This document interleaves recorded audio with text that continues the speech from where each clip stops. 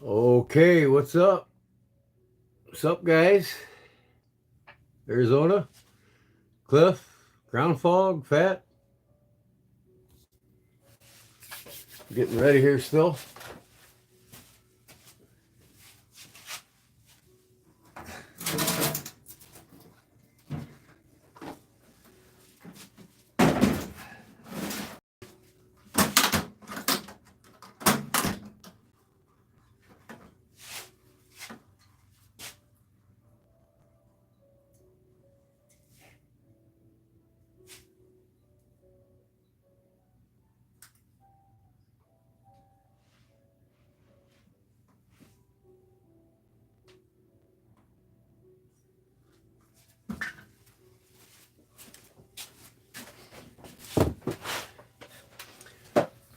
JC Knife Collector, what's up?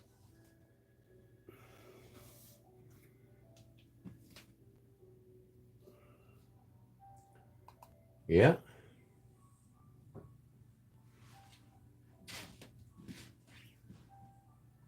yeah. Lag, yeah. Lag. 8 seconds of lag time. Okay, a couple things I'm going to do tonight. I'm going to work on the carving of a buck 110, and I'm going to explain the history of the Laguiole.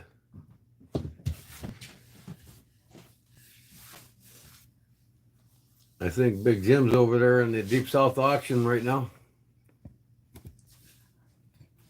But I noticed Jim brought out a knife today on a video of the Laguiole. And I basically want to explain the knife to him if he's here, or any of you guys. I want to talk about the history of the knife and why it's such an iconic knife in all of France,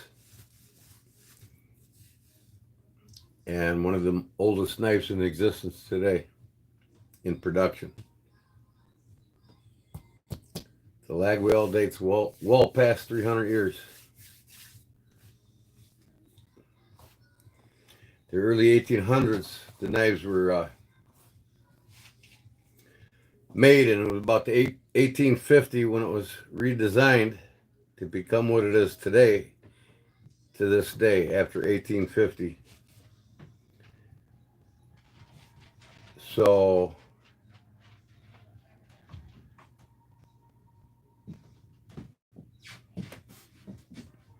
I'll let you all get your highs in first before I actually get into it.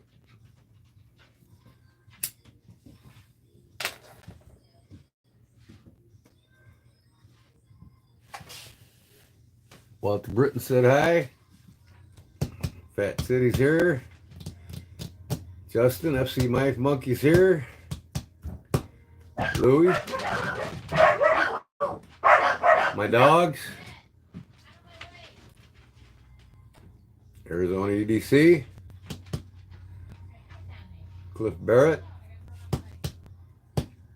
Nice to see you all back. It seems like in the last few days I've been going live quite frequently.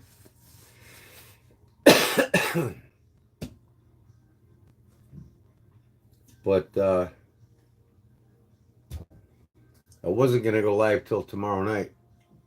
But seeing that our good friend Big Jim, what's up, Michigan Custom Craftworks? Our good friend Big Jim, Barlow Brigade, presented a knife, and he didn't really know what to make of it. And I want to explain it. And I don't know why I haven't bought several of these knives. And I'm going to start purchasing a few more of them. They're not cheap. Most of your Laguiole start out at about $200 and up, unless you get the kitchen ones.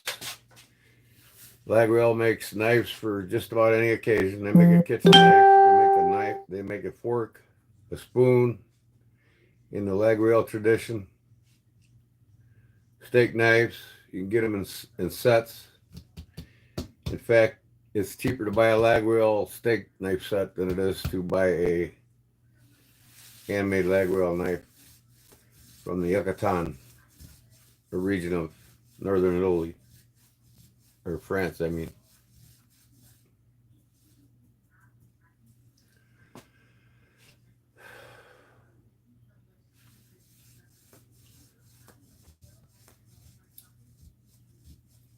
So that said, what everybody carry today? This is what I carried. Of course, I had my bullet. I carry this every day, so that's always a given. And my fine Arizona EDC knife slip. I always carry my bullet with me every day. It's a ritual. And today I decided to have the Civivi Appalachian Drifter. I got it in the purple micarta and carbon fiber because that's my football team that I grew up, my high school football team. Purple and white. That's why I have the purple one. One of the most flashiest knives I own. And then, of course, I had this.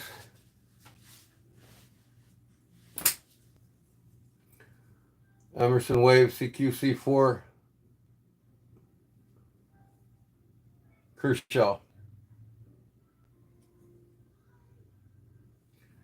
I love carrying this knife. I've carried it for almost a week now since I got it.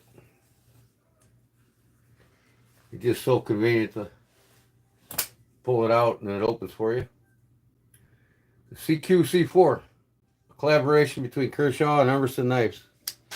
It's got the Emerson logo on one side, and of course the Emerson Wave, and a disc thumb stud, and Kershaw on the other side. It's a frame lock, and I've used it quite a bit.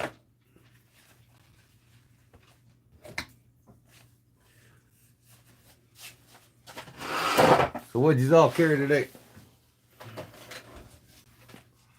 Yellow case trapped with Louis slip. Trapped in Louis slip. A Victorinox Bear keychain. Cool?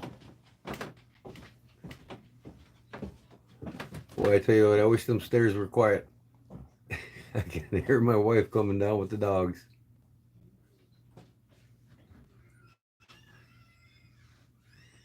Pre-65 case copperhead needs scales on one side. Well, you know what to do. Send it to me and I'll take care of it for you. You always carry the same 6, Cliff?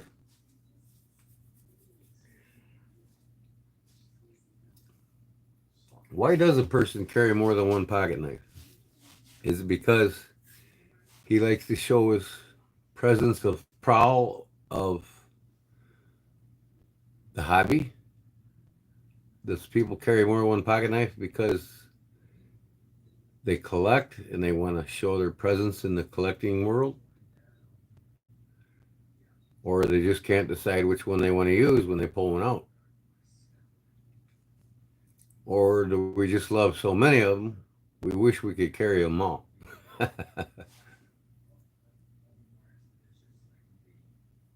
wife's going to give me a haircut tonight. I think I'm going to let her do it tomorrow. I'm going to get the summer crew done. Get my hair whacked.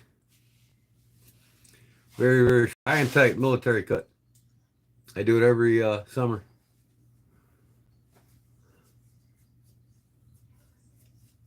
So,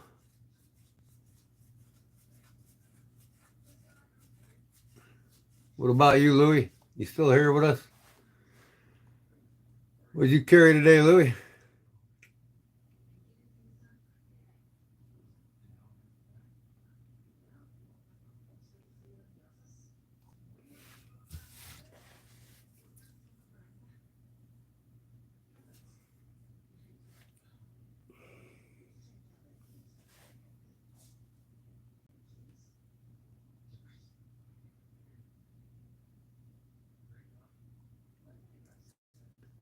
EDC is Mini Kershaw, but I also carry a Master USA tactical knife. Cool. I posted it in a short. Well, you can tell us here in a live video.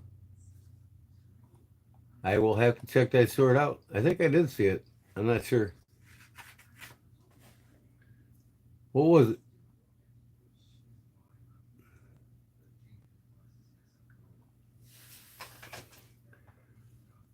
I got to break Jim away from the live auction. See if I can get back to him.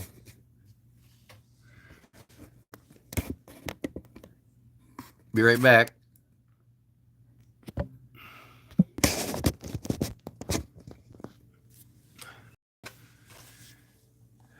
Okay.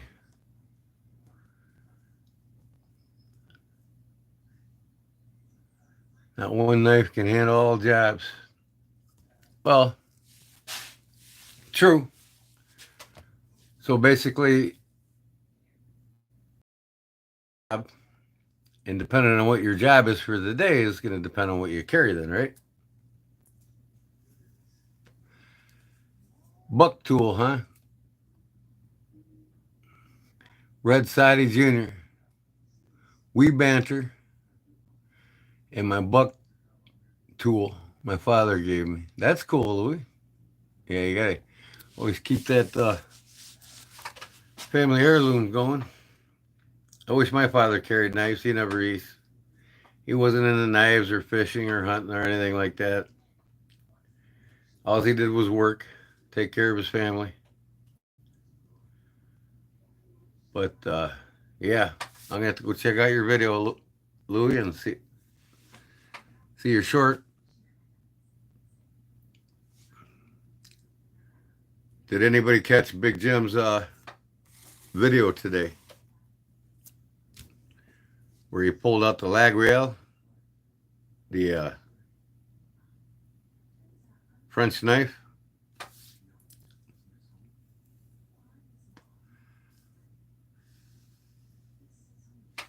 I gotta turn my camera on here. I'm zoning here. Anybody watch Jim? He didn't carry my knives too much. He had it in his nightstand and said he gave it to me. Now, that's cool. Oh, I do have a pistol that was my dad's. He just kept it around the house just in case of the vermins or stray dogs or whatever out in the country. And he did have a shotgun, so. But my dad, even though he had a couple guns, 2, 3 guns, he never really hunted or used them for anything. So him having them guns around, I got both of them. I got the 870 Remington that he had in the 70s. And I got the Remington, or the Ruger single 6. I got first gun I ever shot when I was a kid. I got it right there hanging up. I can't take it down because if I do, I'll get kicked off this live stream.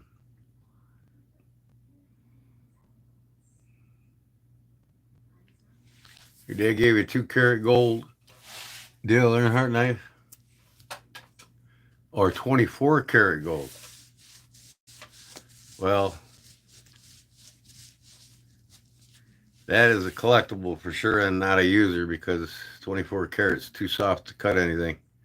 Maybe the handles have, do the handles have 24 karat gold inlays and sculpture work in it, within it, with a regular metal knife blade?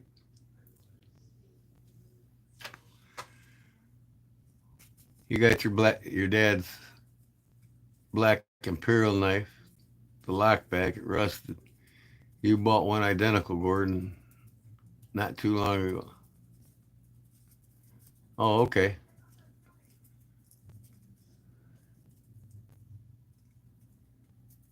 Imperial lockback. I wonder which one that is. A folding hunter lockback? Yeah, I was gonna say with steel blade. Yeah, the scales are inlaid gold, probably with a picture of inlaid gold of Dale Earnhardt, right? Pretty damn cool, nothing less. Nice one to have in your collection. It's black. It says it's made in Ireland, I believe. Is it a lockback or is it a scout knife? I have a lot of Imperial scout knives. One made in Ireland too. Yep. Yeah, that's a cool one clip to have in the collection. Never leave it. Never leave it. Never trade it. Never sell it.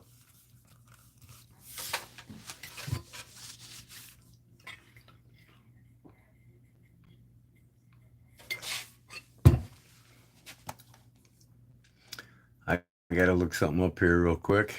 Let me see if I can split my screen.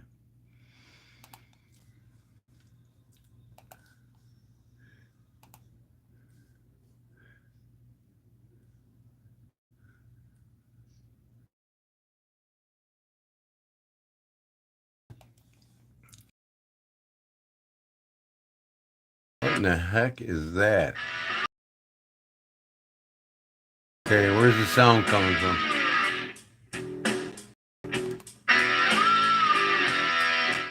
I think it's one of Jim's videos. I don't know. What in the heck is that? Computer always does funny things here, boy.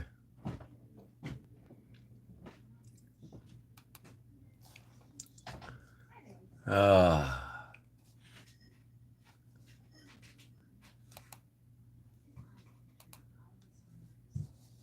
Where is that noise coming from?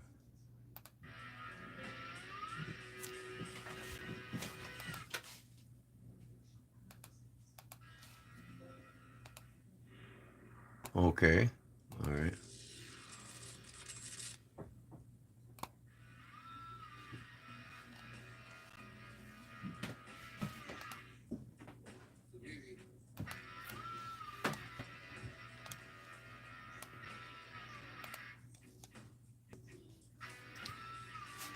Okay, I gotta find out what video is playing in the background here on my computer.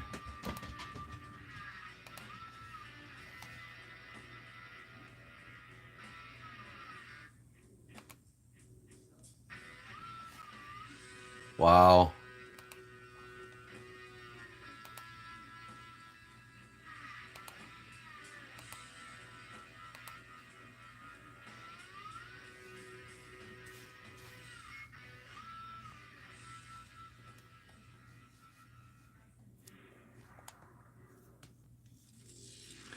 It's obviously on my one of my videos on my page, but I can't. And this is making me nuts. Okay.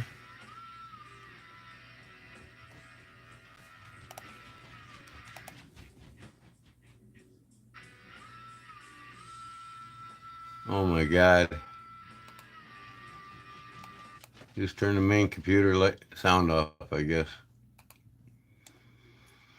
Technical difficulties all the time.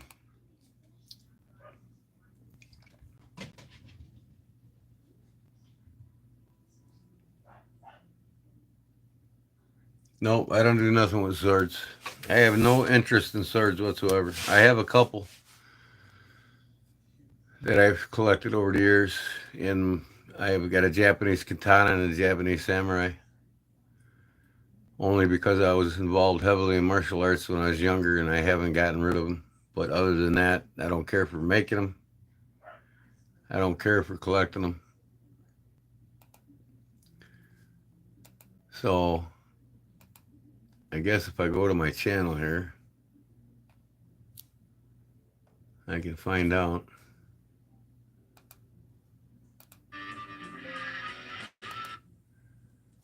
I mean,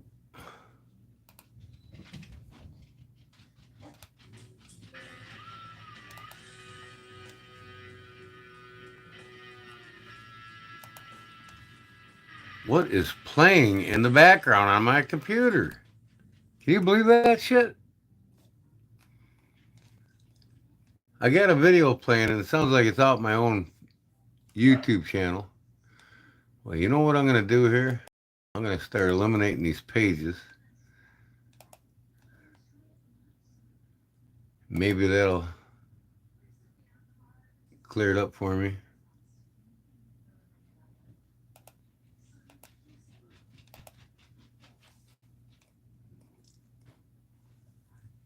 So no big Jim Barlow Jim yet, huh, folks?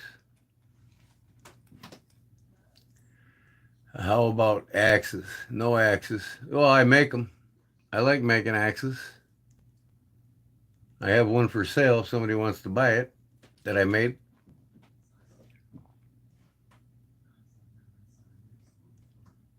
Who's a sword lover? I ain't no sword lover.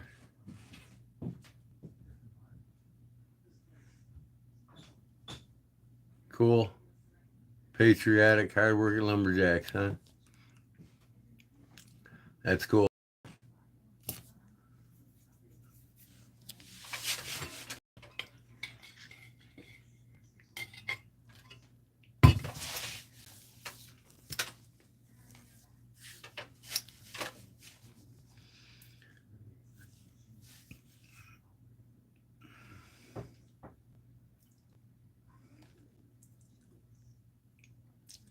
Well, I wanted to start this about the Laguiole knife, but I wanted to wait till Jim got in here. I don't understand what is playing in the background here.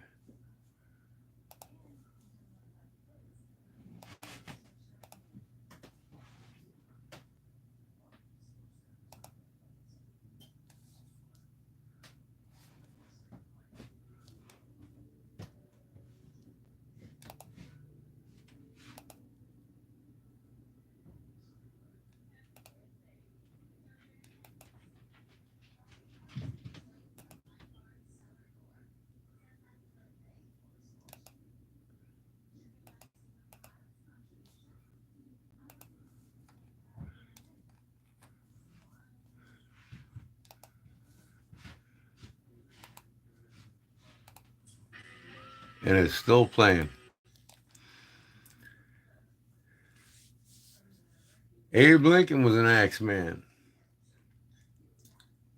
What's up, John Adams?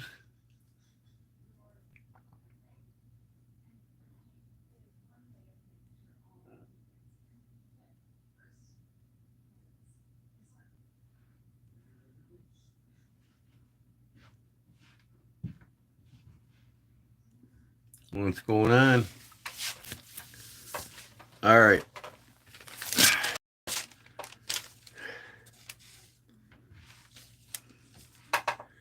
We got, what's today? 26. Couple more days before some deliveries start making it to your doors. John Adams. The 28th. Did you get your delivery yet, by chance? You get your package for me today? If not, it says by the 28th, everybody will have it.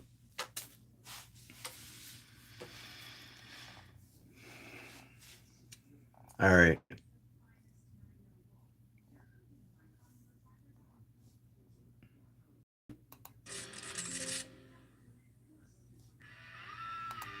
Now, I just don't understand this.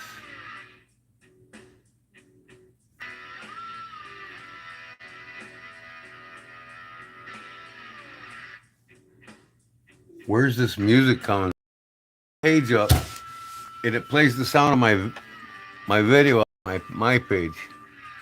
I don't get it, man.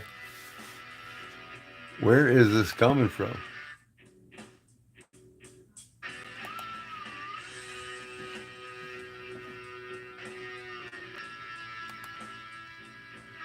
It's like one of my shorts on my page is playing somewhere in a page that I cannot find open anywhere.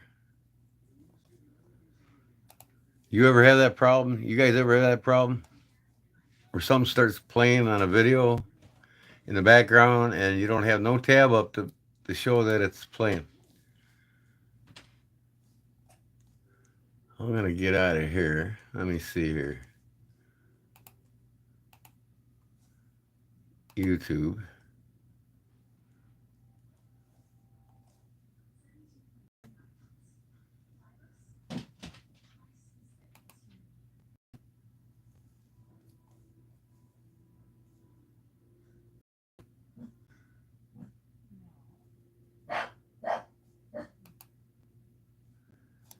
Okay.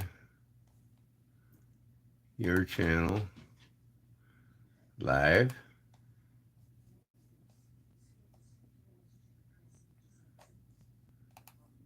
All right.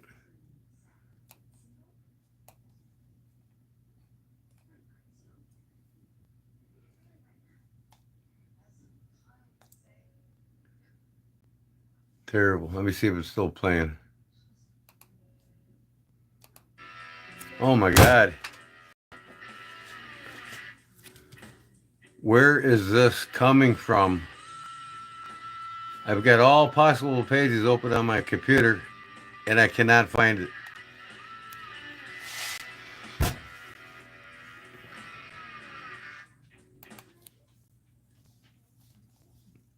Wow, this is a trip. Yeah, it's one of my music videos. And it's playing in the background on my PC. And I bring up every open page. And I cannot find out where it's coming from. Oh, what's this here?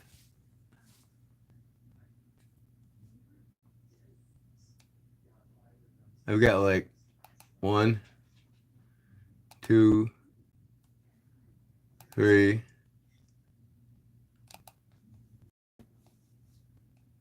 4 pages open there. It's still playing. Oh my God, this is a trip. Oh my gosh. This is killing me.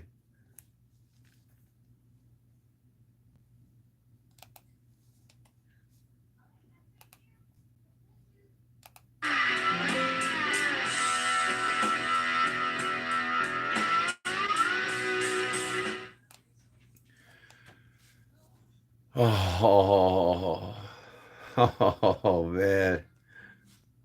Computer scramble is what it is. I don't want to. I'm going to have to. Okay. I'm going to get out of everything here.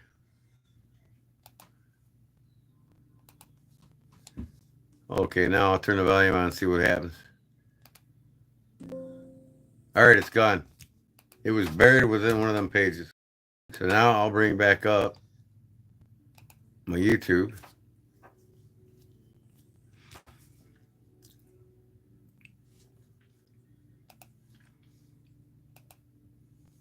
Wow, that was a trip.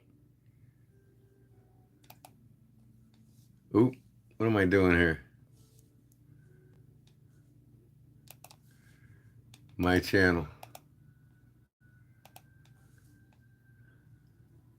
Ray-Ban Damascus. They got some Ray-Bans out with the Damascus pattern. A blue Damascus pattern. That's funny. All right, now I'll turn the volume up. Nothing. Good deal. All right. I solved the problem. So now I want to do a split page. What is this? I don't want that. Another page. Where's my history? History.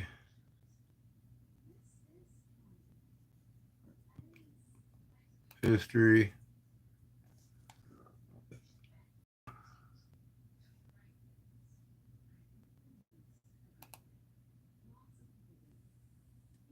Oh, that ain't it. Well, all right. Hold on, guys. I'm going to be right back on track here. History. History.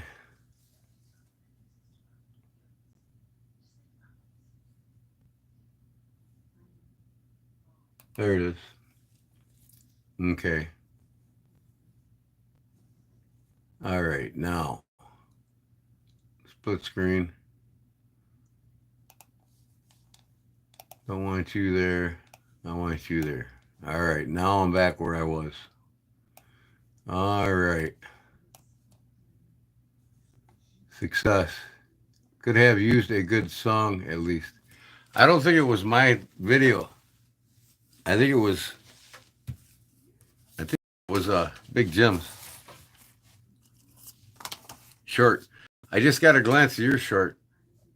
That's pretty cool, Louis. You got some cool slips there with tools in them, knives and multi-tool. That's cool. I'm gonna have to watch it.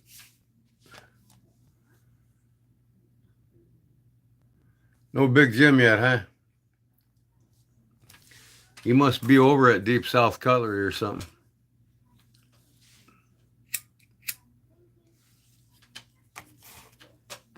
I asked before, did any of you hear me? Yep. Did anybody watch Big Jim's video today on the Laguiole? He pulled out a Laguiole knife.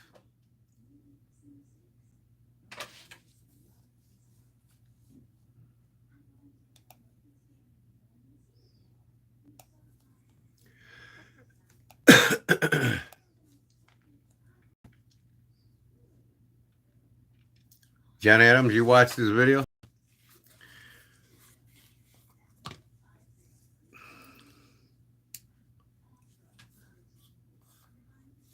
Now, I also wanted to bring something else up here.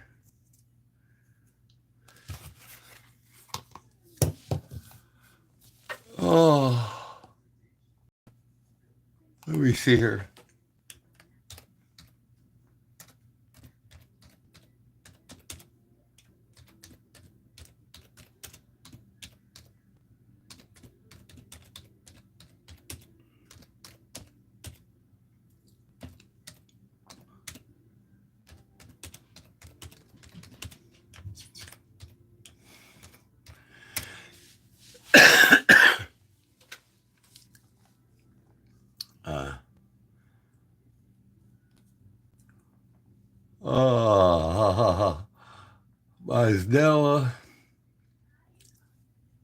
Mazdella, that ain't it.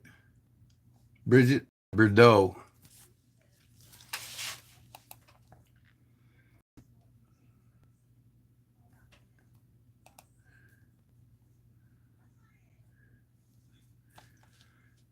Okay.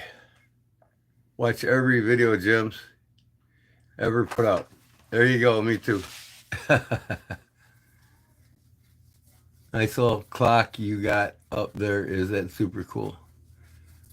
Yeah, that clock's from the late '60s, early '70s. It's not a clock. Oh, the clock next to it is a saw blade clock. Yeah, that's a collector's. It's a Sears and Roebuck shop clock back in the day. But next to it, that's a lighting beer sign with a guy in a canoe fishing for a bass. He's scooping it in a net.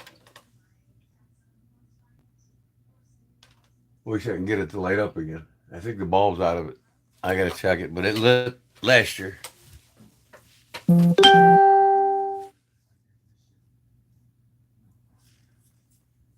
Oh yeah, that clock right there. That's a Sears and Roebuck shop clock.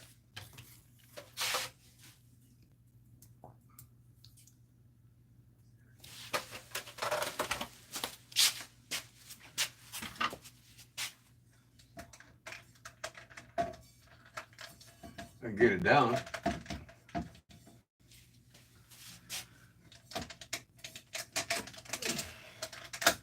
There we go. I need to clean it, put a battery in it.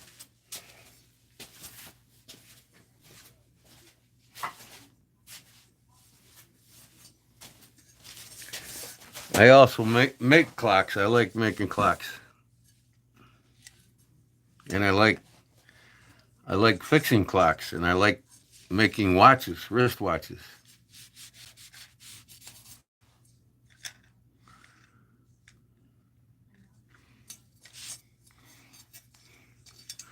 You can get the hands, everything cleaned off here, and I'll show it.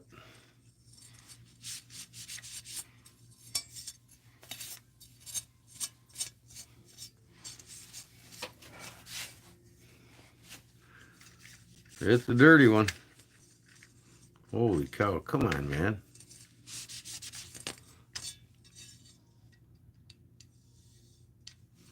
Wow.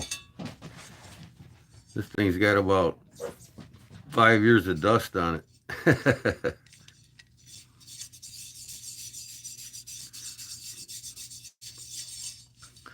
Sears Craftsman, the greatest name and tool shop clock. It's a saw blade.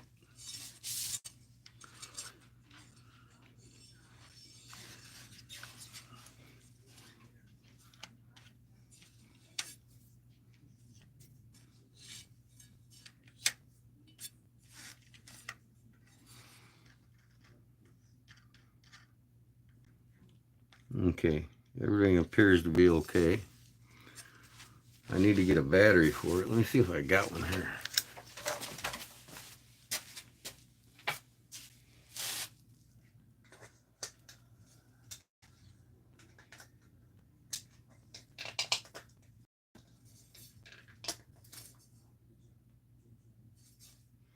Well, that battery's dead.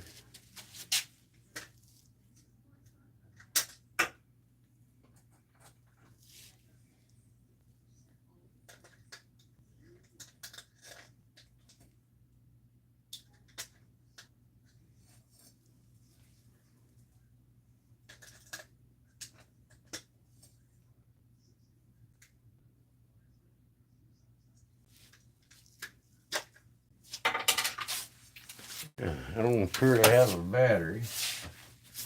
Anyways, here. Sears and Roebuck, the greatest name and tools. Shop clock. Let me turn this around.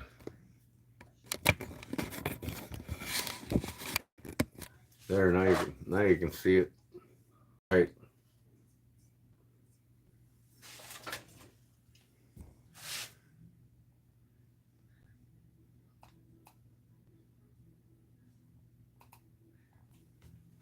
Yeah.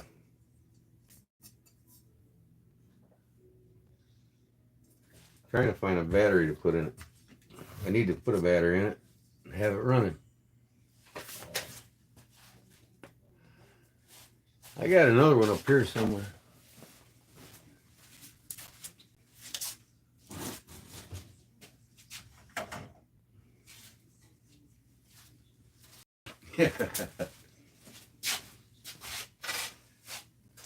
This one ain't like, this is more like a,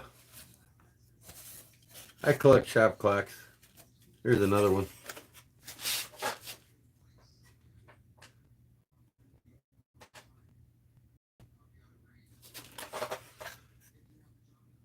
New Haven quartz. Battery's dead in it. Might as well take the battery out of that before it corrodes.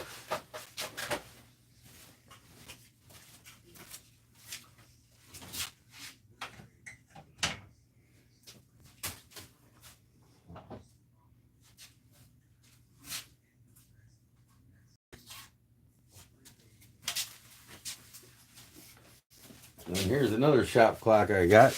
Man, I need to buy some batteries for all these clocks. Get them all running. I'm glad you bring it up. Uh-oh, it looks like the hand's kind of stuck. Or kind of loose. Let's take it apart. Here's the Big Ben.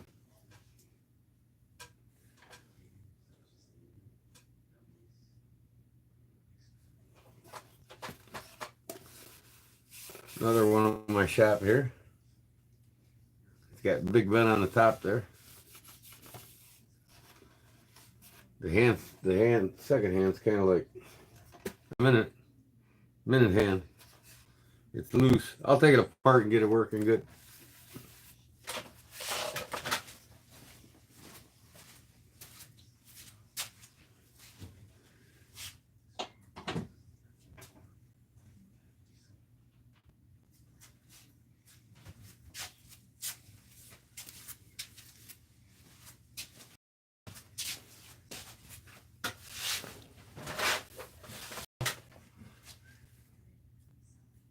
Yep, I love old clocks too.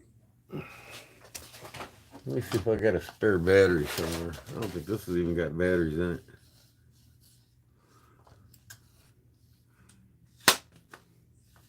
Don't feel like it does. It's something with another battery in it.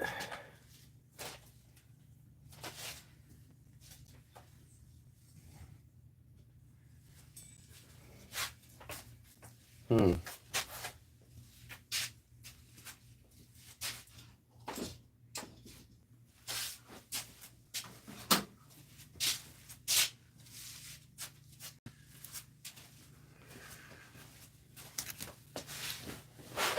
Okay.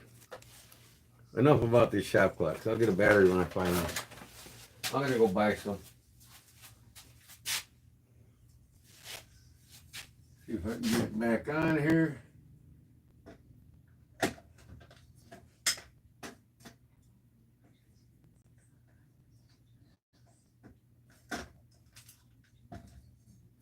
Of course, I probably won't.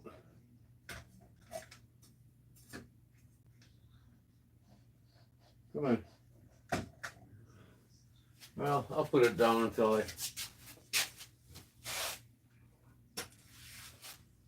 get a battery for it.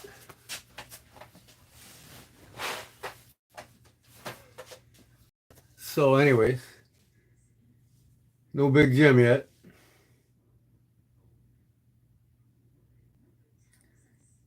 Granddad has one made out of welded together wrenches. That's cool.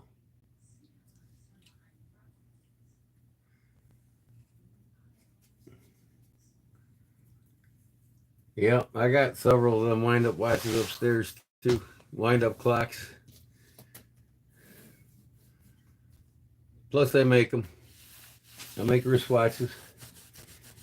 And I repair them. I repaired my parents' grandfather clock they got at home. It quit chiming. Got it running. Handmade in Germany.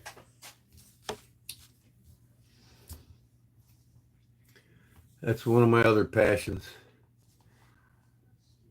But anyways, does anybody remember Bridget Bardot, a famous actress from France? She was hotter than Marilyn Monroe. She was a sought after French actress that played in a lot of films in the United States in the 40s and 50s and 60s.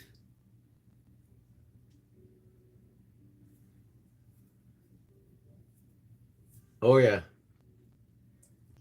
I'm always on the hunt for wristwatches and cool clocks and stuff like that at garage sales and yard sales and flea markets. Whenever I see something cool, I'll buy it. Oh yeah, she was hotter than Marilyn Monroe, without a doubt. I'll show you.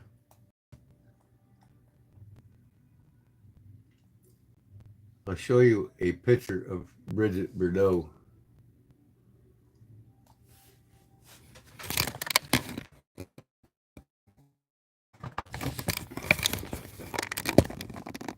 There she is right there.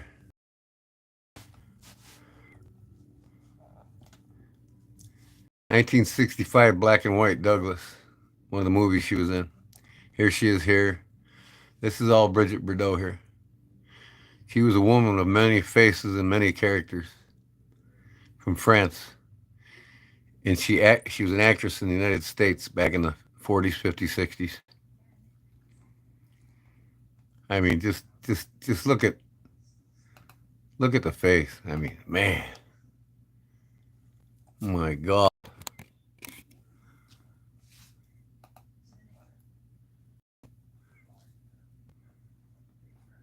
She was incredible.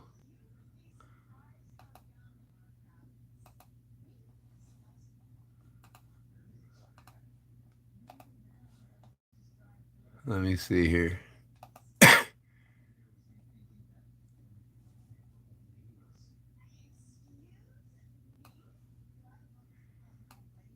Oh, yeah, she's been dead a while.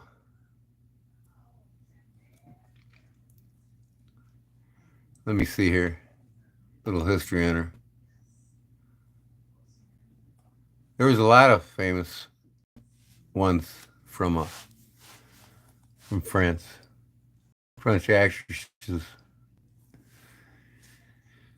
Uh, I'm trying to Leslie Caron, Bridget Bardot. We click on her. She was born 28th of September 1934, age 90, Paris. Oh, she's still alive. She's 90 years old and she's in Paris right now.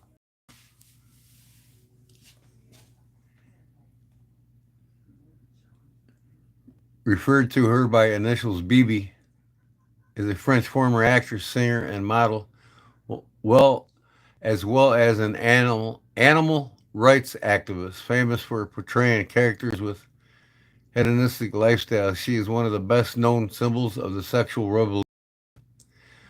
Although she withdrew from entertainment industry in 1973, she remains a major pop culture icon. She has acted in 47 films, performed in several musicals, and recorded more than 60 songs. She's awarded the Legion of Honor in 1985. Born and raised in Paris, Bardot was one inspiring ballerina during her childhood. She started her acting career in 1952 and achieved international recognition by 1957. So that's her right there.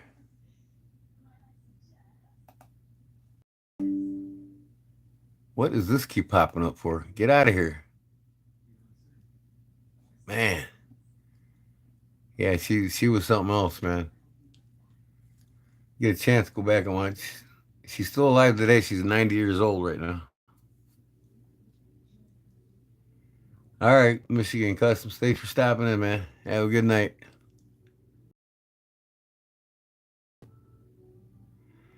Well, I like blondes. I like brunettes. I just like beauty. You know what I mean?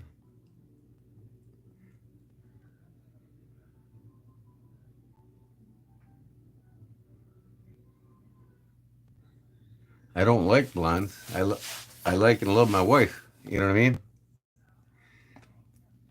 But she's just a beautiful actress from the 50s, you know? And I'm leading to something here, okay?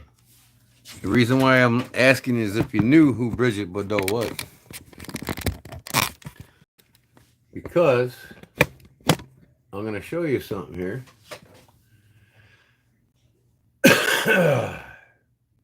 I think it's wild that we can just slam somebody's entire life story into a paragraph.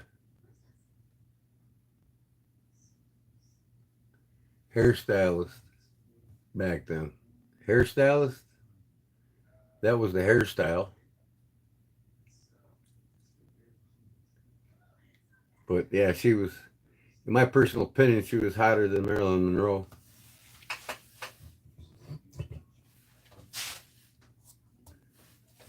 I mean, she had many different faces, and she's done way more for society than Marilyn has. And so I wanted to get on to what I was intended on doing tonight. Again,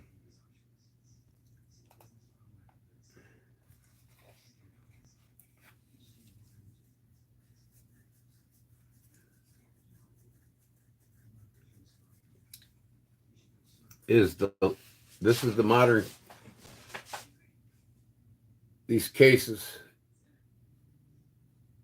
I know Louis don't like them. He don't like round cases, but this is typical case of a knife from France. The French, they were known for slips like this with the rounded ends and edges and whatnot. But this knife here is the Laguiole, okay? And if you've seen Big Jim's video, he had the video on one of these knives that he pulled out, okay?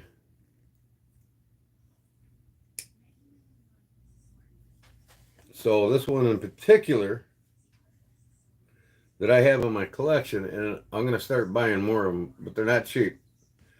This is like a $230 knife.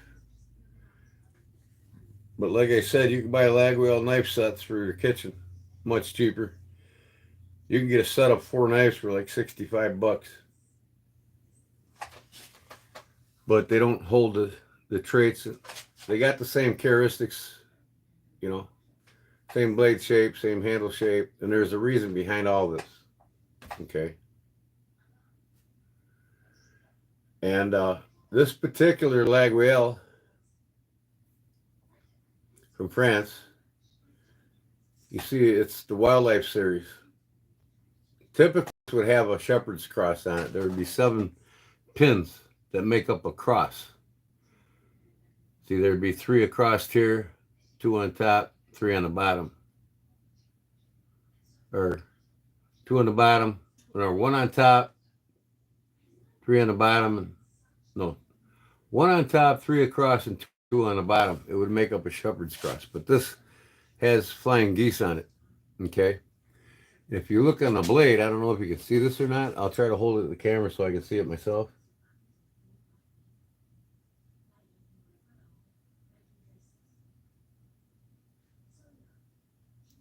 Can you see that?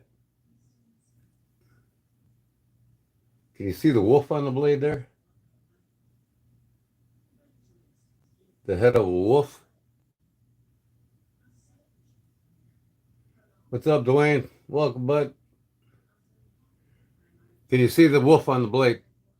Yeah or nay?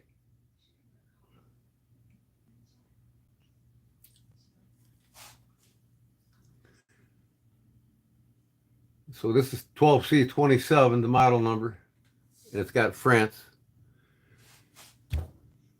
You can see it. Well, there's a wolf on there. It's a gray wolf. Okay. I'll kind of hold it up until I can see it clear. Then I'll know you guys can see it clear.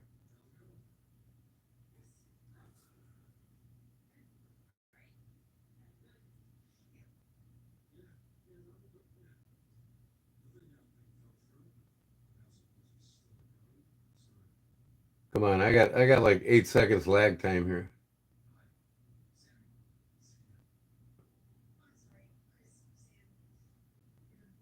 Anyways.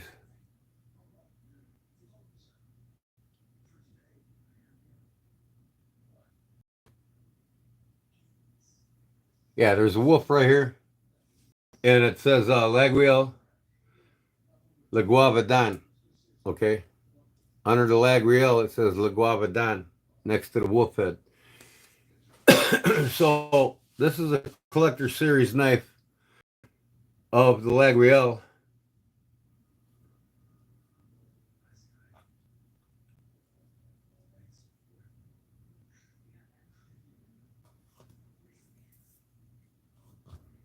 So yeah, okay, 12C27 is a steel, and then it's France, but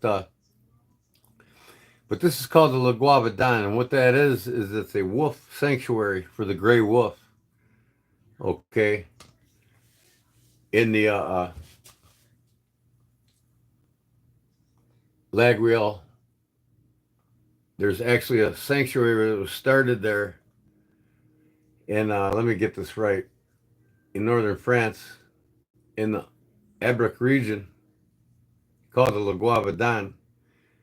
And the Le Guavadan Wildlife Sanctuary was started by no other than Bridget Bardot. Okay, she still owns it.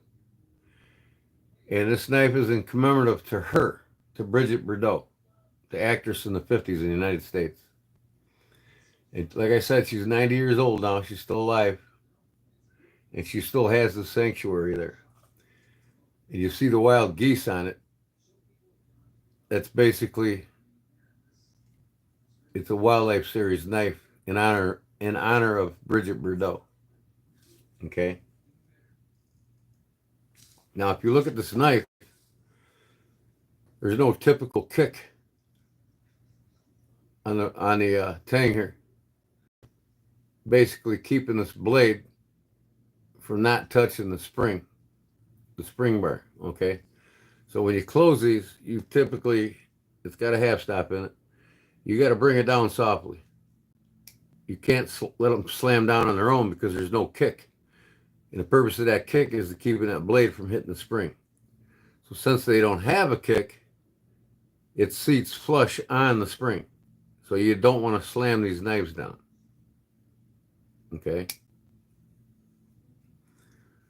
So like I said, the Laguiole, there's a long history of this knife. Does anybody know anything about these knives? Do you own one? Or do you want to own one in the future? But these knives date back more than 300 years. Okay. The first original ones were fixed blades.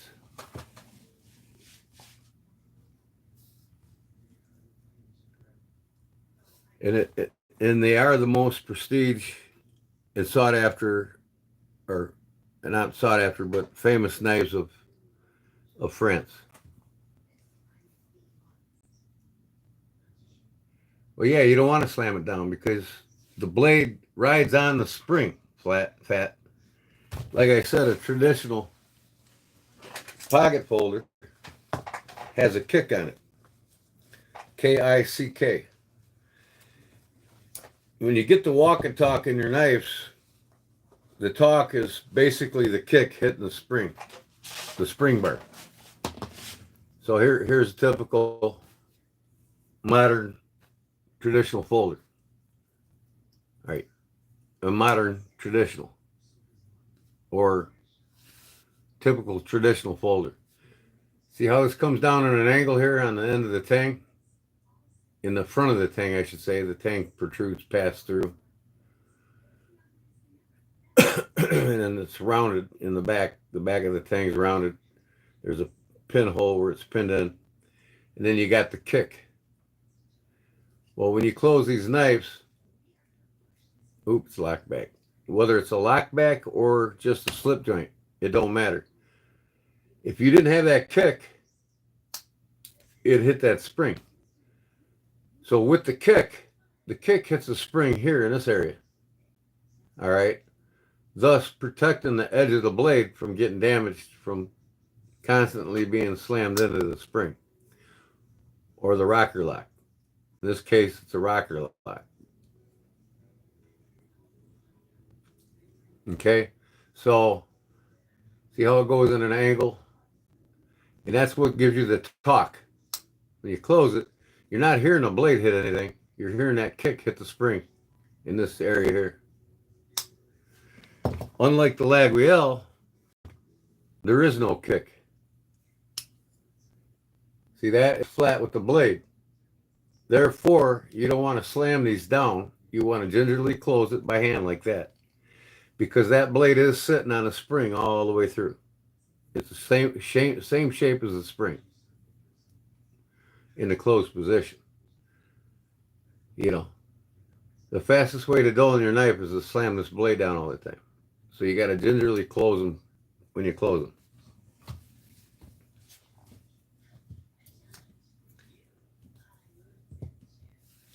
So, again, does anybody own a Laguiole?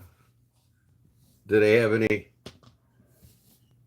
anything they want to share that they've learned about the knife, or because I'm going to share with you the history on the knife.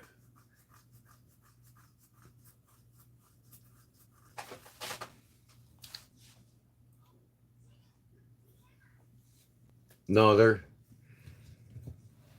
most folks that are in the knife community. You don't see Laguioles pop up too much on a lot of different pages in the knife community on YouTube. You know, it's either you're inspired by them and you collect them, or you don't. And I am inspired by them. I collect them and or want to kick off my collection of them. I've been wanting to do that. I've had this knife almost 3 years, and I haven't bought another.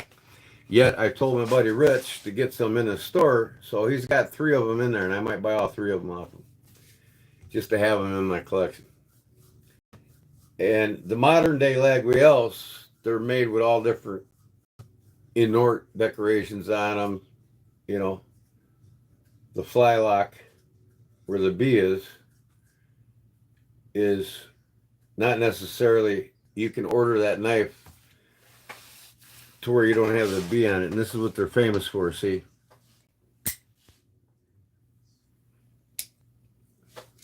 You got the bee on there, and that's a symbol of France.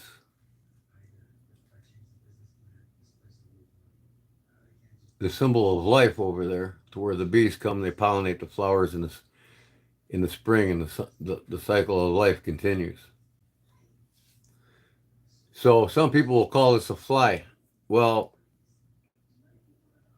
you could get a fly carved on here, but that's typically not what that is. That's a myth. You know, this knife was designed to have a bee on it, but the reason why some people will call it a fly, because it kind of looks like a fly, but it's not. It's the bee of life. And when these knives were first made 300 years ago, they originally a lockback knife, where you would literally have to pull this part up to unlock the blade and close it. Okay, the fly was a term used for the locking mechanism. It was called a fly lock. And that's why people get it confused as a fly and not a bee. Okay. Some people call it a fly. I mean, that's fine. But in reality, in the terms of the knife, the fly means the locking mechanism. Okay. Now, the fly was discontinued after 1750, when the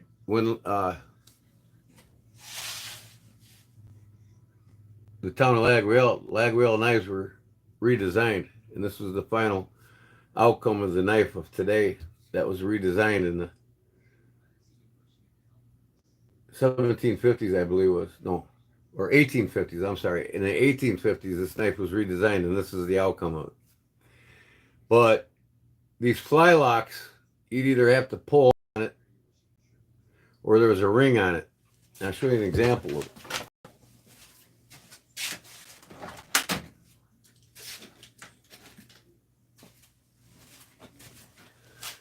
This knife here I showed the other day, you know, the kudu light, right? If you see it, you look at it, it's got a lot of similarities, because it's made from the same origin, you know, in the Yucatan. This is considered a fly lock right here, but not really necessarily a lock. This is more like the Laguiole, you know, slip joint. And again, it doesn't have a kick on it, so you really want to close this slowly. But you really don't have to worry about that with this, because this is all plastic. Even where this blade rests, it's coming down in plastic, not metal. But this had the fly lock on it, predating this slip joint style. But it's still called the fly, but it's not a fly lock. And you can get this. This is the light, or you can just get the regular kudu. They make this the kudu light, which is this one, and then the kudu has that fly lock with the ring on it. You pull the ring up. And these knives used to have the same thing with the fly lock when they were locked back. You know, the kudu has a lock back, and the kudu light here is a slip joint. Okay. The same thing with this. Before they redesigned this knife, it was the fly lock had a ring on it, or you had to pick up on the fly lock itself, which has always been, you know, when they changed this to a slip, more of a modern slip joint. The B was a symbolism of life over there. People call this a fly, and it's not really a fly; it's a bee. They never really intended to put a fly. A fly has no symbolism over there, but the bee does.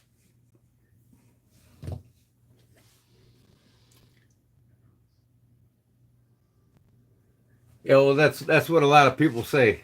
Fat fly bee, same thing. No, it's not. There's no symbolism of life with a bee, with a fly. Flies are basically maggots with one purpose. But a bee is the center of life over there in the Yucatan. Uh,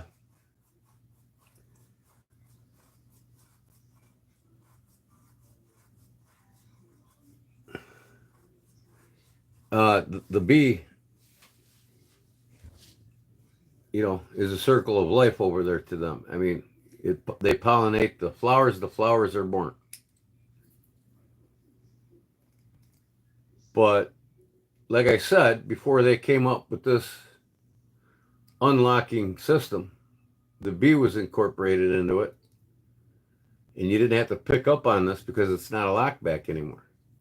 It was redesigned in the 1850s, and this is the outcome of it. And this knife hasn't changed since the 1850s in its design.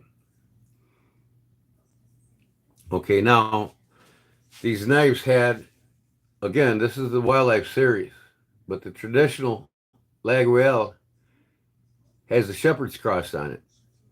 Okay, in origin,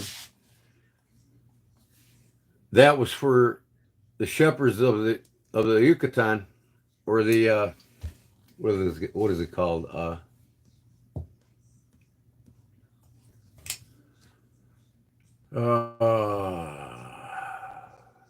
looking it up here. I mean, I know what it is, but I can't always pronounce all these French names, so I got to make sure I'm saying it right.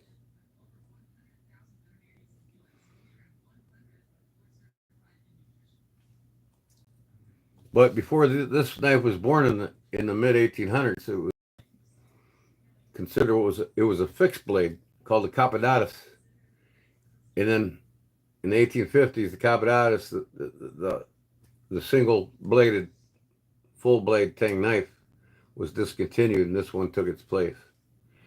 And these were considered shepherd's knives, farmer's hand knife, shepherd's knives, peasants' knives of the time. And for hundreds of years over there, bladesmithing was their thing. And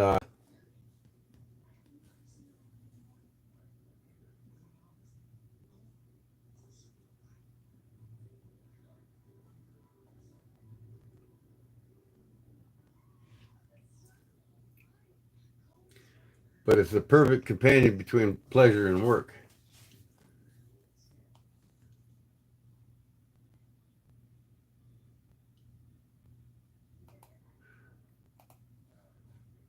I ain't,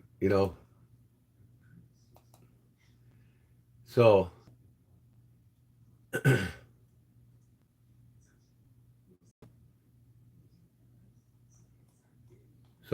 nobody's talking now, huh? Except for the trolls.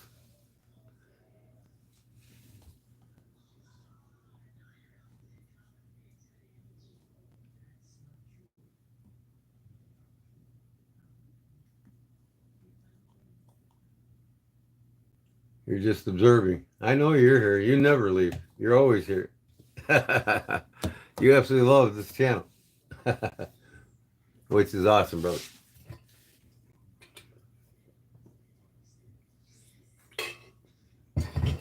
Some of the members here ain't too social. They just like to sit and listen. I feel sure you said Friday, silly boy. I did say Friday. That's why I had texted you. I was going to go tonight. And the reason why I went tonight is because of your video about the Laguiole. This is a typical case, like I said, of the Laguiole knives. Now, this has its origins and roots for over 300 years, this knife. And it's typically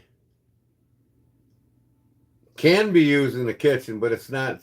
Design and purpose wasn't for the kitchen. It was for the Yucatan in the northern part of Italy. These knives were made for the farmers, ranch hands, and sheep herders. And like I said, this knife's origin has been around over 300 years. 1729 this knife came out, but it was a fixed blade before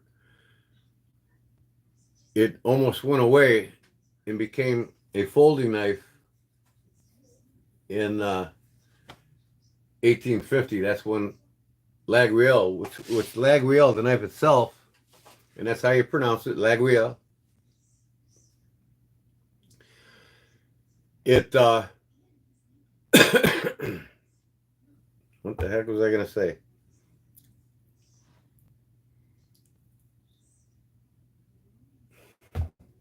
Oh, basically a shepherd's knife, a farmhand knife, and the shepherds, they were of Catholic origin, all right? So they prayed. And this knife symbolized them in their praying, and that's why the Laguiole came with a shepherd's cross of a series of 7 pins made up a cross. So when the knife was stuck, when these, these shepherds or these farmers were away from their parish, they could take the knife and stick it in the ground, or formerly in cheese. They're known up there for making the cheese in the Yucatan, and bread. So this is basically became their pocket rosary, rosary with the cross on it. So they'd stick it in their bread, and then they'd say their prayer to the Lord when they wake up in the morning, and when before they're ready to eat. So yeah, that's why they're typically made with the shepherd's cross. Now this one here, like I said, this is called the Laguiole, which is made from Bridget Bardot's wildlife sanctuary in just north of Laguiole. Laguiole is a city in the upper Yucatan of France. But like I said, this was called, people got this mixed up. This is actually a bee, the symbolization of life there, where the bee comes, pollinates the flowers, and then the flowers bloom, the symbolization of life in the spring. And that's basically where that rooted from. But what's confused with everybody is some people call it a fly, some people call it a bee, but it's actually a bee. But before this knife was in 1850, when it was redesigned from a fixed blade knife and a locked blade knife, this was called a fly lock, where you actually had to pick up on the lock. That was the name of the locking system, the fly lock. You'd have to pick up on it to unlock the blade before you folded it.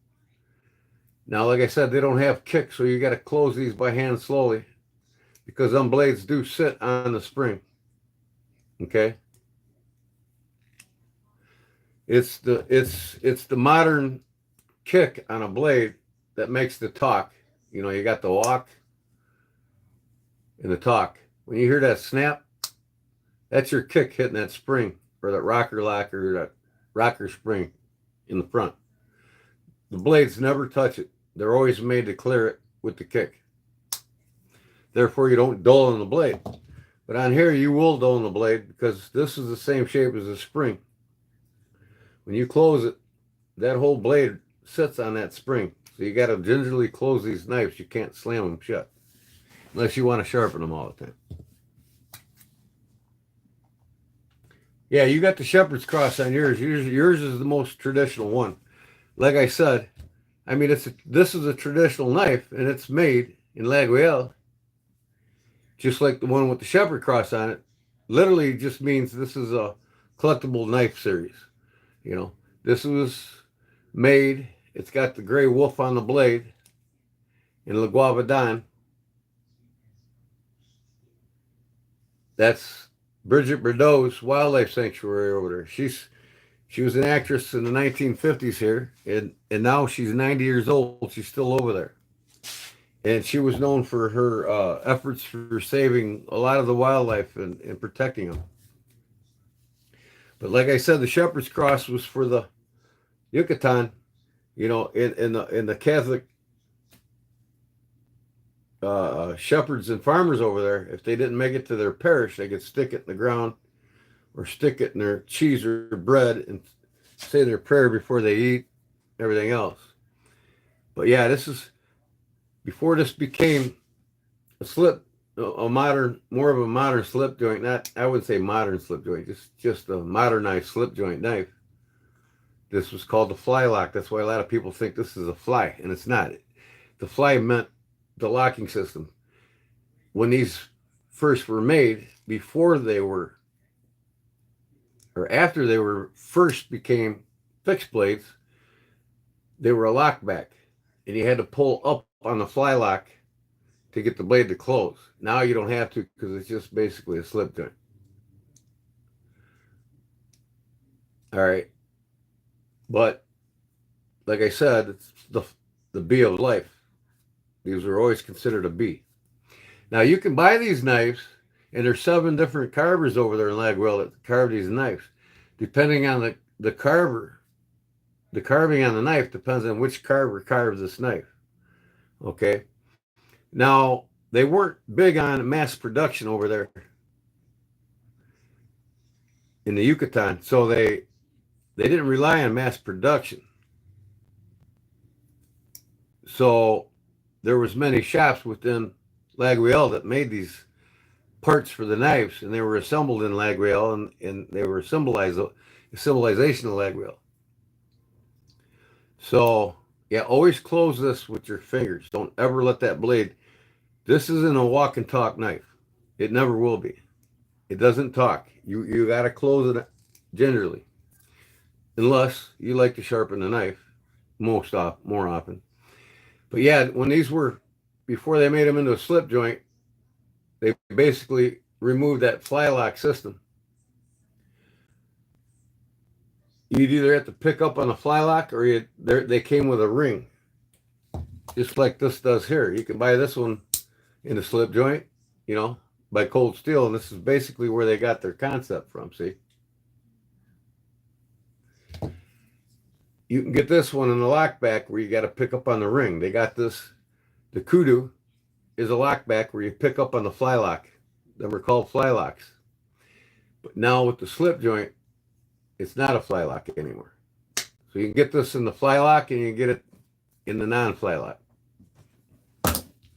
But when they made these, when they were first lockbacks after fixed blades, they made them with the fly lock ring, or you just picked up on the bee to get it to unlock.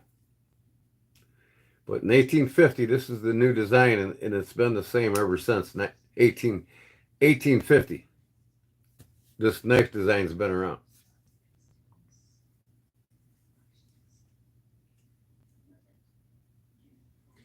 Yeah, I seen your video, Jim. It is pronounced Laguiole. Laguiole. It's a French name. It's hard for some to say it, but these weren't designed to be kitchen knives. They weren't designed in France to be kitchen knives. But today you can get them as kitchen knives in kitchen knife sets. They actually make these in forks and spoons and kitchen knives. But the traditional Laguiole that you get here with the B on it is typically around a $200 to $230 knife. But if you get the kitchen, the ones they make for the kitchen, you can get a set for $65, $70. So they're fairly cheaper, but they're not made with the, with the artistry that made this knife famous. Like I say, there's 7 different carvers. And you can go to France, in downtown France now, in their big display in the Laguiole store, and you can pick what carver you want on the blade. They got all the knives there, everyone ever made. But then yet, again, there's a lot of spin-offs of this knife too. A lot of counterfeiters. So you really got to know what you're looking at, know how it works, know everything on the tank stamp, like 12C27, the steel, and then the France, and then the history of the knife. If you know a lot of the history of the knife, then you'll know you're not taking. Because I used to have a counterfeit. And I think I gave it away.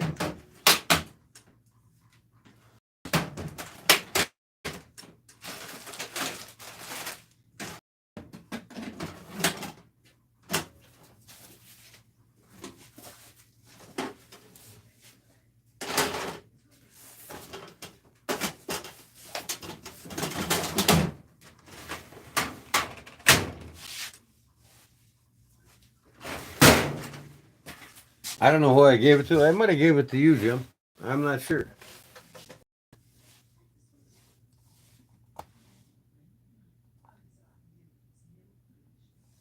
Yeah, when you sharpen that knife, you give it back to him, Jim. Tell him, always close it by hand because there's no kick.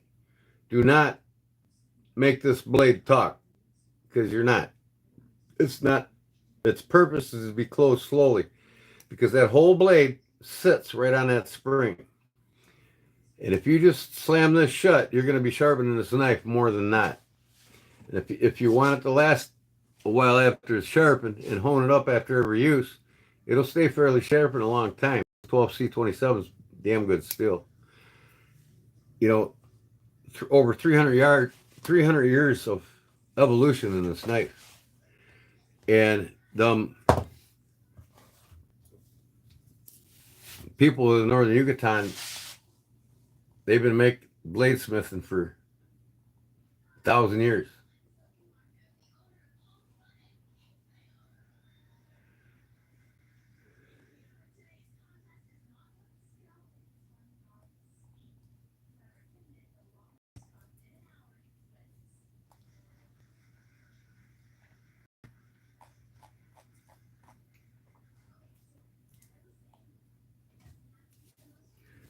And basically, like I said,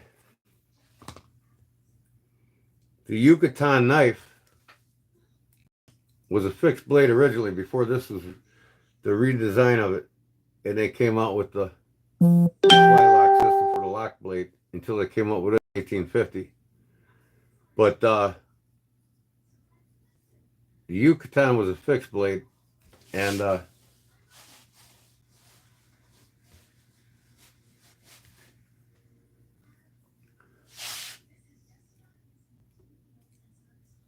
but basically this is what they call, what do they call this blade?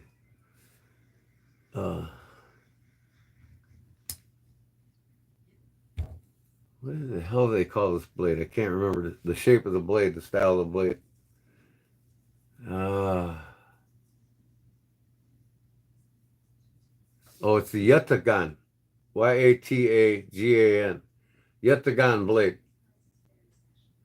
But this Yatagan blade was the same from the Yucatan region since it was a fixed blade until the 1850s. Just before 1827, it became a lockback with the fly lock. You could either have a ring on it or you pull up on the fly lock.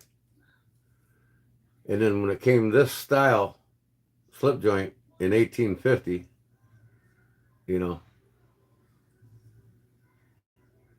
it still remained the Yucatan blade.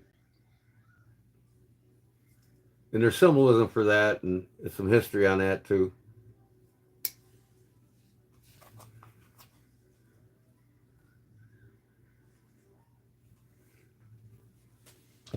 What's up, Sharp?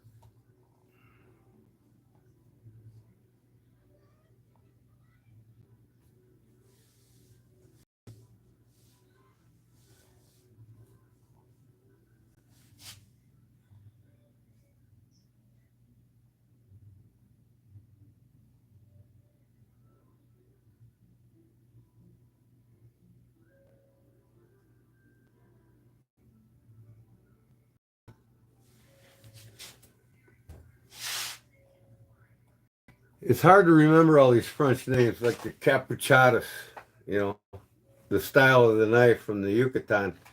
And to remember all of these phrases in French, it gets confusing. But this is the most famous knife in all of France, the Laguiole. So they're three 3 centuries long period of history in this knife. That's one of the reasons why I want to start getting more in my collection. What's up, Paul?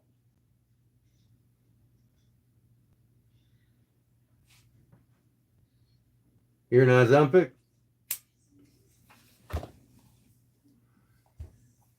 Yeah. So,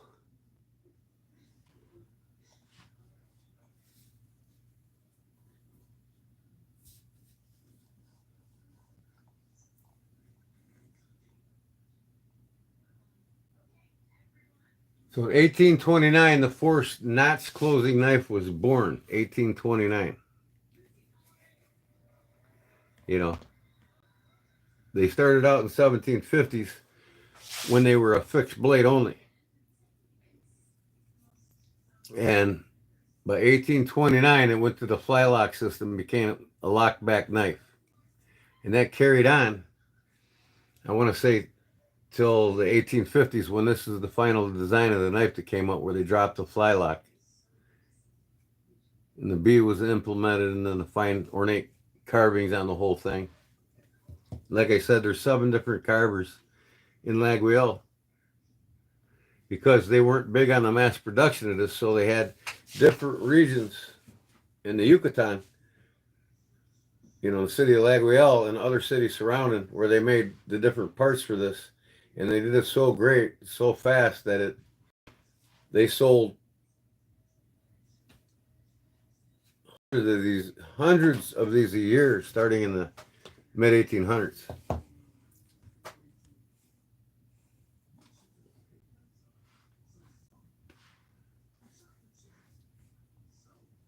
The Yatagan blade. Yatagan blade. That's what they call that blade shape. The Yatagan blade. I got a page up here and I'm trying to find the names in it.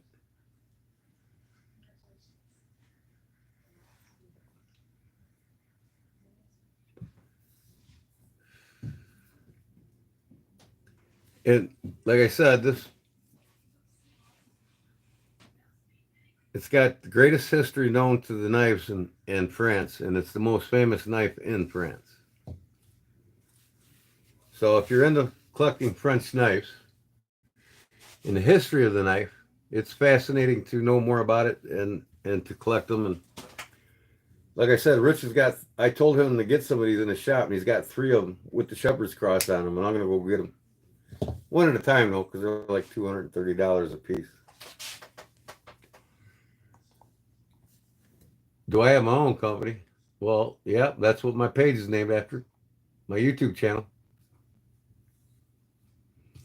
I'm not a mass production company. I'm a custom knife maker.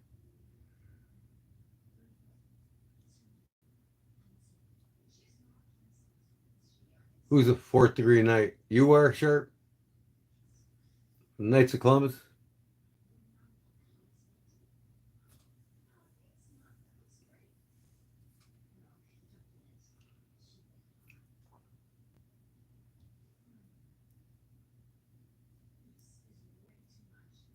Yeah, I got a few rough rider knives. You know, I'm not very particular on what region or what country a knife's made, as long as it's well made and it has some symbolism to it. You know, but there's no other knife manufactured around the world that's got the symbolism of this knife and the history, the deep history of it over 3 centuries long. You know, I mean, a Rough Rider's would be basically considered a peasant knife. You know, whereas this took the place of a peasant knife. You know, they had the cheaper knives called the camels, which were basically peasant knives. And one fine example of a peasant knife,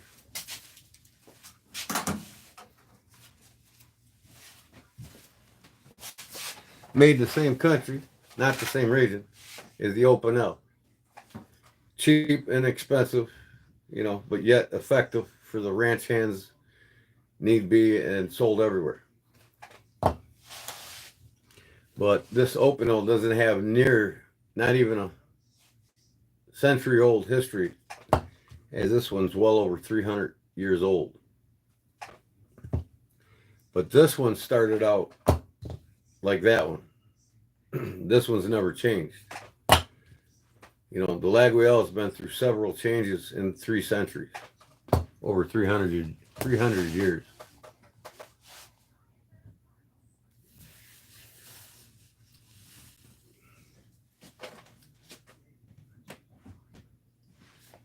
Yeah, Jim. Kind of like the Barlow or a jackknife. You know, a lot of the knives, Barlows and all them other knives, they're all subsidiaries of some certain style of jackknife. You know, most knives were called jackknives back 300 years ago. And then they took on names based on the manufacturers that put them out.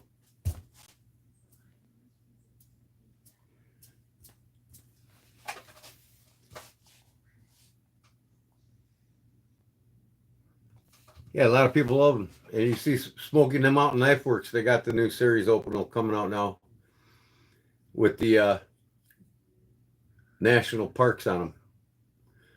They contracted an artist to do each individual knife by an individual artist. So each one that comes out is going to be done by a different artist. And they got 3 out now that they just showed on Smoky Mountain Knife Works, of Yellowstone National Park, Great Smoky Mountains, and I forgot the other one. But you can get them now through Smoky Mountain Knife Works. It's a collaboration with them.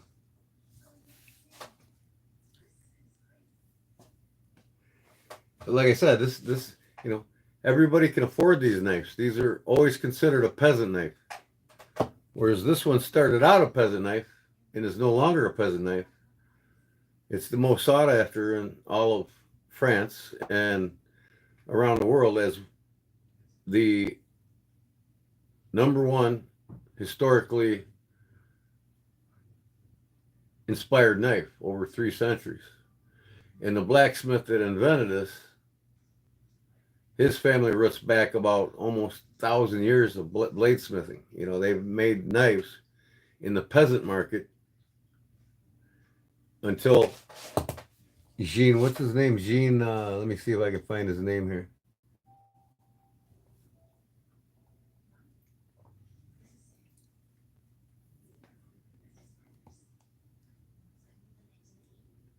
(1840), Pierre Jean Camillus. He's the one that basically did this knife in the fixed version. You know, the same blade shape style, but it was a fixed blade before it became. I don't know. No, it's not the Teton, Jim. There was 3 big parts: Yellowstone, Great Smoky Mountains National Park, and I can't remember the third one. Check my Instagram.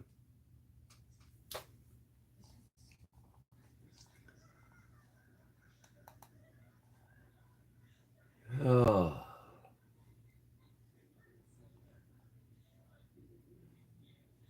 I will, Paul. I'll do that. Oh.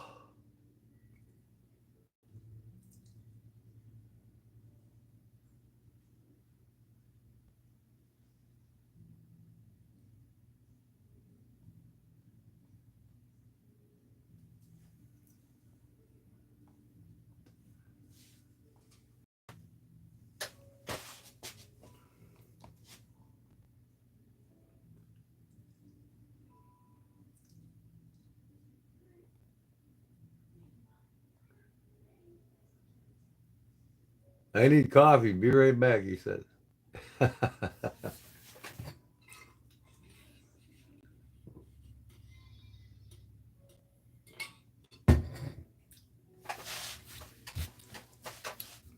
Just put you on hold. I'll look at my Instagram real quick.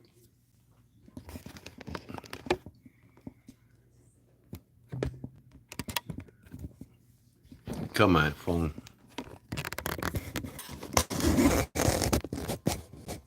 Okay, I seen that.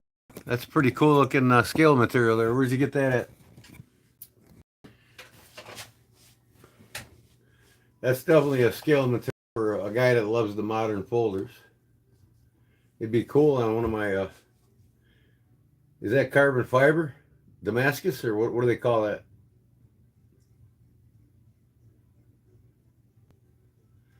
I've been here for 99 minutes, hour and a half, Paul.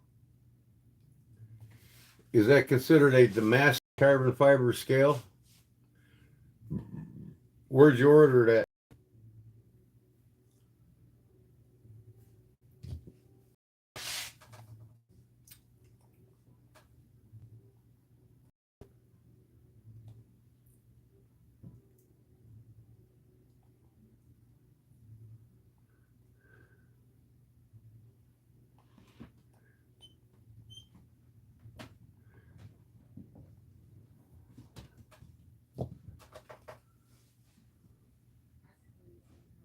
It's black Damascus.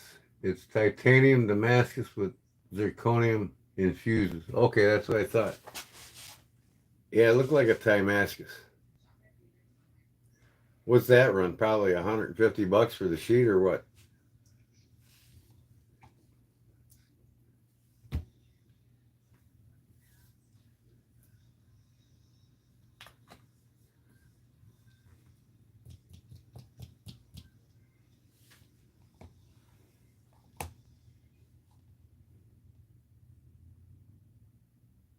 I wish. So in other words, it's more than that. So it's probably a $250, $300 sheet. Looks like you could probably do 3 or 4 knives with it. 400, yeah.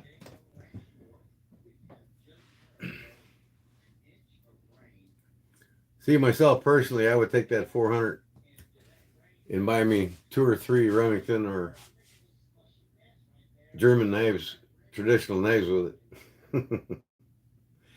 But yet, if I was to buy that sheet and do it for somebody, then they'd understand, well, why is this custom going to cost me $600? Well, that's why. So that's basically something that you love that you got to have.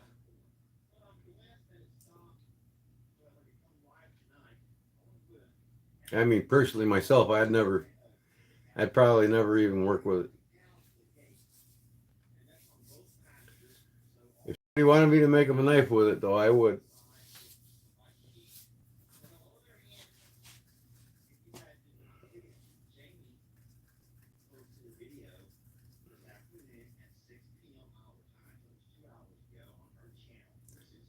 You're doing the opposite of the frame lock scale. Yeah, the show side scale, opposite of the frame lock.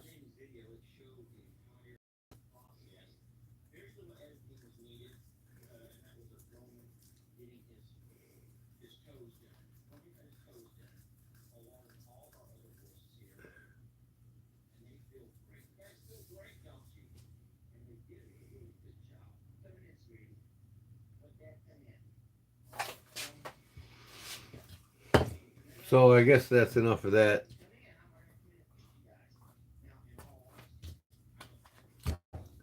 Enough about the Laguiole. Check them out, though, you guys. You know, look into the history of the Laguiole. I'm gonna put some stuff up on my playlist about it.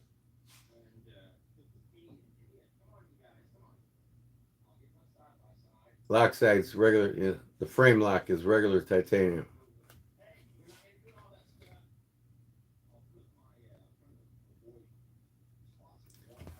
Yeah, that's just something that you're into. Everybody gets these traditional, or not traditional, but these modern folders. It's just a group of guys that love them, the modern folders.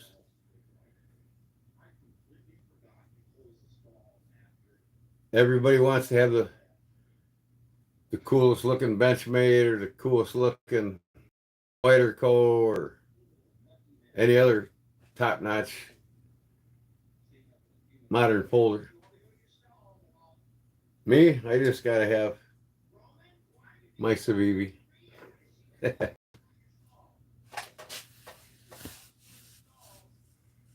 Got your money saved up for the auction tomorrow.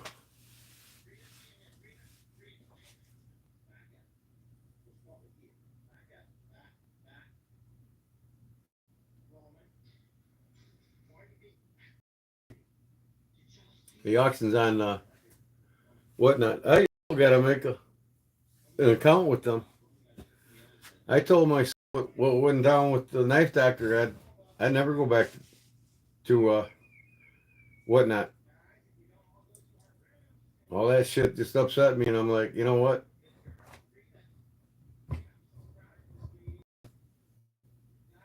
And two, I'm afraid if I go to whatnot, I'm gonna start buying what I want to buy, and I don't want to do that. But I'll probably go. I'll probably register and get in there. He's gonna have more than one show. I planned on it.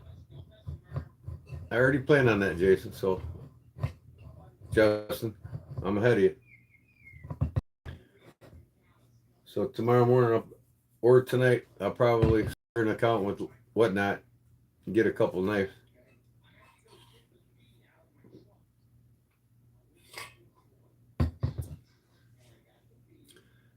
And there's not going to be just one whatnot auction for cornbread. He's going to do several of them, but it takes a lot of time to put them together. He said. So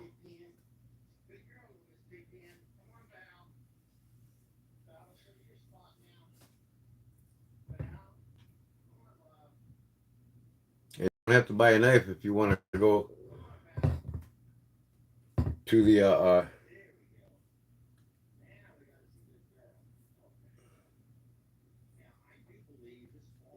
man. What do they call that damn page where you people send you money? What the hell is that called again?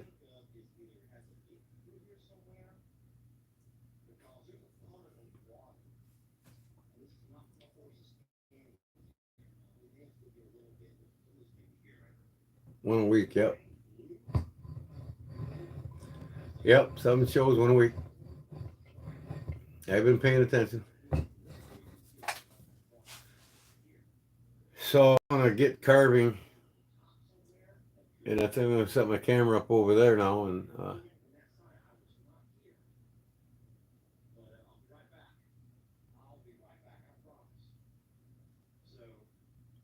yeah, you pay right through whatnot. Of course you do. You got to set it up an account with them. And then after what I went through with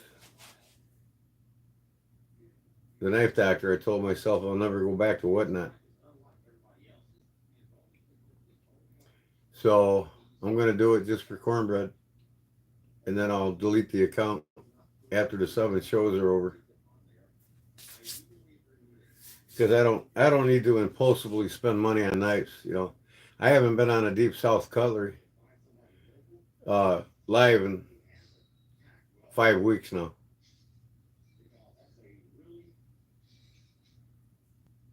Because I don't get stuck in that gotta have, keep up with this, keep up with that guy.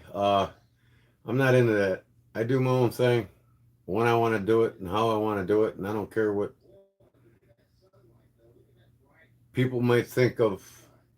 Well, why ain't you got this knife or why ain't you got that? I don't care about that stuff. I buy knives when I get good deals on them, and I buy knives when they're my style, you know, and I wait on it. I don't. Good things come with time. Good knives, good things in your collection. You know, like I got close to 1,000 knives, and you know, it took me 10 years to get these, or better. Well, I've had knives. My first 50 knives, I had well over 20 years, but I was never in a hurry to keep up with anybody, especially on YouTube. I don't care to keep up with any traditionalist. I don't care to keep up with any uh, modern guy. I don't. I'm liquidating my modern knives. I'm getting rid of them, but I'm keeping some that I love, and I'll continue to get more modern knives. If the price is right and I love the knife, I'll get it.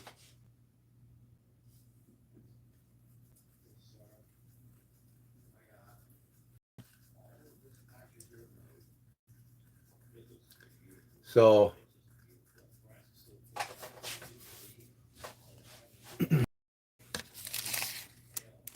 I've got a pattern in mind on my knife, and I want to get going on it. Right, exactly, Paul. But like I said, I'm not in no hurry to get a lot of these knives in both categories to keep up with anybody. You know, if I might pick up a sponsor here and there, you know, where I can review some knives from them, but that'll be when my page is much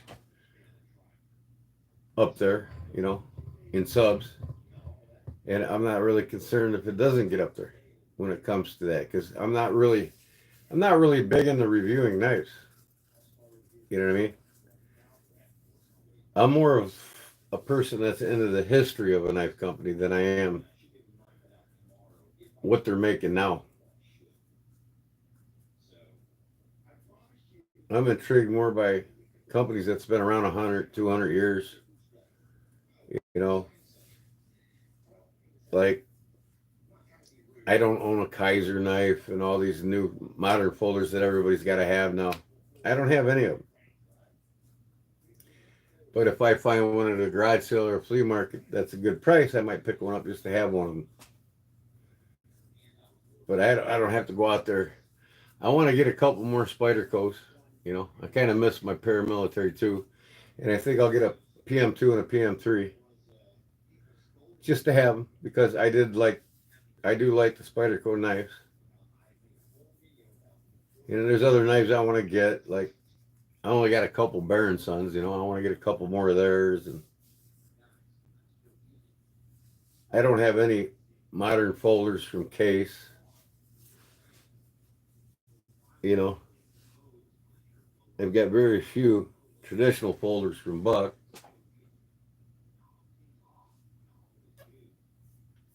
I got an assortment of knives, that's for sure. Like I said, if I like it, the price is right, I'll get it. But I'm not going to go out and spend $100, $200 a week or 400 or 500 a month getting these modern knives. No.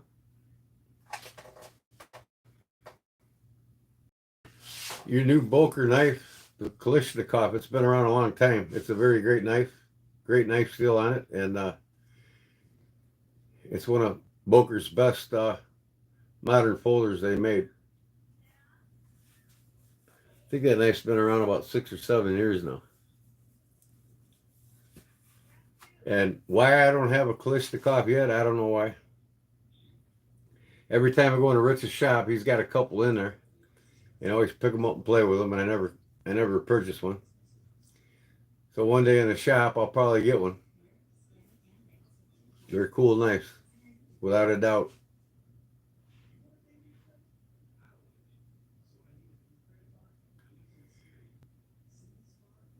Justin, why are you asking me that?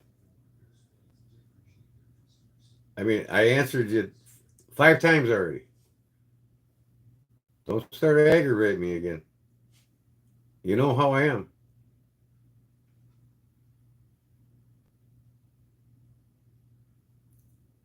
You've seen it already. And I already told you about it. And I told you what I'm going to do to it before I send it.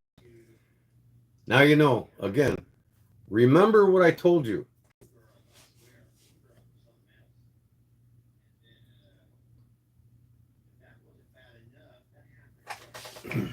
So,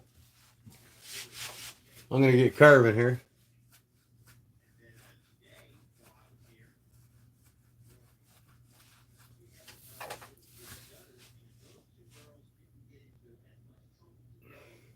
Yeah, they're a very snappy knife. They're very fidgety, Jim. I like it. I mean, that's probably, out of all new modern folders made today, I would take that Kalishnikov over most 90% of the new folders made today. I take the Kalishnikov over a paramilitary 3 or 2 or a Benchmade bug out by far.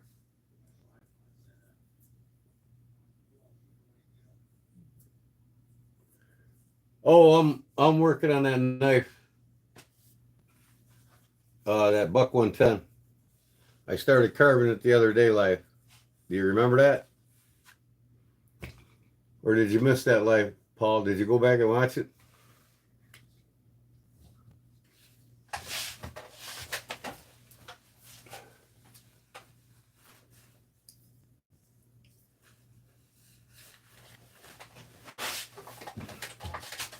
So I got 3 knives here that I got a heat treat on the 1st.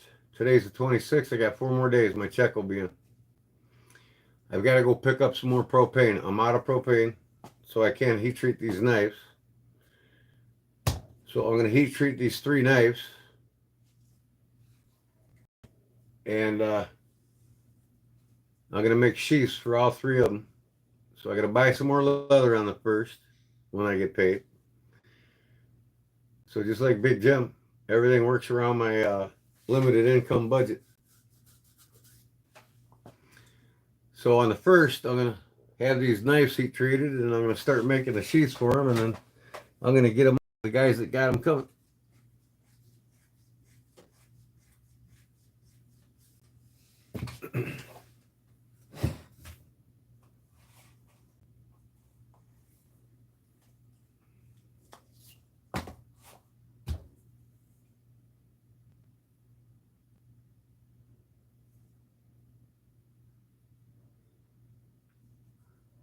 So I got this pattern in mind here for the top of the buck that I drew up, and that's the liners.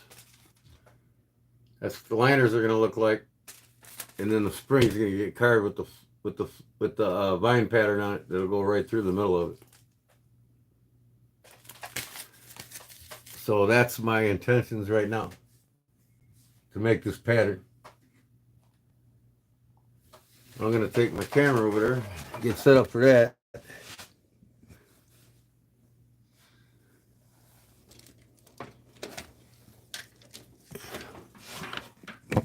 You all can watch me. This is why I'm live tonight, just to talk about the Laguiole knife and do some work on this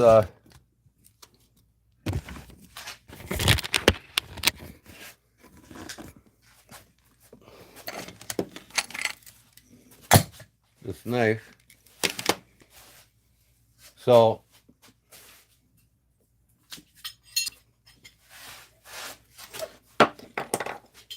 one, two, where's my 3rd one? These are the 3 knives that I'm heat treating the 1st, and then they'll go out after I make the sheaths for them. This one's mine, so I can't even heat treat my own knife right now. So I want to make one hell of an awesome sheet for these two. This is for Jim, and then this is for, I'm making this one for, it's a wrench knife. I'm making this one for brown sugar.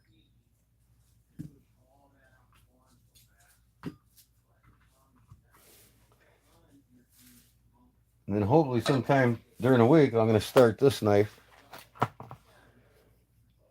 This is for Louis. I got to make some more of my card.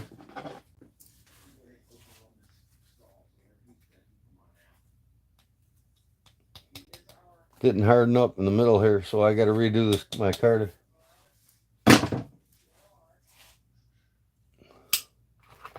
So I'm going to film this whole thing. This is going to be a video series on my page again,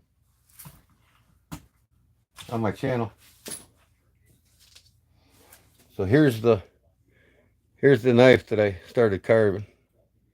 I got this side done. It's a different pattern than what's going to be on here. This side's done. I got to finish this left side. I don't know if you can see how that is, the pattern. So you can see the right side's done and the left side's going to get done now.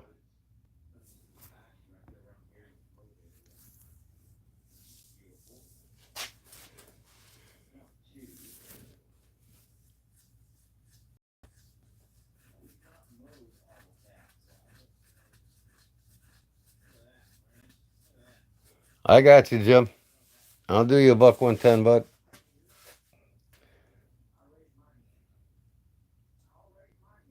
So, them three will get heat treated on the first.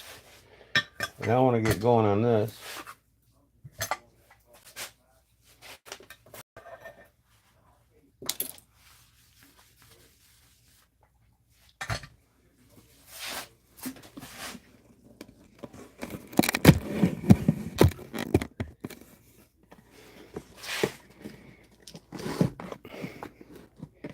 Let me get a better light over here.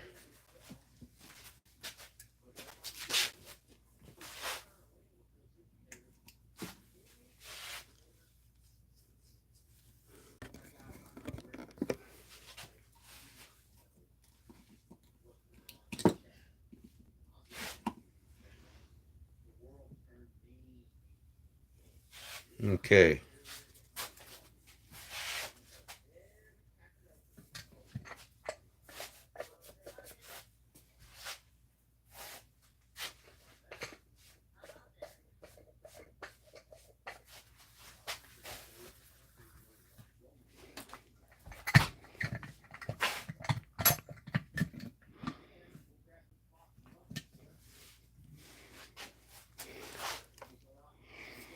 I need to open my laptop here, or my notebook, I should say, so I can see what you all are saying.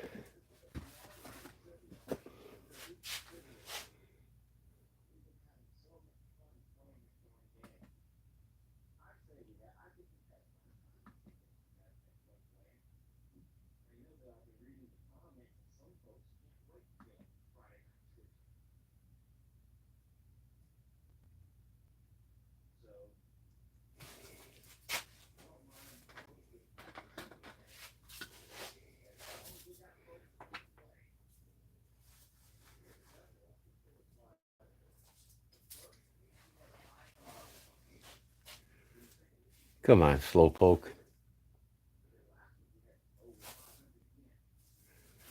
And I tell you what, this thing's got to fire up. There we go.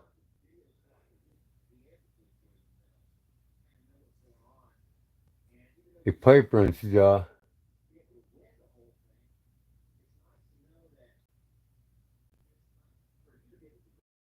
Ad blockers. What are you talking about? Look out of here. Damn laptop's popping shit up on me here.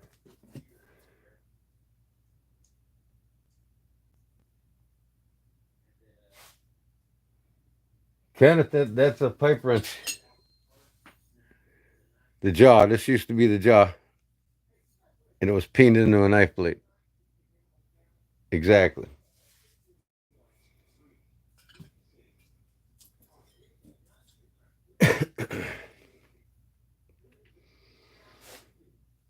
this back. I want to get the pattern done on the back.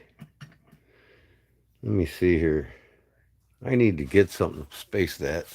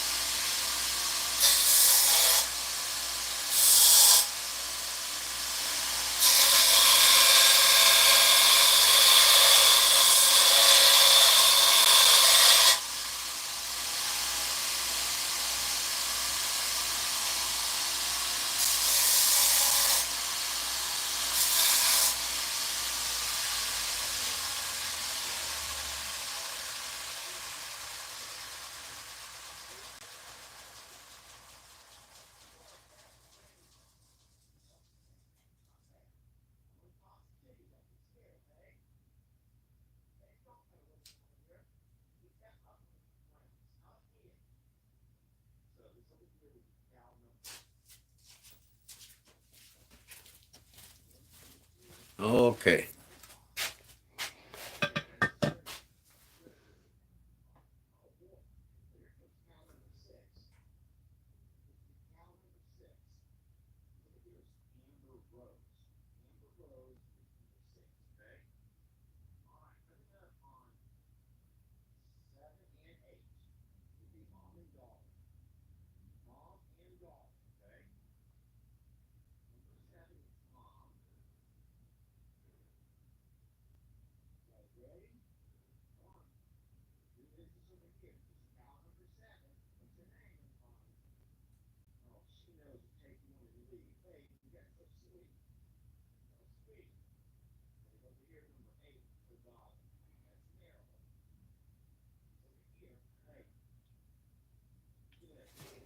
Okay.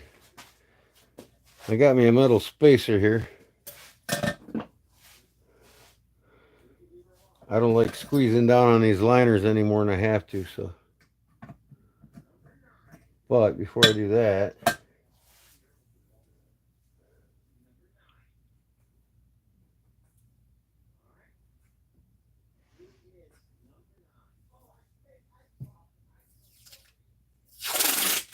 I can hear my wife up there watching Longhorn Lester's YouTube channel.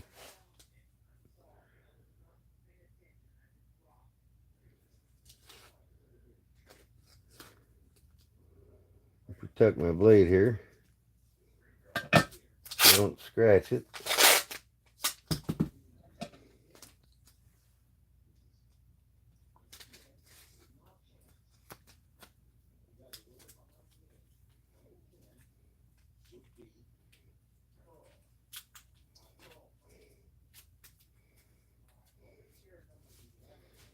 All right, good to go.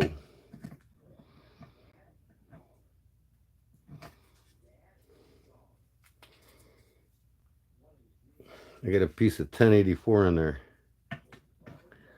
It keeps me from smashing down on these liners more than I have to.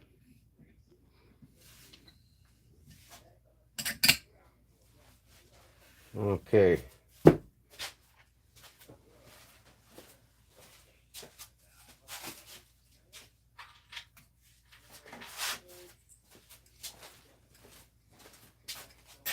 Give me a light here.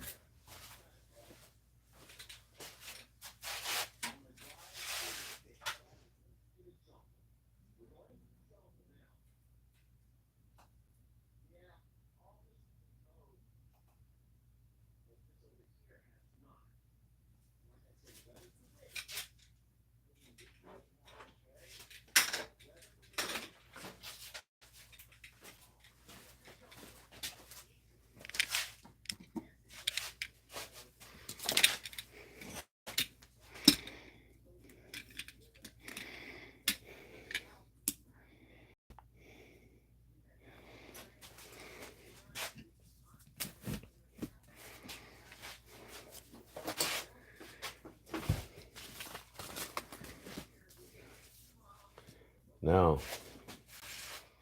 the only bad thing is I guess I got enough.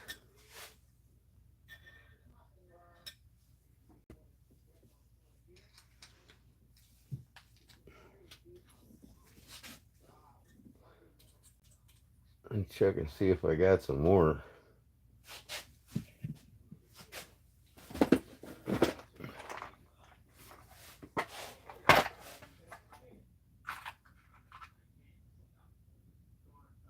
Yeah, this one's a little bit bigger. What do we got here? Oh, I got some more. Okay, cool.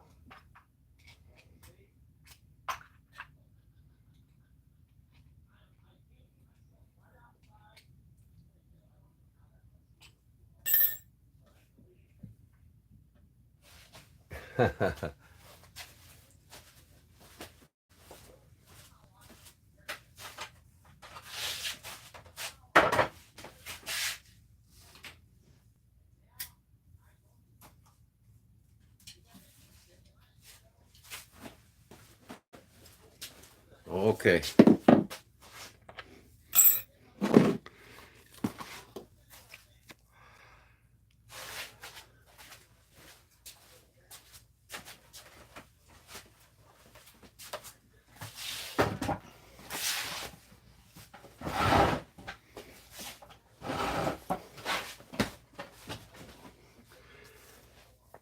So I got these inverted.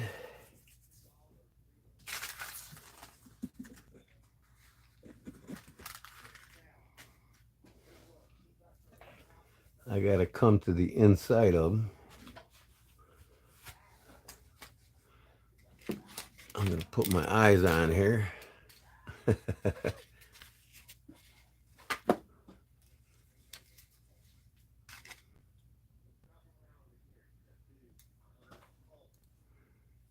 So why is my live stream on pause on this damn thing?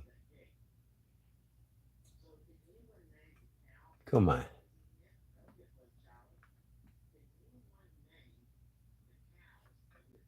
All right.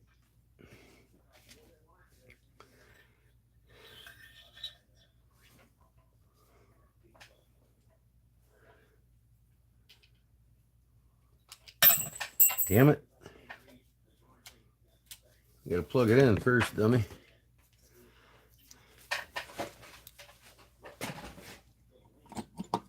All right.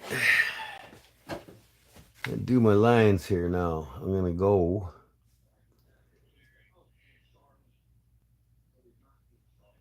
inside on both sides.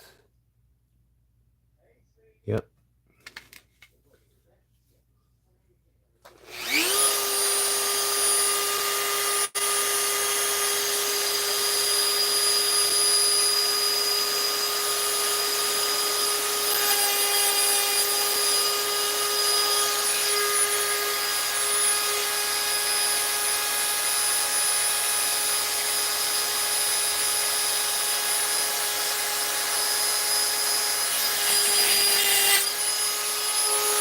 Well, I can see that's not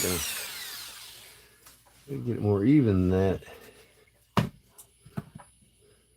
That ain't bad, I guess. This is cutting kind of. I'm better off with a hand file to be more precise. Okay.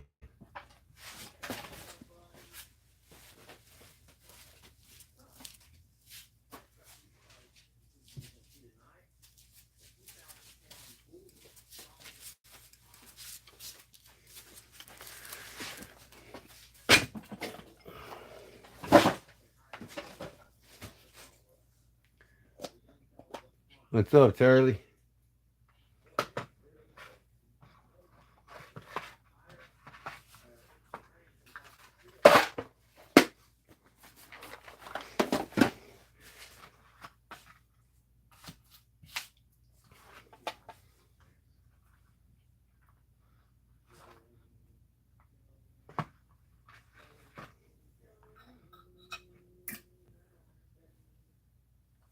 Hit the like button, folks.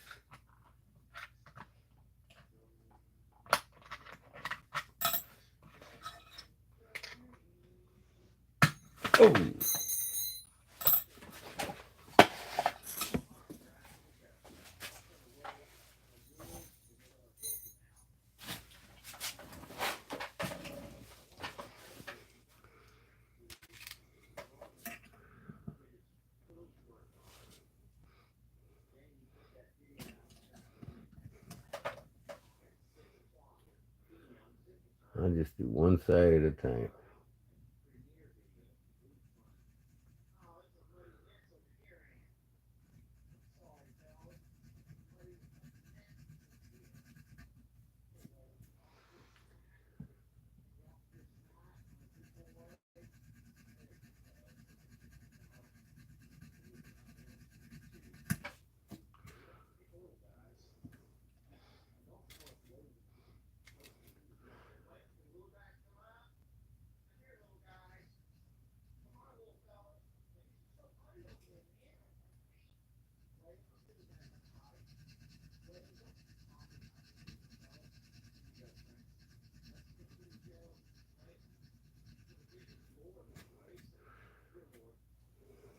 All right, that's more like it. More precise with the hand file than you are with that damn Dremel tool. But I'm pretty quick with it doing the line pattern on the blades in the rocker lock bars.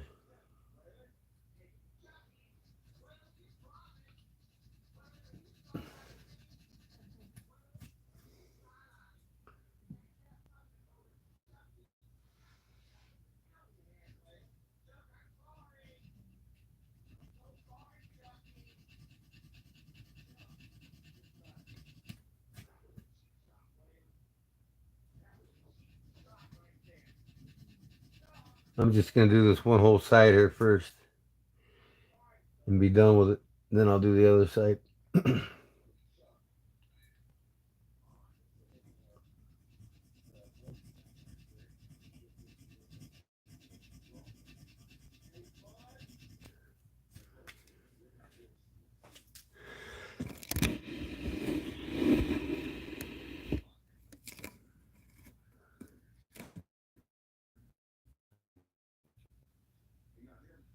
You see what I'm doing better there?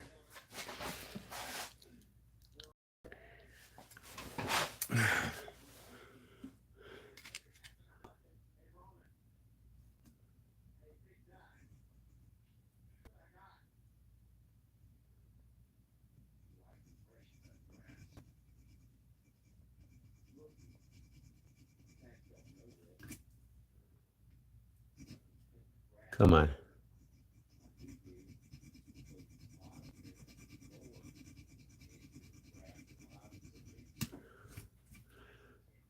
Oh, that one can't.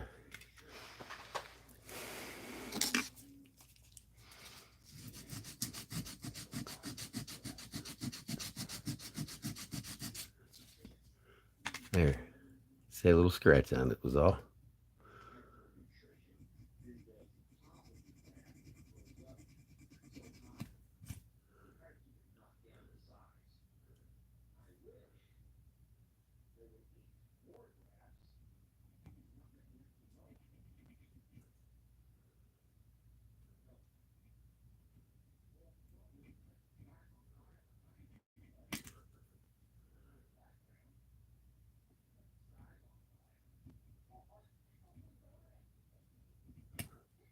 Come on.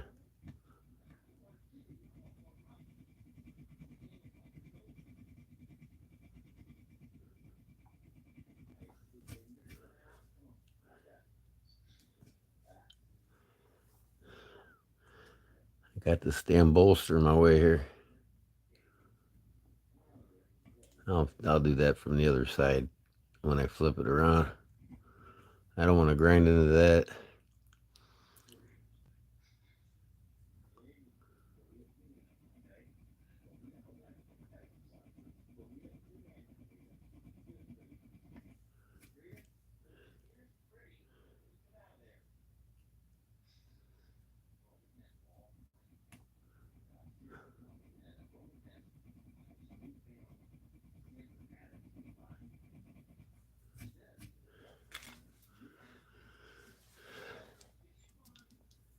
Brown Sugar's in the house.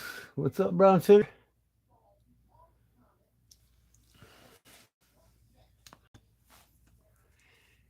Anybody get one of my packages today, please let me know. But you all should get them by the 28th, they said. So this is my last one here. Might as well. go back and make some of these a little bit deeper to match this one here.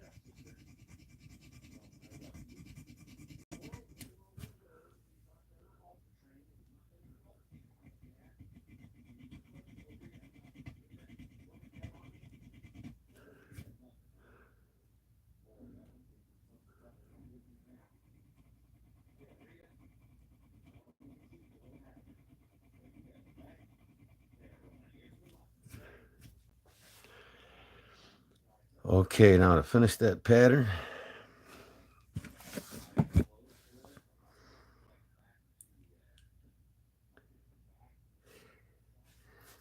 again, I'll just stay with my files.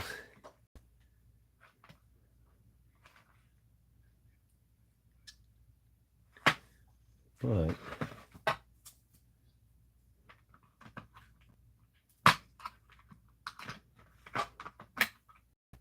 I gotta have the right shape here.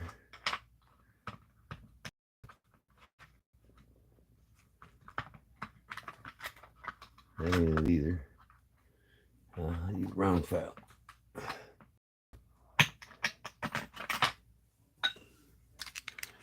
Okay, this is gonna be a straight up.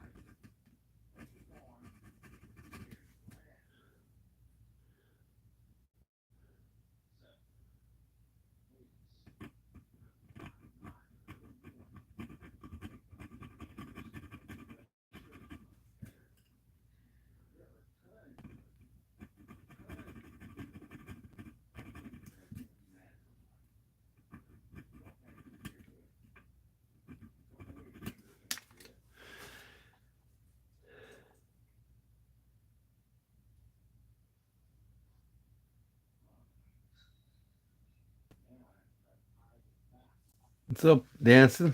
How you doing, man? Okay. This side appears to be done.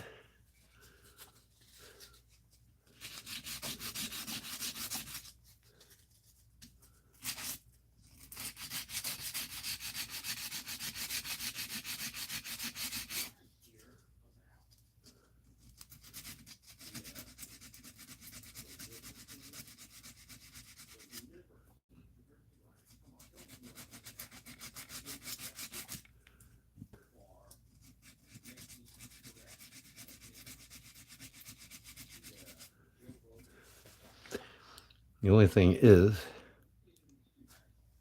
I can't get this over here unless I reverse it, but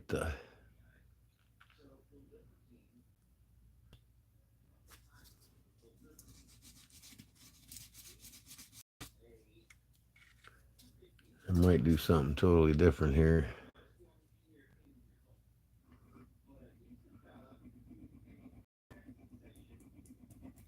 Take that carving all the way through this bolster.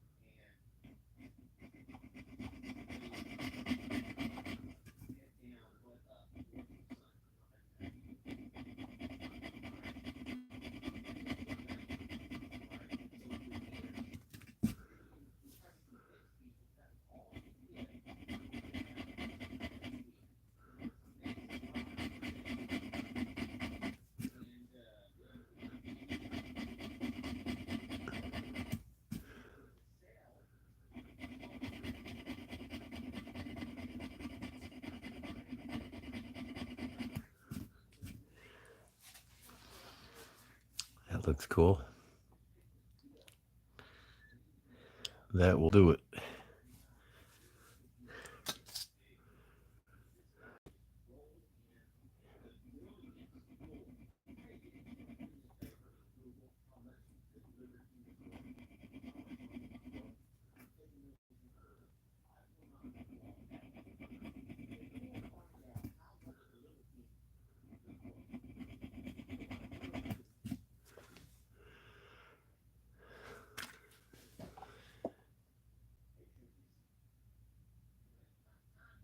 Yeah, you can't go out without showing off your green friend, huh?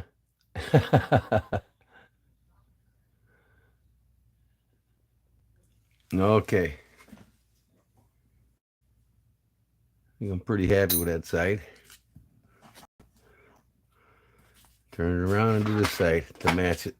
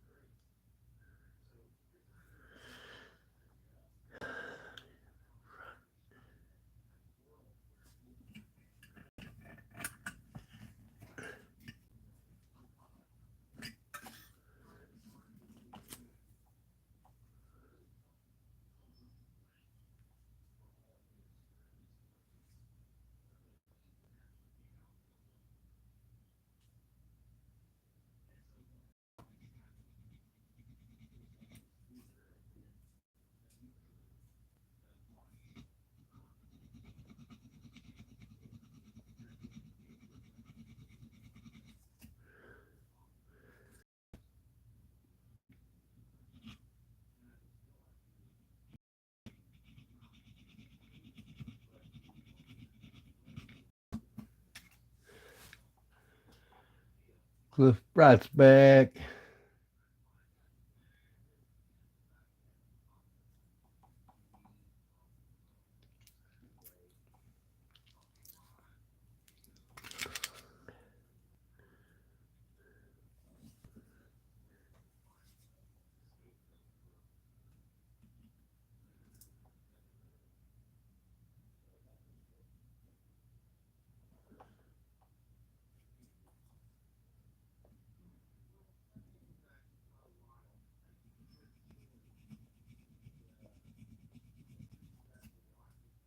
Come on, man.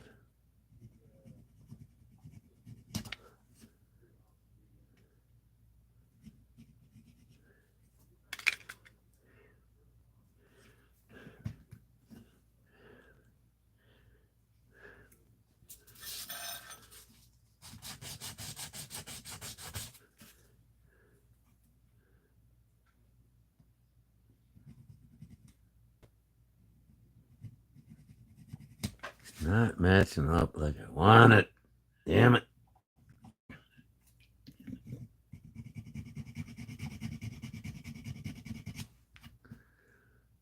Oh well. Yeah, a little too close on that one.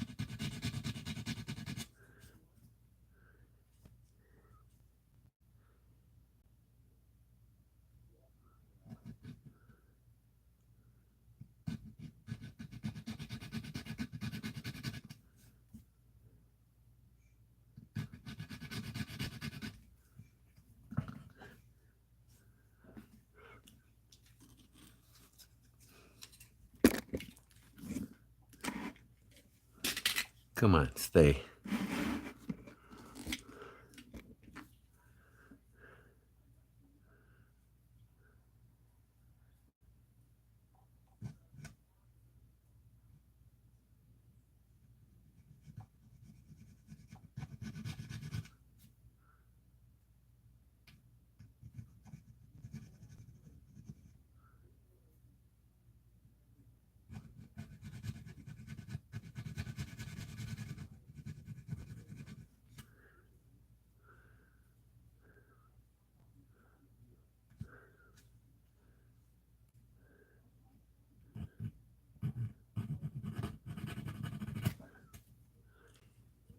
I got two in here too. Come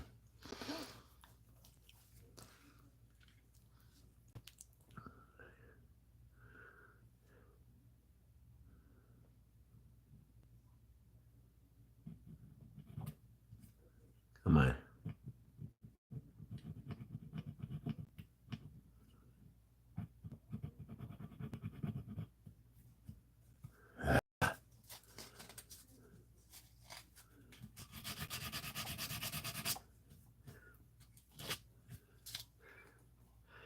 These are tough ones here.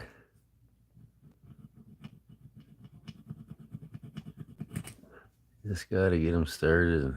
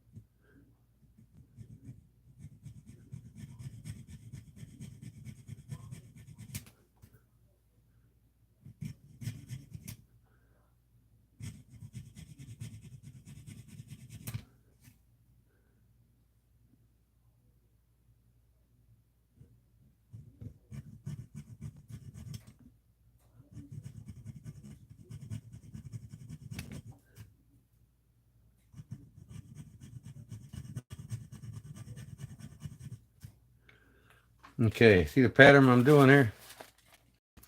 Except mine's inverted.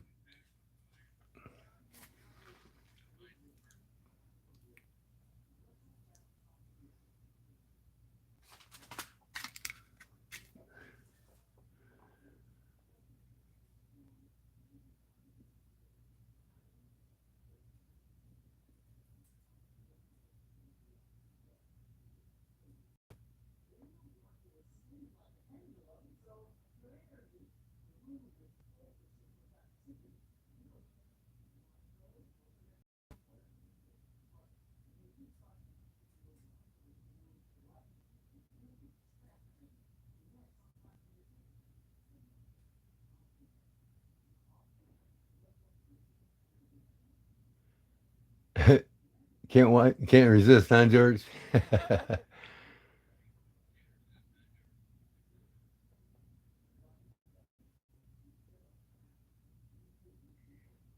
Dancing, you got the all black out.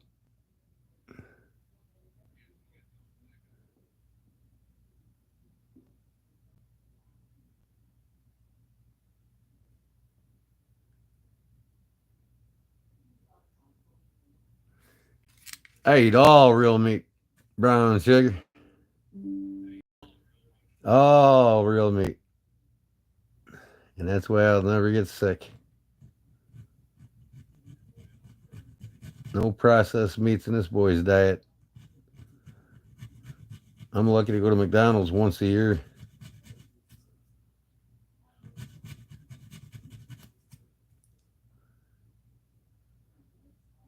Processed meats in the grocery store, the deli, it's all garbage. It's all poisoned. No good. Subway's a scam. It's all processed meats. It's all garbage. Might as well keep eating at McDonald's if you eat at Subway. It's funny how people are all tricked and fooled what's real and what ain't. Just like the organics in the grocery supermarkets. 80% of it on the shelves is all garbage. Not even what they claim it to be.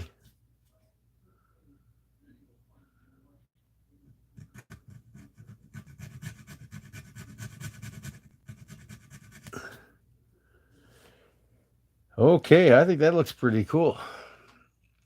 I don't know. What do y'all think? Can you see it okay? It's a geometric pattern. Now I'll do the vine pattern on the lockback. I mean, it's like anything else. Not perfect, but, hey, I got to do this side now with the bolster here.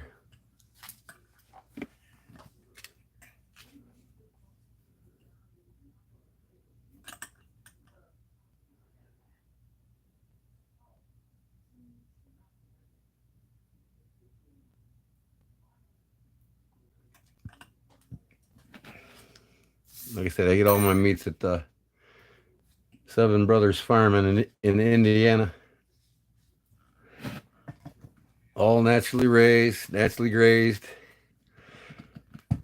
No herbicides or pesticides on their foods. They're not fed corn, which is unnatural to the cow's diet.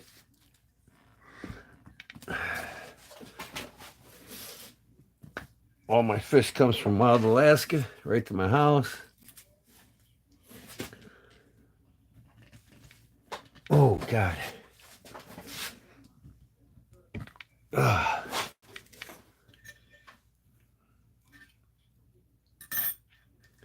Y'all can eat whatever you want. I'm just telling you what I eat.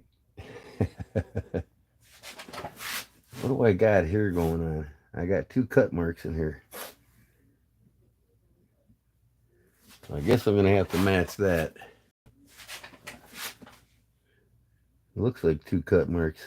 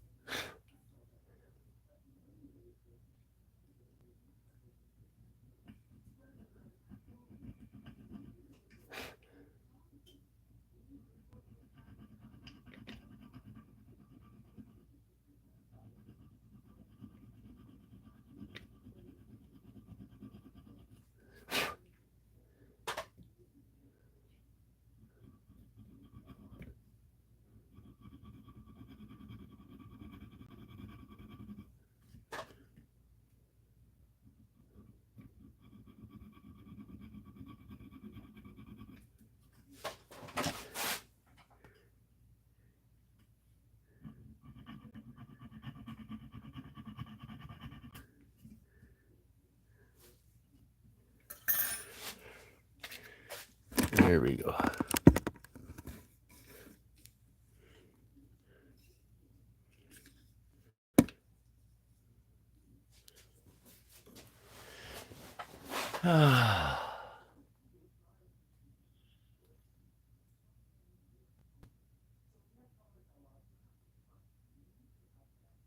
I bet you guys eat at all that crap food place all the time too. Don't be surprised when you got cancer. I'm telling you what, man, them junk food places are a fast way to cancer.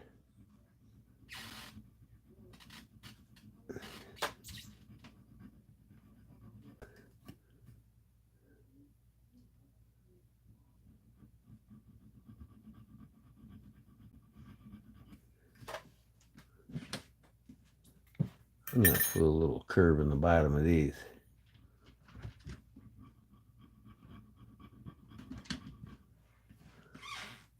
A little teardrop shape.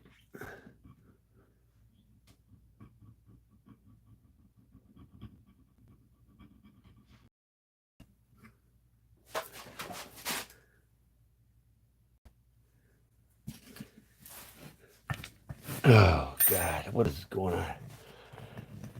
Oh, I need some damn. Oh, there.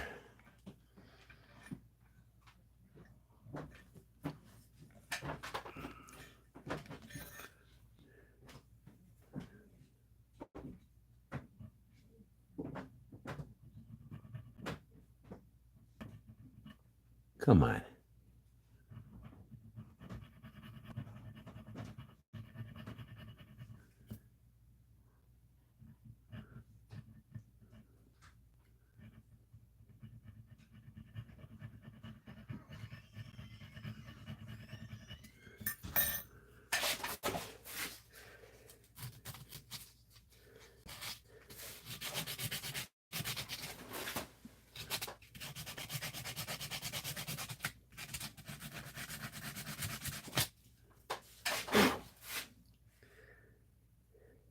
Oh, I forgot one over here, huh?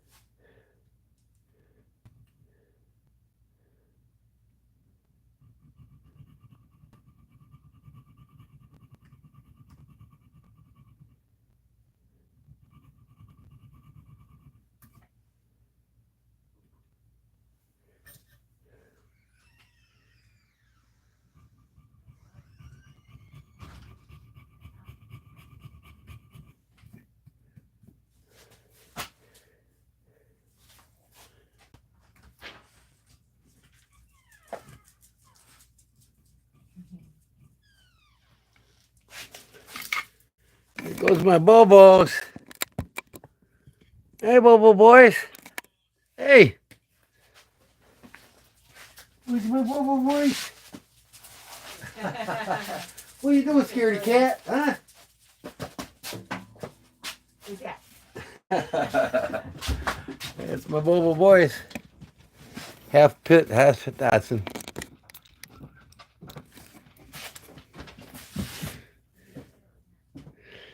Okay, now the only thing I'm leaving out of here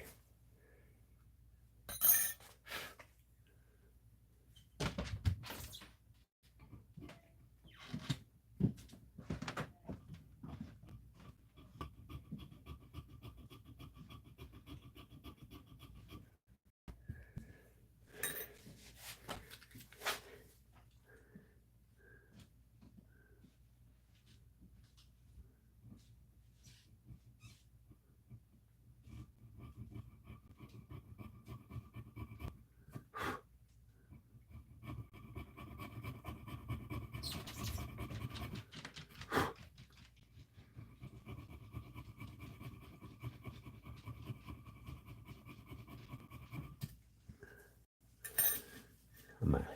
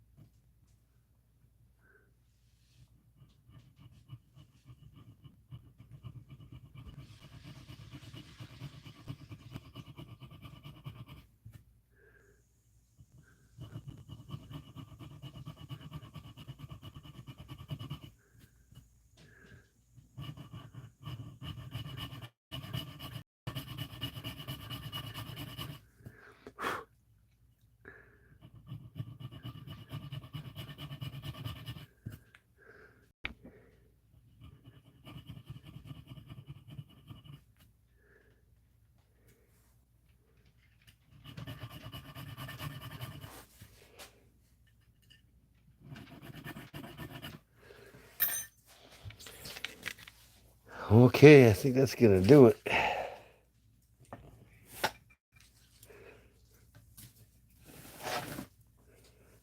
The geometric shape there.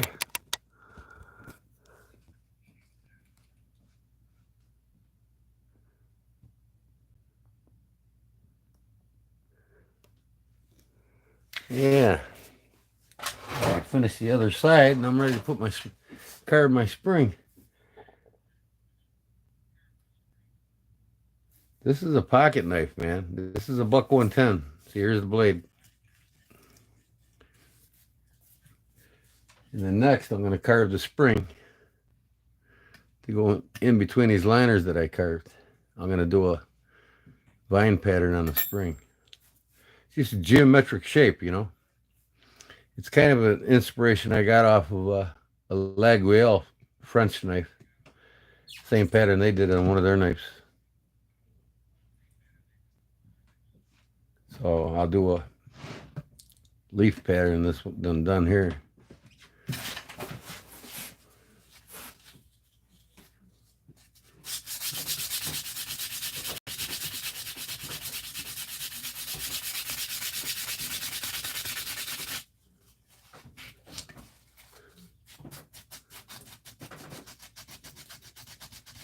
Here comes my other dog. I got two Winnie pits, Emmy Lou and Bobo.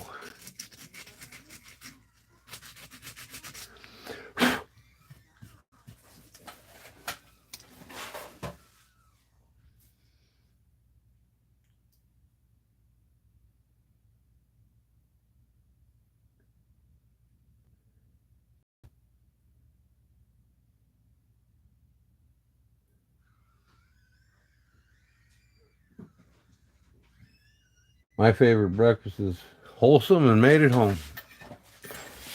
I don't eat out much, folks, because I love to cook, and I can't stand half the people's cooking out there anyways, unless it's a fine restaurant that I like to go to. Depends on the cook. But I don't eat none of that crap. You know, a lot of these restaurants, they get all their shit imported in, and it's all mass-produced, chemically laden meats and crap. You know, you treat your bodies better than you treat your cars. Most people treat their vehicles like a castle and their bodies like shit. And then they all want prayers to get cancer and they're dying from it. Or when they're sick all the time. Just remember, garbage in, garbage out. It's your own doing. You can all that shit. In fact, they make it addicting, so you get addicted to it and you keep eating it. But once you train your body to like wholesome foods, you get addicted to it and you'll spit that other garbage out. I was in a hurry one day, and I went last year once to McDonald's. I got the kid meal because I wanted the least amount of the food I could get. Man, it just tastes like shit, man. It's like I was eating a turd out of a cow.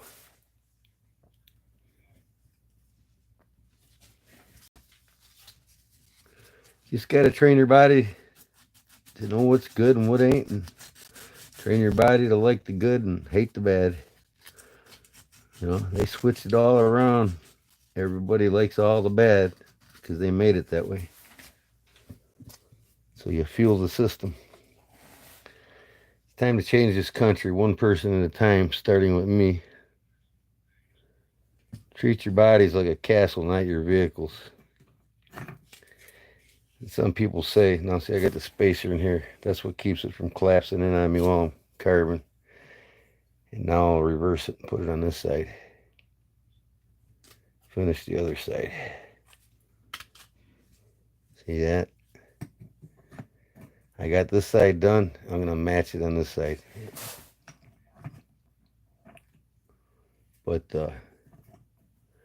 all the holistic doctors, natural thing, it's all been pushed aside by those who created the pharmaceutical, big pharma, and the medical industry. Medical industry is not health industry. It's not a health care. It's medical care.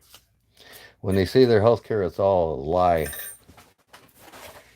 Tell me one doctor that's ever cured you of anything. And I know you can't.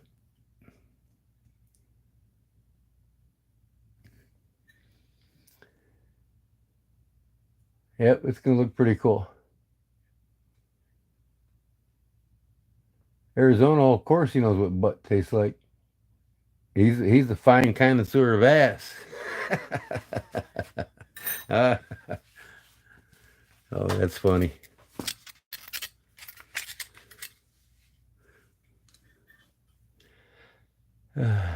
Okay. Yeah, when it's all, finally sanded and done, it's going to look pretty cool. Now this here, I just got the circles with this angular inside of it. So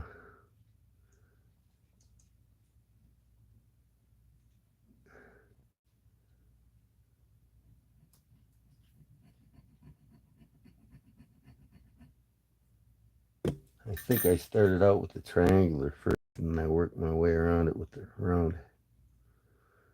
Okay, remember. Yeah, okay.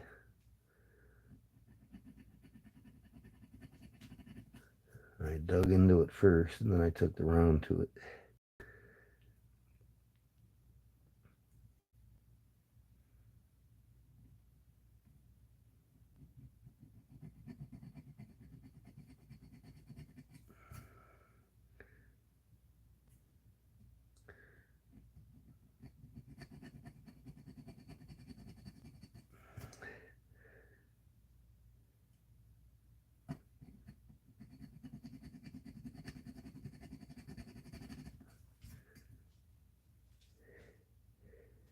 Now, this is my purpose for doing these lives, folks. When it ain't Sunday Fun Day, to actually work on something, you can watch me do it. These all can BS with each other while I'm doing it because I ain't got much time to talk when I'm doing it. I wouldn't get much done if I talked the whole time I did it. I mean, I could talk while I'm doing it, but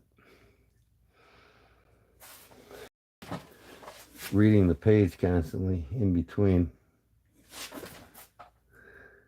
don't get much done.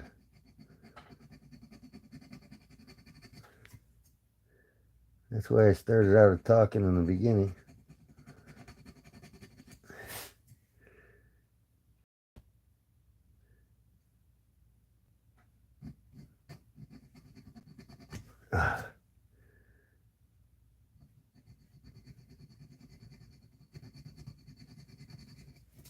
Once I start this, then I come back with that round over and it makes that nice.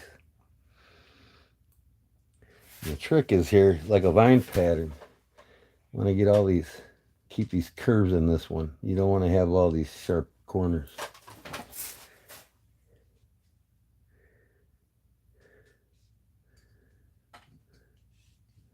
See, like this one here, I start with the square one, and then I want to match that one on the opposite side. Now I'll come in here with a round over one, and I'll start making it look like that, see? It doesn't take much.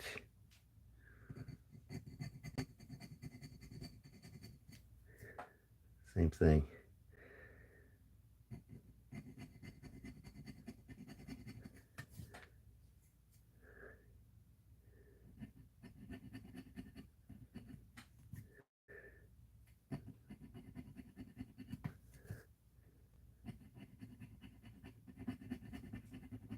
See, there ain't nothing going in the middle here. This is just a decoration of itself.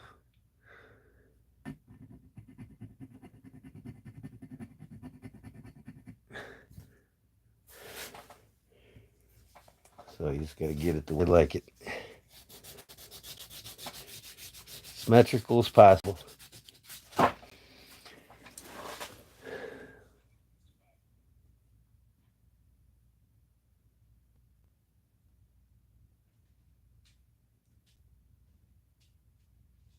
If that man got E. coli, no, I've never had E. coli in my life, brother. Never got the coronavirus, no medicines, no shots, no pills. Never got the flu. The only shots I got forced in me were when I was in the military, and after that, that was it. I don't even get a cold.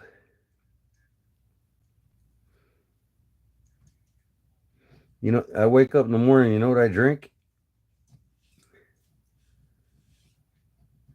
Before I drink my cup of coffee? Oop, shit.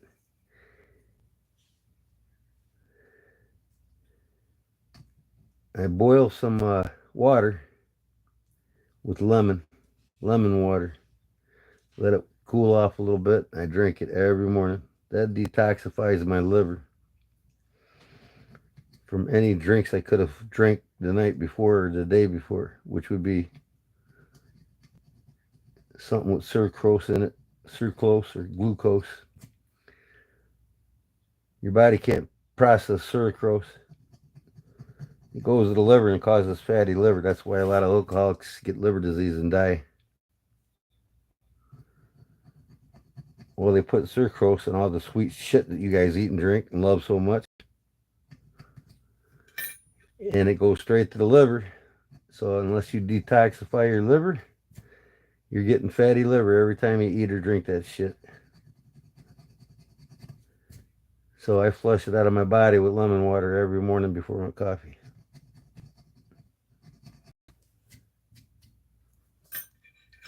Little things you learn to take care of yourself as you get older.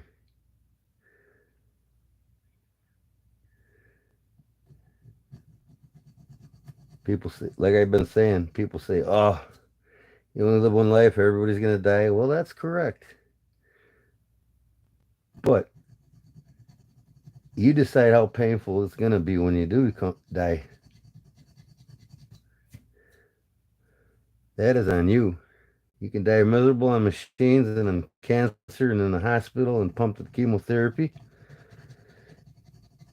Or you start taking well care of your bodies now and die peacefully in your sleep like I would. It's up to you. And you can move around like you're 50 when you're 90 if you physically exercise and take care of your body right. You ever see that black guy that went viral? He's 110 years old and he dances like you would not believe, entertaining these seniors in the nursing homes. 110 and he dances better than Laguiole dance.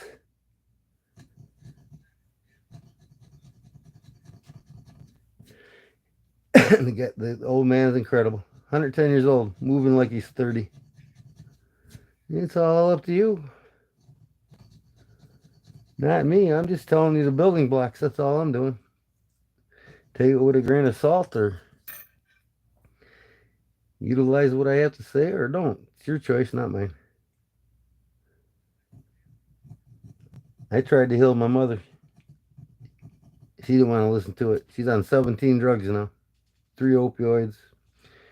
She gave up. I gave up, trying to help her. She's a walking toxicity plant. She's crying all the time, sitting in a recliner. I'm in pain, I'm dying. I said, well, when I told you, when you got the mountain bikes about 10 years ago, when you guys walked around and weren't in pain and you're perfectly fine, and you bought the bikes to get exercise? You rode them once and they sat in the garage and collected dust. And I told you over and over again, 30 minutes of exercise every day. That's all it takes. They didn't listen to me. They never will. I'm their kid. What do I know? Right? I'm just sharing with you, what I've learned over my years. I'm not saying I'm better than anybody by far, because I'm not. I just treat my body better than I do my vehicle. And I'm working on a cure for the psoriasis. I got to get it going.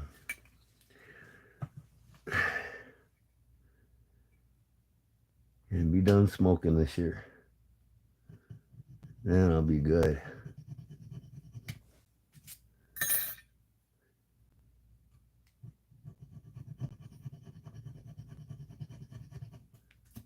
See that shape it's taking just like the other side?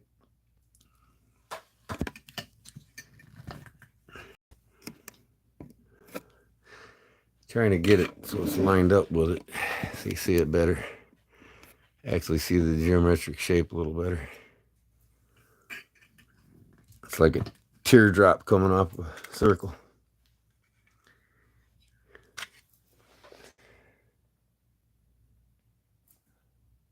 Well, yeah, Paul. I got even YouTube channels or holistic doctors I follow. Start there. Just don't spend all your time watching me. Subscribe to some holistic doctor channels. I'll tell you a couple here in a little bit. It makes a big difference, man. I'm 60 years old and I move like I'm 30. And like I said, once you get addicted to real foods, every time you put all this processed crap in your body, you're being like, ugh. I can't stand eating a burger from McDonald's or Wendy's or this shit's garbage, man. It tastes like shit to me.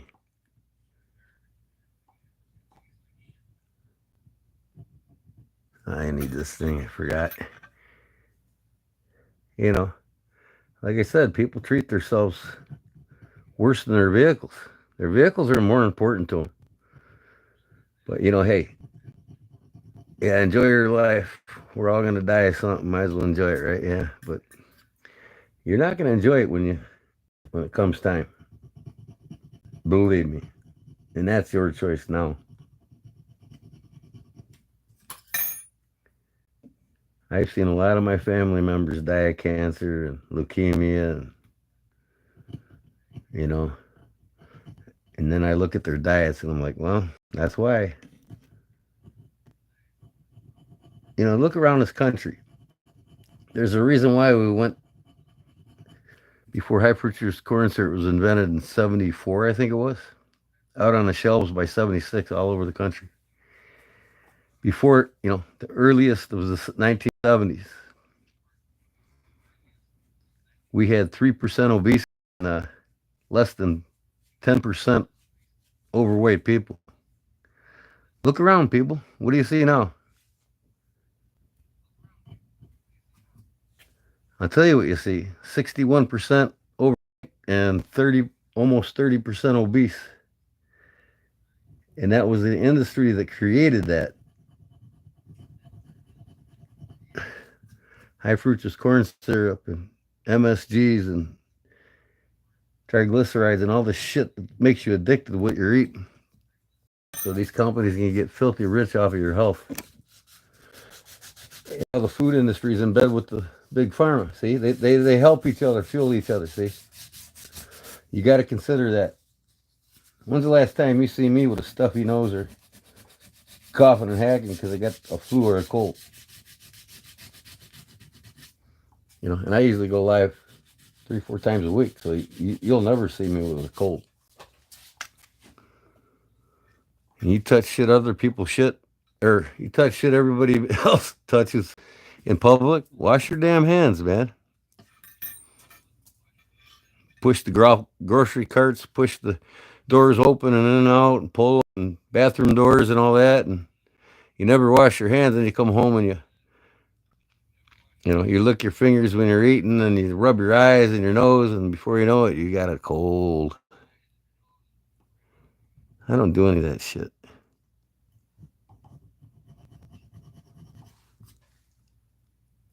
The less I'm around people, the better off I feel.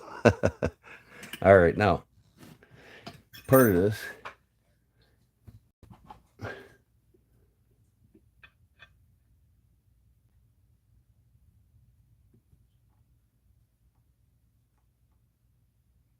Yeah, I don't even know who the hell you are, Midwest, but yeah, wash yourself. Don't eat after touching the same shit everybody else touches. That's how people get sick.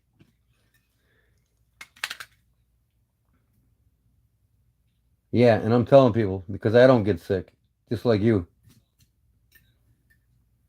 And I'm sure you get sick all the time. So I don't know who the hell you are, so I'll answer you back how I feel appropriate.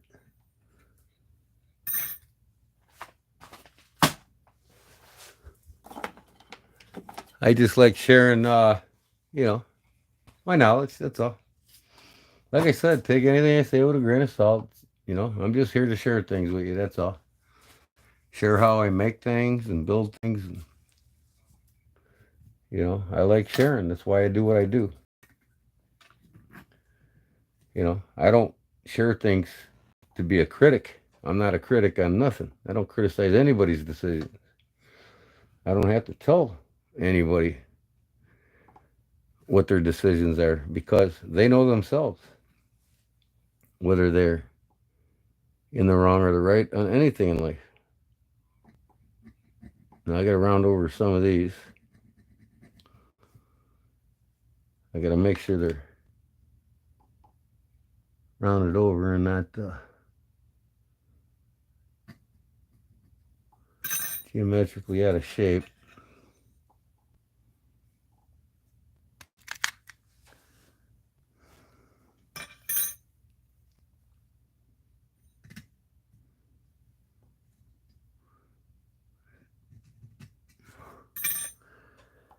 I just got to look at it and say, am I good with it?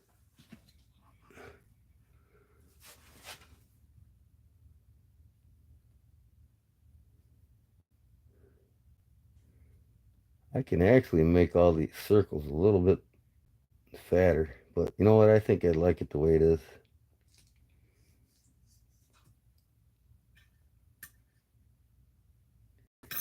Let's round over some of these spots.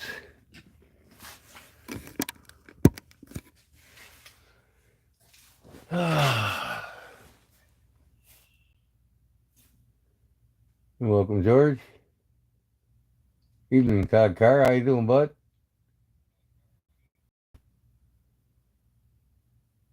What's up, Midwest?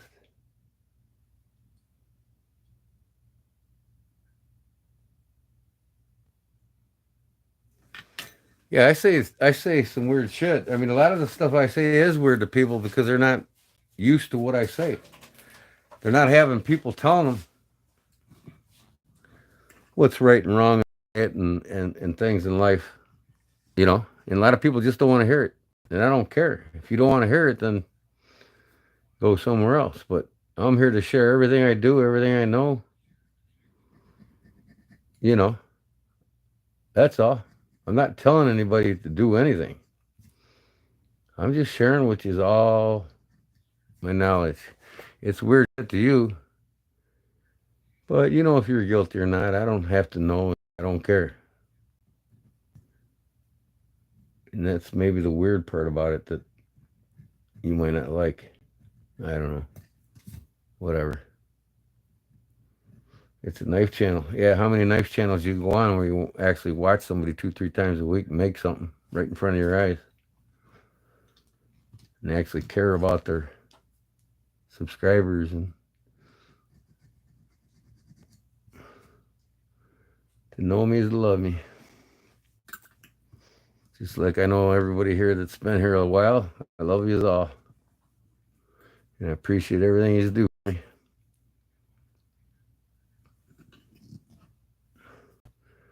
Okay, now.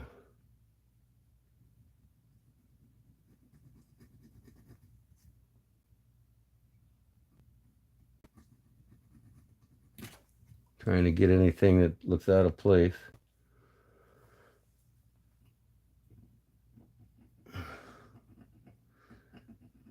Maybe this don't have to be perfect when you do this. You know, just get as close as possible. I mean, so it's geometrically the same on each side as much as possible. But I haven't seen any carving on knives that was perfect myself. People ain't perfect when they do this, and you're not gonna be.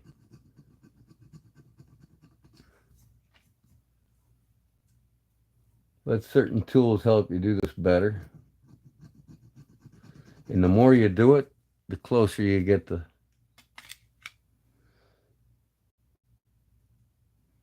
being a lot more symmetrical. You can practice this on pieces of brass or old knives that you throw away.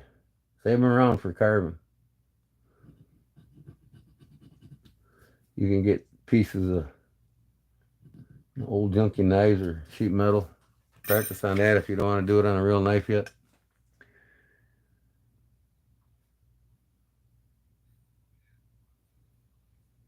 Dremel is faster, but wrong slip and you're done. Well, yeah, I mean, I can do this whole thing with a Dremel, but you can't get certain angles with that Dremel even.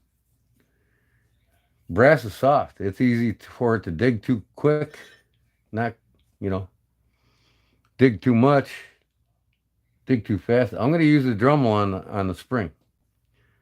You know what I mean? Softer metals, you know, if this wasn't hardened, I'd be using files on it. More control, more precision with a file than a Dremel. Dremel tool is something you got to take a lot of practice with. That's where the blank steel comes in place. The crappy old knives that you don't want, save them for carving on them. Practice.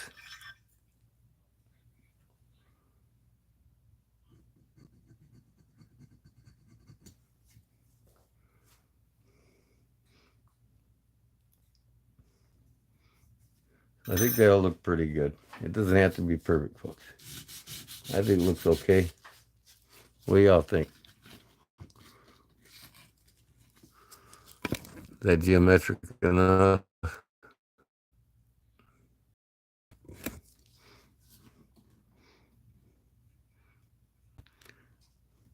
And when the blade's in there, you know, you're not going to see both sides at the same time anyways. Yeah, it looks pretty close. Keep playing with it. Sometimes you can overdo it. Get it to a certain point and say, yeah, that looks good. I got one here I didn't put in. I can see that. Right here at the front.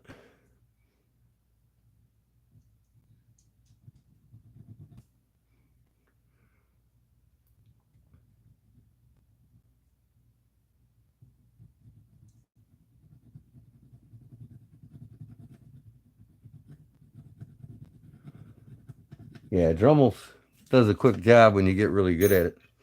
But with the brass and see, I'm not doing the outside of the blade. I'm doing two individuals in the inside. And it's real easy to dig with that Dremel tool really quick. And like you said, Todd, ruin it in a heartbeat fast.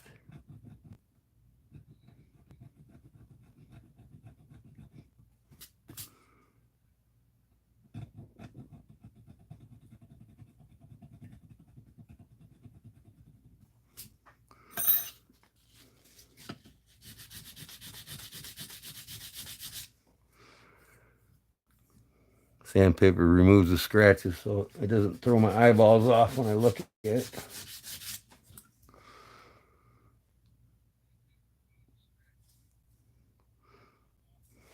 Okay, that looks good enough for the girls I go out with. Oh wait, I'm married, that's right. All right.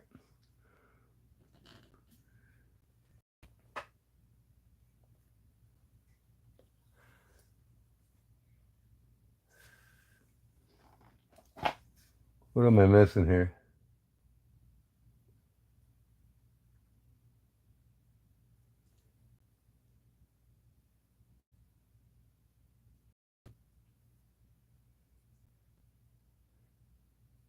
Midwest. Yeah. Keep learning from the knife doctor. That's all I gotta say.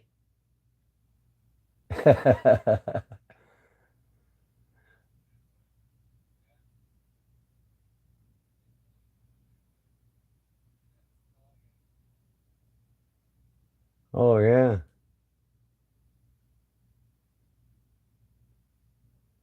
Everybody's got to start somewhere.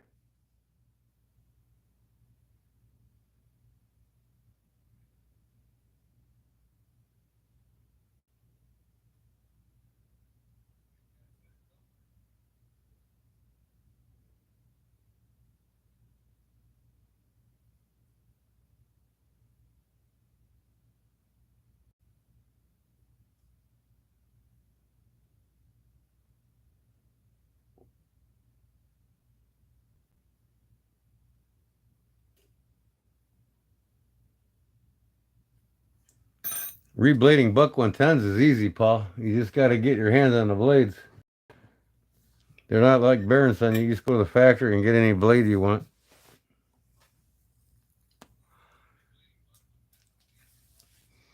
Best thing to do is go to Menards and get a $65 buck 110. Take the blade out of it and put it on. But then you lose the date stamp, so you'll never have the date stamp back. If you do it with a 70 knife or a 80 knife. But if you just want a blade put on, go to Menards to get a cheap one. They're all the same, buck 110s, unless they're one of the specialty knives.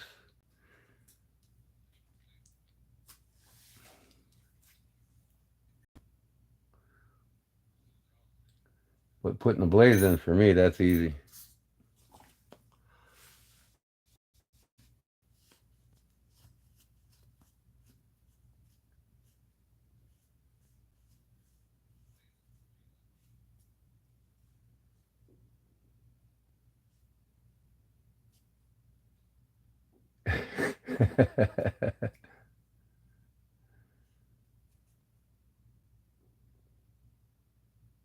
Oh, Paul, he's wanting to get some hardcore. Yeah, you're all about that powder metal steel. Buck sells them with the S90 and the Magna Cut now. I mean, their custom shop does all kinds of S90 and Magna Cut. You can pretty much order any buck knife any way you want, and the blade material that they offer, handle material, and but if you want a specific handle material that they don't make or put on the knife, I can.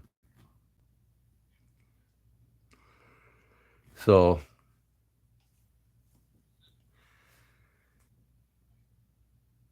I think what's today, Thursday? Uh,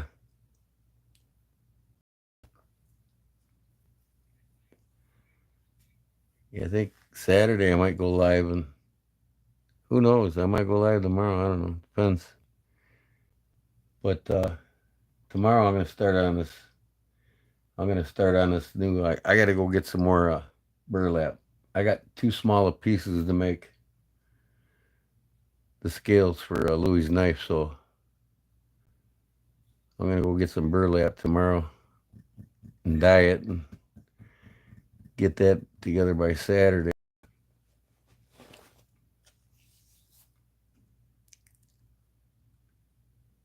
and get going on Louis' knife.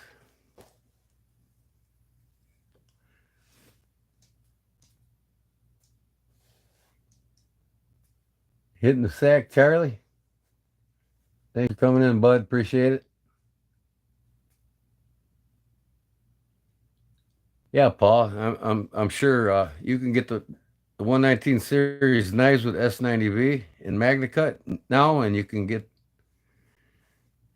them in S90V too. At least I'm pretty sure I read that in their custom shop.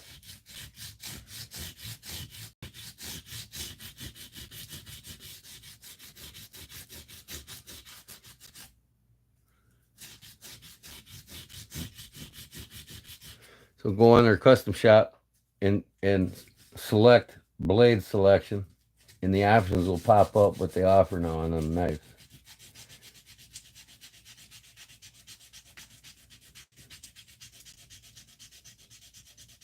They got a special edition Larry Thomas Magna Cut Buck 501 lock blade.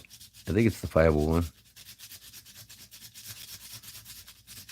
It comes with Larry Thomas's glasses on the scales. That'd be cool to have in a buck collection.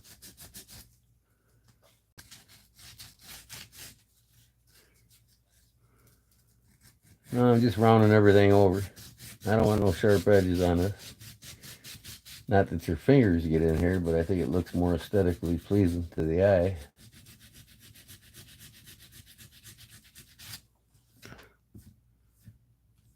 Like I said, nothing's perfect in the real world. This is my first time doing liners, so I'll get better at it. That's why I'm doing it for myself, practicing. I got the springs and the blades down. That's no problem. With these inside dimensions, they're a little tougher. You just don't have the room like you do with the outside of a blade or a spring.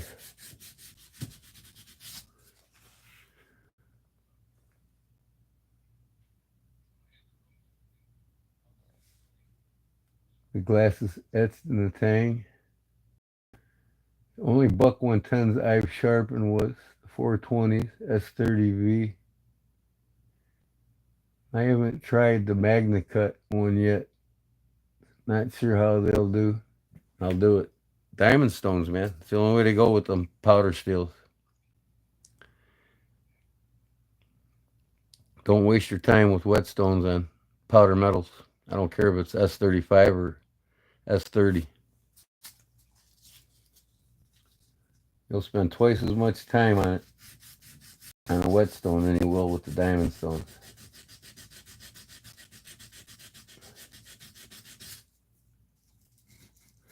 And that's the main reason why Buck went away from the 440C, the highest grade of 440 stainless, because it was cumbersome and took too long to sharpen in the field. If you had to skin out a bear or a deer or something, and your blade was dull, people bitching the company, why can't you make it softer steel for these knives? So then they went to the 428C. Much easier and faster to sharpen in the field, and guys love it.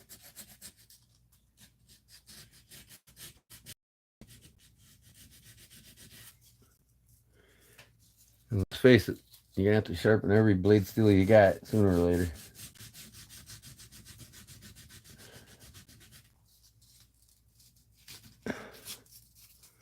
And out in the field, the tool, the quicker you can sharpen it, the better off you are.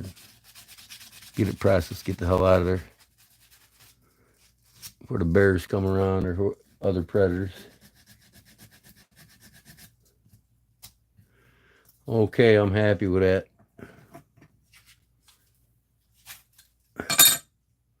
Take my spacer out now. That looks pretty nice on that top, I must admit. Now, I'm going to carve my spring.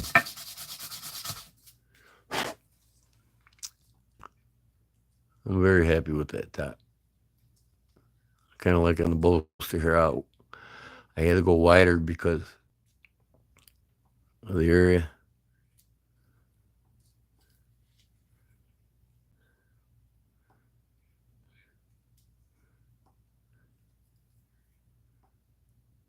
I might match it on this side.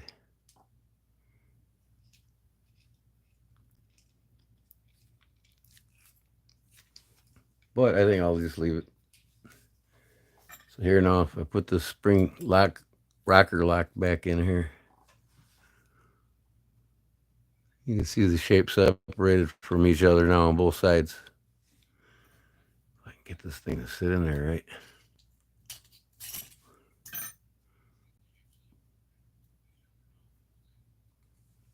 You get the idea. Come on. I could put the pin back in here, but I won't. I'll just put my... Oh, my file fits in there. Perfect. All right. See it? Geometric separated now by the... You can see the geometrics a little better.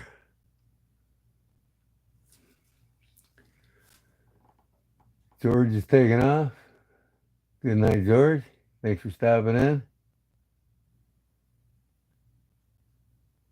1 a.m. Huh? Okay. Yeah, it's 12 here, so you must be on the East Coast.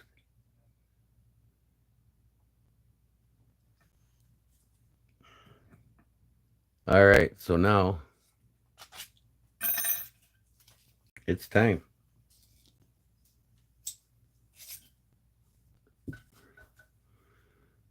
Time for the blade, or the rocker lock bar.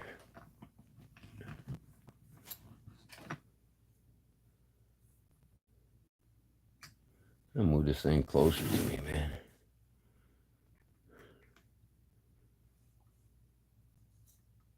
You know what? Let me turn this thing around. All right.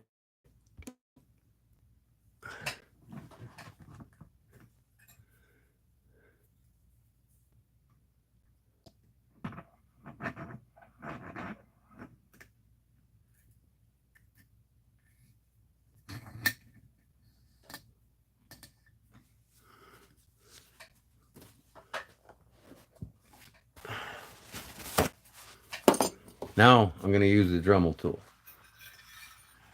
because it's a hardened bar.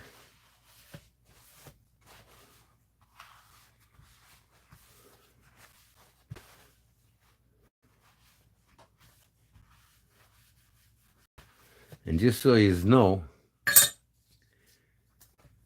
again, springs and rocker lock bars, on rocker lock bars on lock blades, and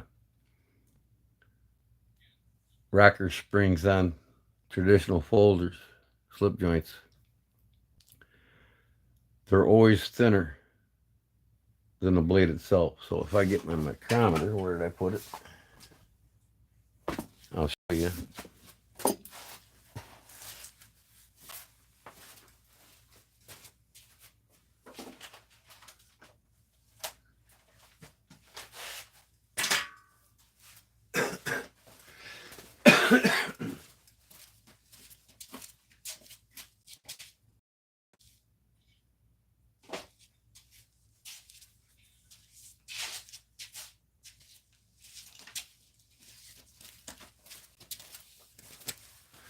And there's a reason why these are thinner than the blades. They're just ever so slightly thinner. Because when you peen together where the blades in, with the blades in, if the blade was thinner than this, you could get that too tight against this. And the blade, the blade will have play in it, and you'll never get it tighter than this if this was thicker. So since these are thinner always than the blades,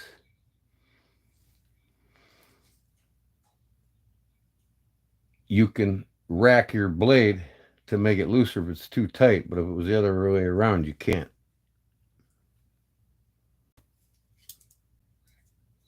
So I got this zeroed in. And right here, and a lot of times these knives, I got it in inches. I'm going to go millimeters. Zeroed in. There we go.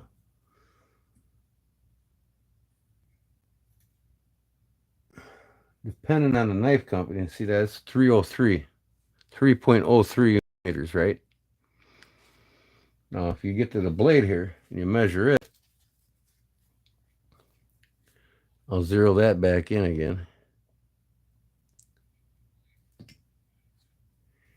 Now I'll measure the blade.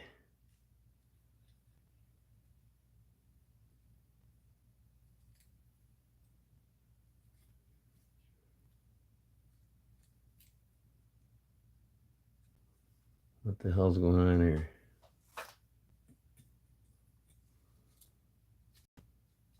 Zero.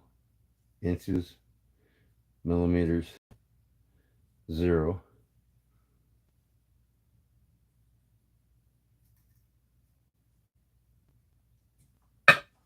.295, zero.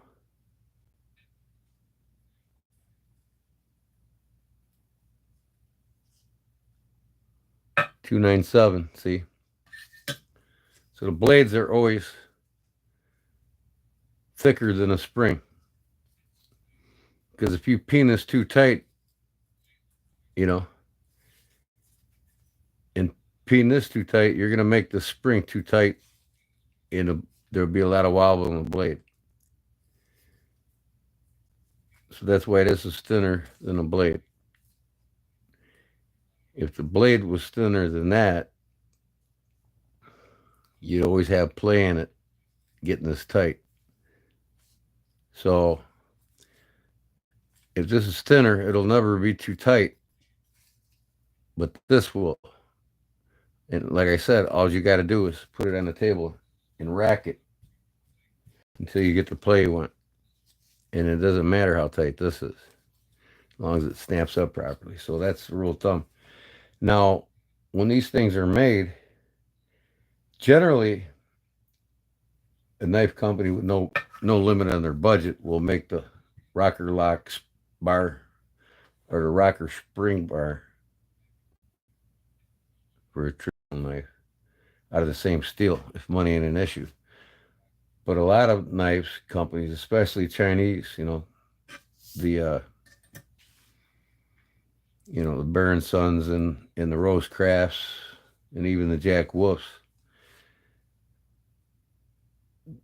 these rocker lock bars and the rocker springs are made from a different material to save costs. That's why you get them at much lower cost.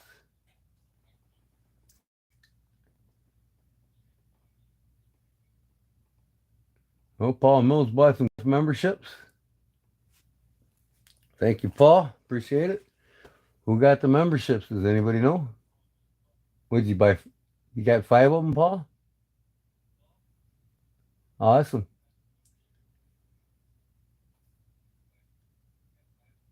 Todd, there's no washers in a buck 110.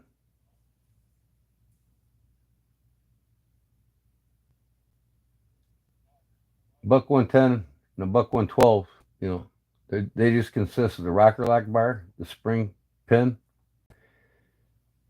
the blade, and the 2 bolsters.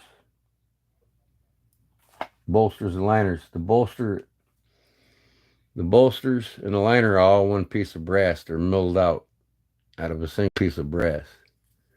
There is no washers in there at all in a buck 110.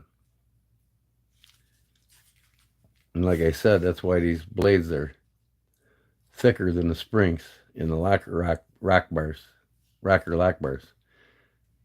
So all you have to do when they're done peening it is tap it, rack it until it gets the perfect play. And that's done in the factory. They rack these blades after they peen them.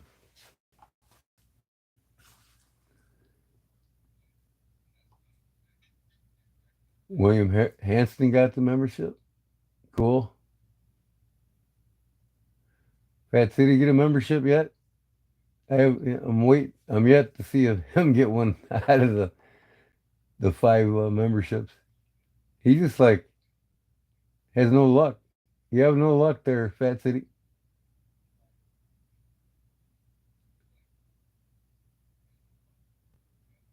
And no, take I don't take these buck ones and tens apart. I don't unpin them unless there's damage. There's no reason to do it. Just extra work and more time. But yeah, there's no washers in them. I've taken a lot of them apart. There's never a washer. I've taken apart the late 60s to all the way up to today. They've never changed the knife.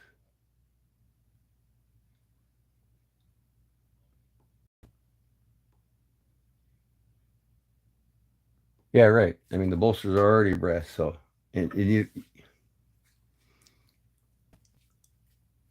some knife companies with brass bolsters and liners, they'll mill out inside of it. Make a milled pocket so that the blade ain't rubbing, the tang ain't rubbing when it comes in. Just in this area here, and it's not. They don't even have to put washers on it. They just mill it out on the inside, so you'll see some knives. There's a slight pocket that starts the backside of this bolster and goes to the front. So when the knife closes, it doesn't drag on anything. So you don't get a bunch of scratch marks on the tang. That's not the case with buck. So that brass is soft enough. Now brass can get hard like metal, and you sometimes you have to anneal it, believe it or not. And that's a trait that I learned from Wallace Rockwell from Camillus Knives.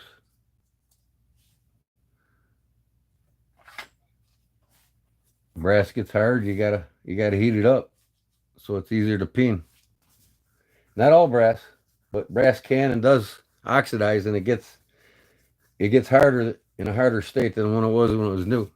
And sometimes it gets too hard to even peen it.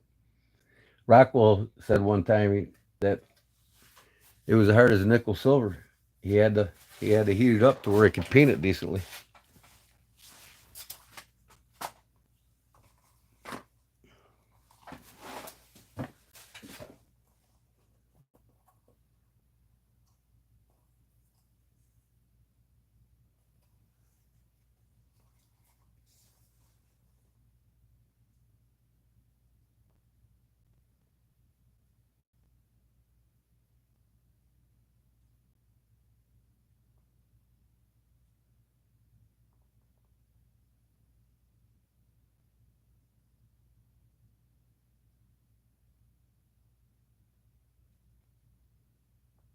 Yeah, John, the Baron's on sale, so I can get some spare knives and springs, rocker lock bars, all kinds of good shit. So when I repair somebody's Baron's knife one day, I have it.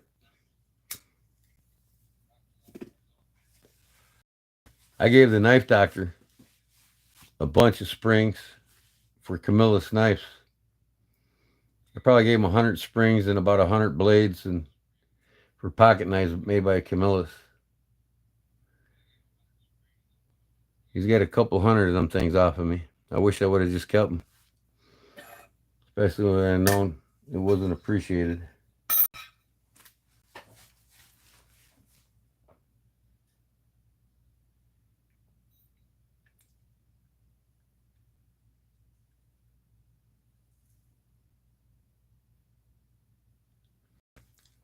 Okay, I need to get my ruler. Did I leave it up here somewhere?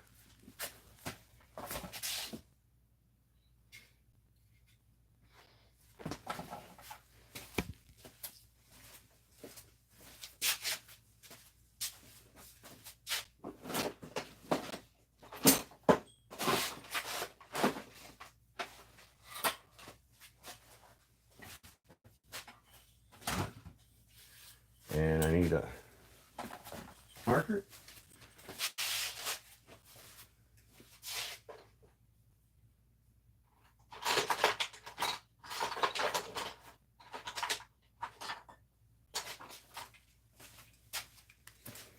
You can see this. All right, this is the front. So I'll go 5 millimeters from the front. The very front of it, 5 millimeters. Because it's a 5 millimeter stagger.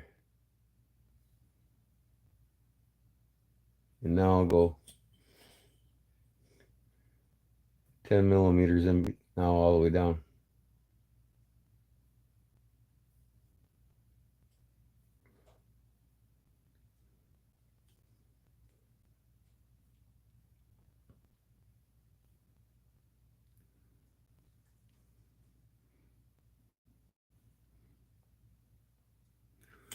There we go. That's 10 millimeters apart. It's like I said, it's a 5 millimeter stagger. That's why I started from here, 5 millimeters, and then went 10. Because now, to make a 5 millimeter stagger, you'll be in between that 10 millimeters, right? On the opposite side. So now I'll go 10 millimeters from that. And it never works out. So what I do is I just put the first millimeter on mark on that and that, make sure it's the same, and mark it in the halfway point. So it's a 5 millimeter stagger.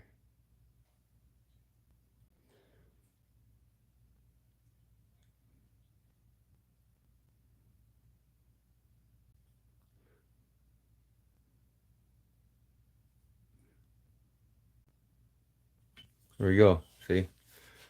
They're 5 millimeters apart, but they're 10 on each side. They're 10 millimeters apart, so it's 5 millimeter stagger.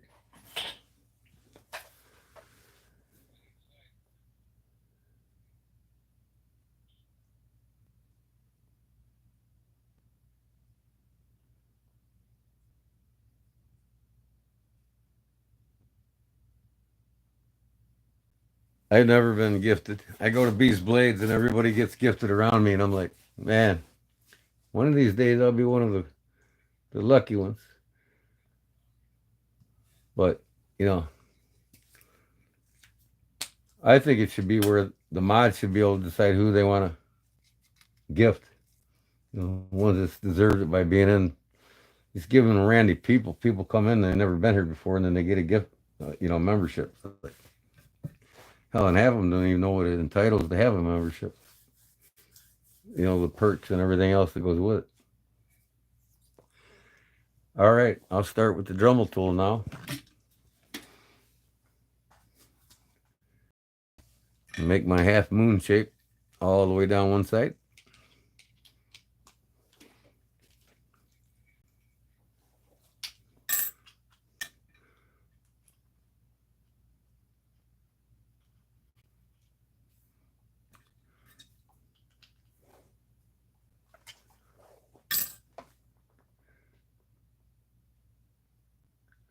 You have to turn on your gifting.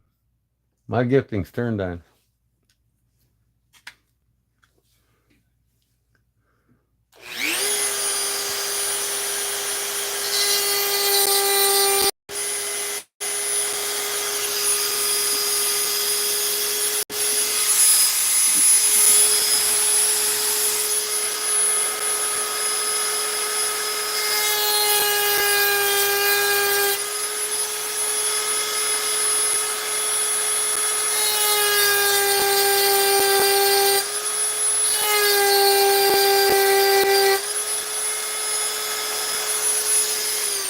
Now when you do this, you just go to the halfway point and stop.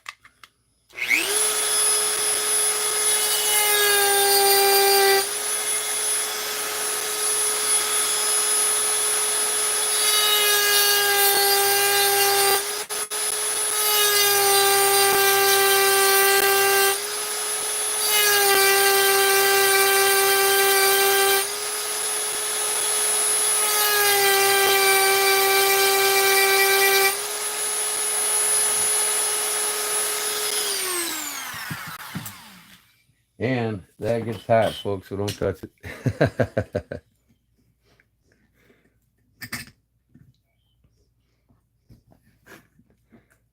Not hot enough to affect the steel, but hot enough to burn your fingers, that's for sure. 200-300 degrees.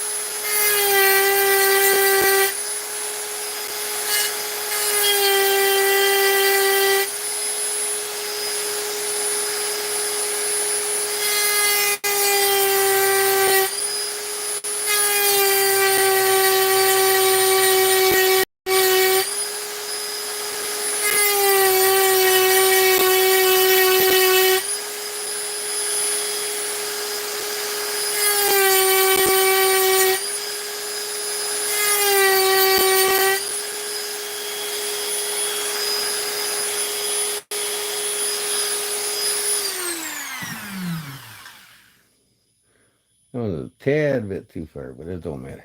It's still going to look good when it's done.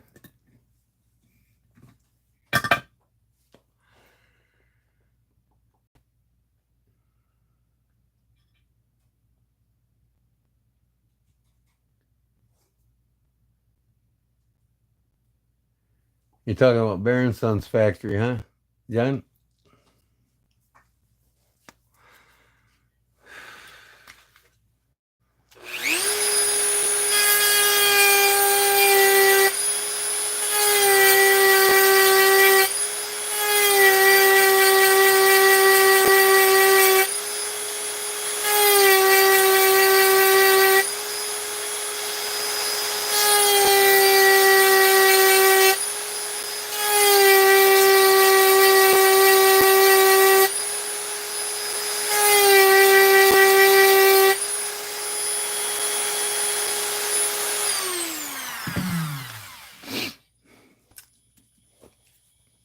Yes. Okay, cool. Yeah, I'm going to get over there one of these days. Buy me a bunch of spare parts for knives, so when I fix them for people, I got them.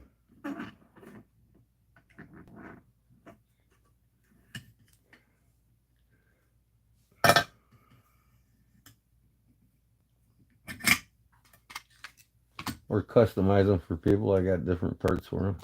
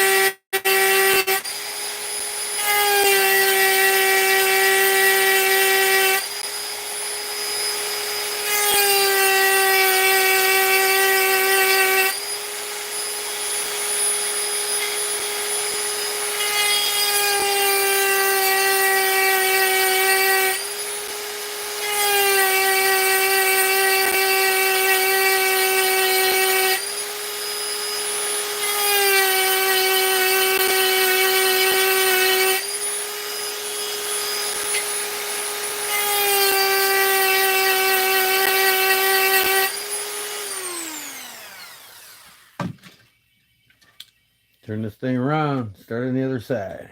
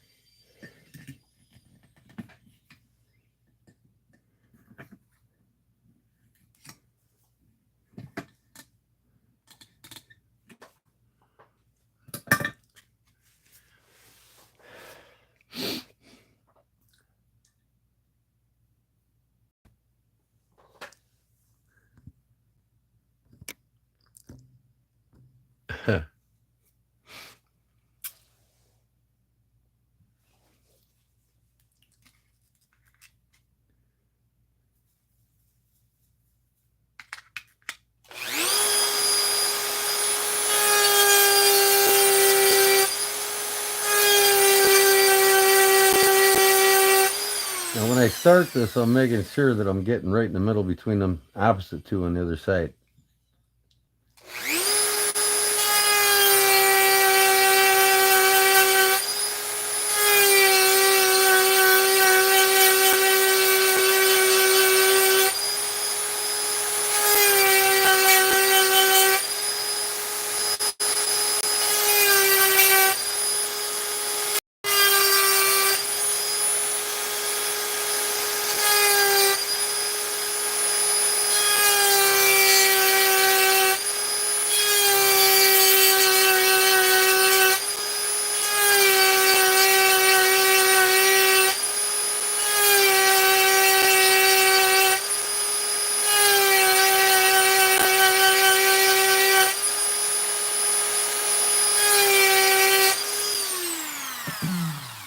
Right down the middle between the two opposite sides, and when you're just starting to do it, you can adjust left or right before you get too deep.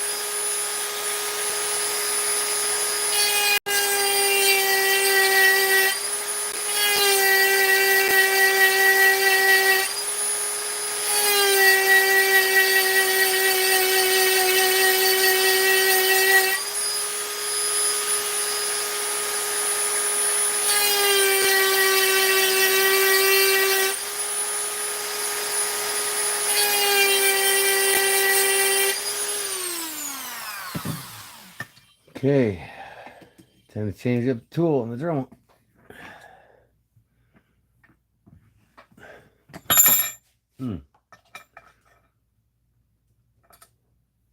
Dip this in water.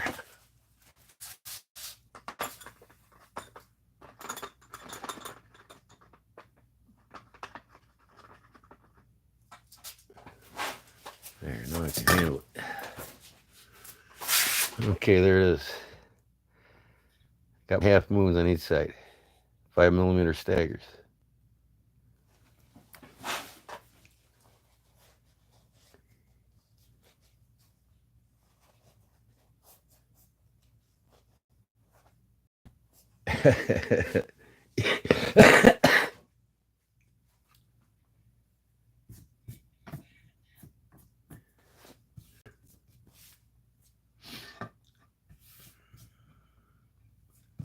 Hey, Paul, a little tidbit about the word madam. It was a phrase used in cat houses. Madam, madame, or dame. That's where the word originated from. It was a sophisticated name for what the cowboys like to call back then a horse that they paid for. A dame. was a whore in a whorehouse. They called them dames, and then they started calling them madams, which is just a little bit more sophisticated name for a dame.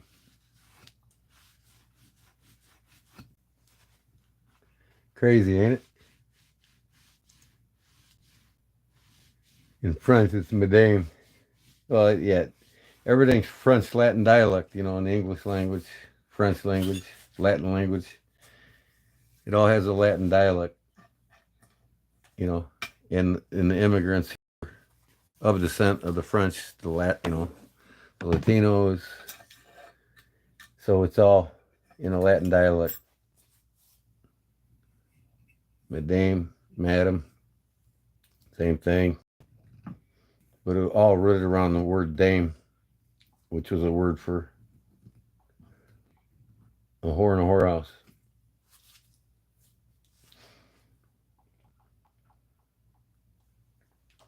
Just something throughout history, that's all. I'm not saying that it's bad now. It's actually classy now to use them words.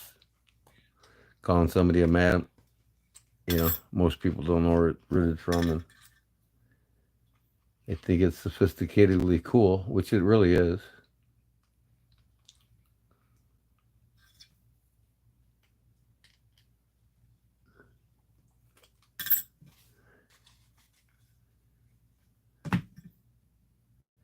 Okay, now I got to go all the way up. I can probably bring it up as high as I can. That lock, I want to be able to do it all without taking it out of the vise. Now I'm going to do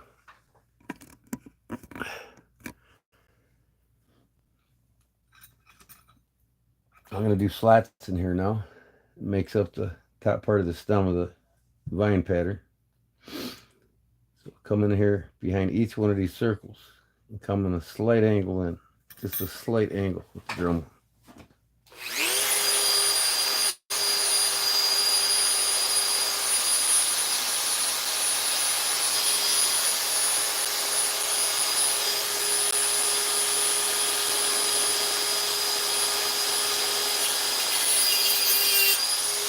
See that?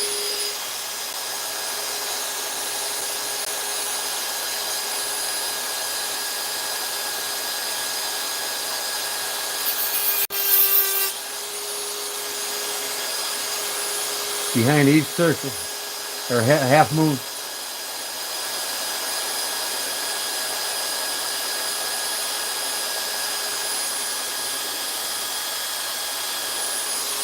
I really need to get this light opposite side.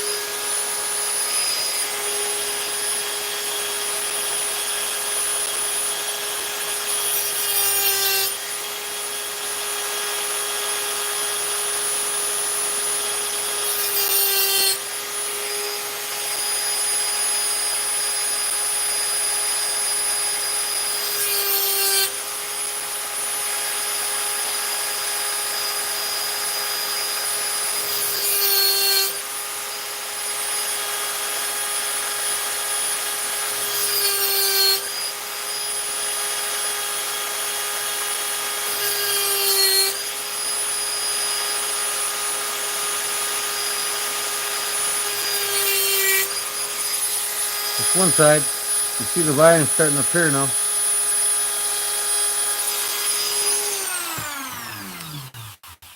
I don't know if you can see it, but here, we'll get it. You can start seeing the vine now appear here. These cuts starts making it look like a vine now. Now I'm going to turn this around and do the opposite side the same way.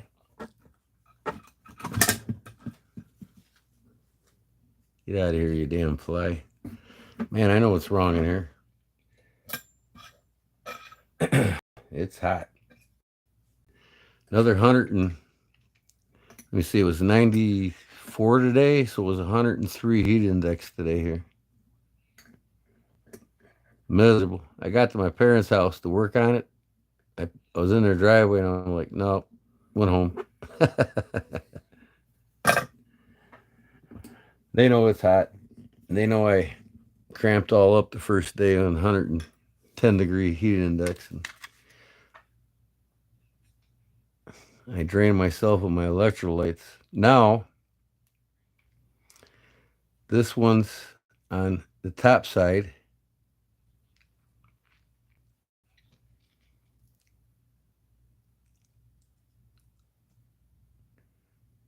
Of that, so I got to go to the top side of this opposite side.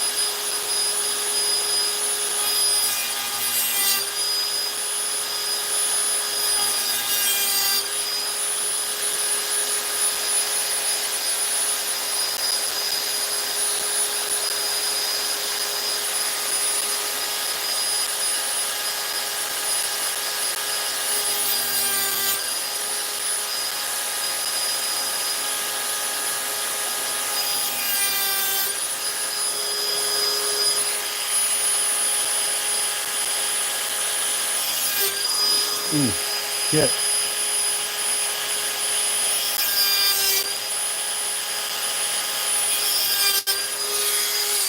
Okay, now the only thing left to do now is round over all these transitions where there's a sharp corner, and it makes a line, and I'm done. So, see if I can show you this here a little clearer.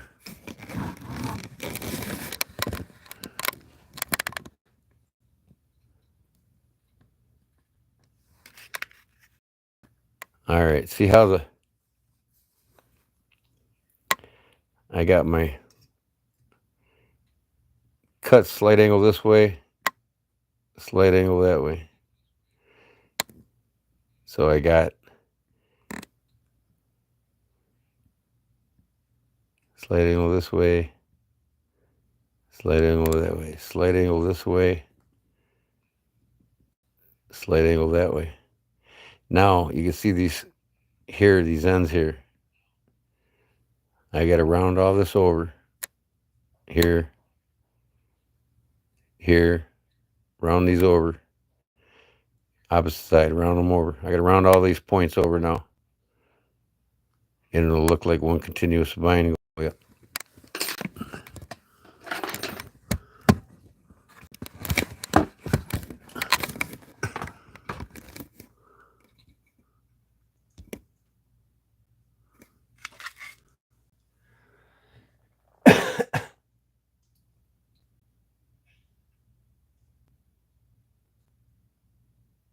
Yeah, I went to the medical terminology for sure. Medical bullshit, you mean? See if any of this is hot. Shouldn't be, because these cuts don't make a lot of heat. Now I just got to round them over, or I showed you. And this thing will be ready to set back in the knife.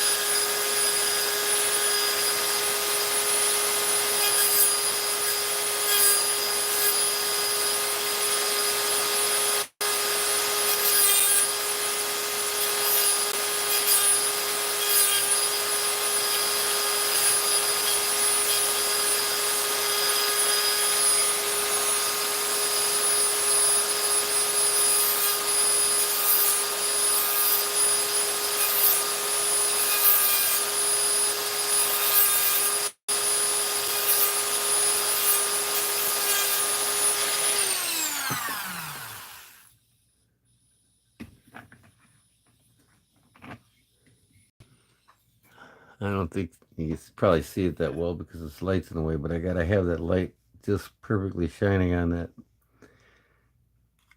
metal.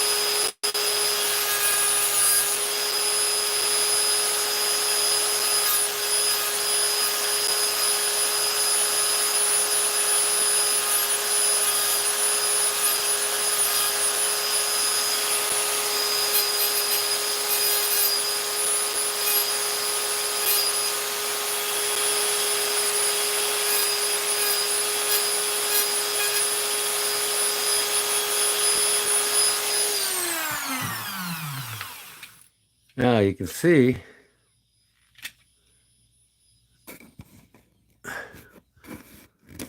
I hate moving this camera all the time. And I gotta move the damn light.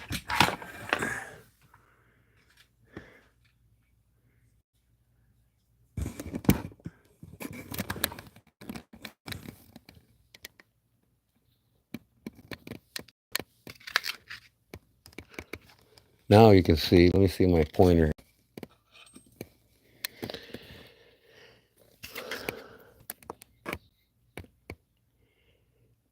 See up here, where you got these points? I'm rounding them over, and after I round them over, they look like a complete vine. It's a single transition. There's no more sharp corner here, sharp corner there, sharp corner there, sharp corner there. I'm taking them out, as you can see up here. Sharp corner here, sharp corner there, sharp corner here, sharp corner there. That's what I'm taking out. And it's done.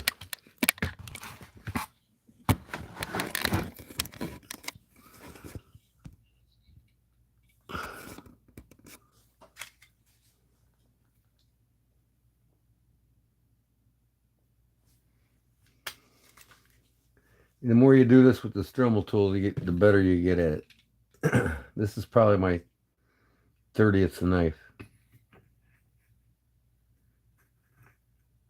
It took me about 2 or 3 of these to get pretty decent with it. So you can practice on blank steel or old knife springs or rocker lock bars.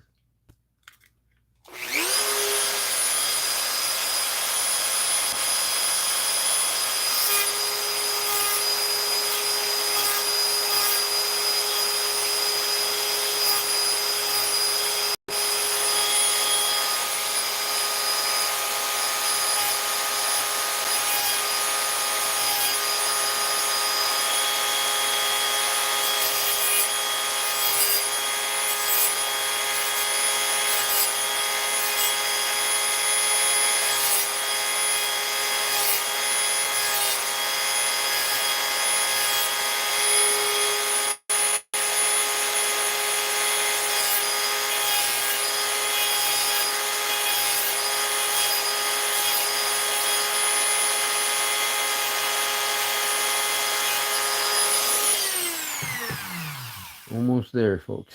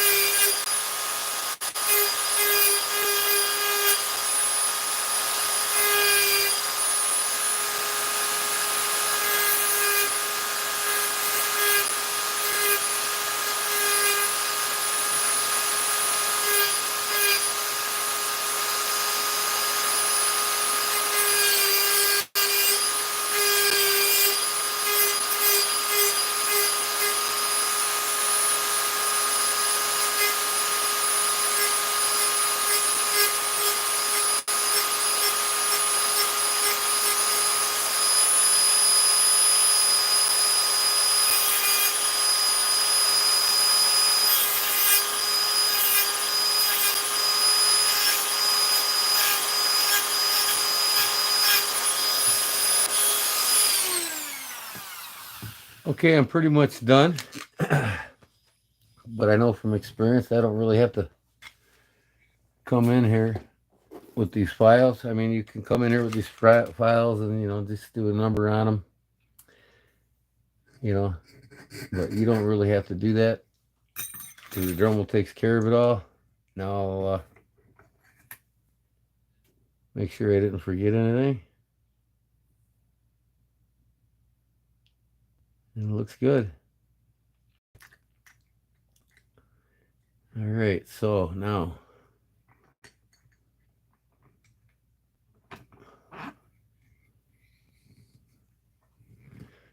I'm going to go ahead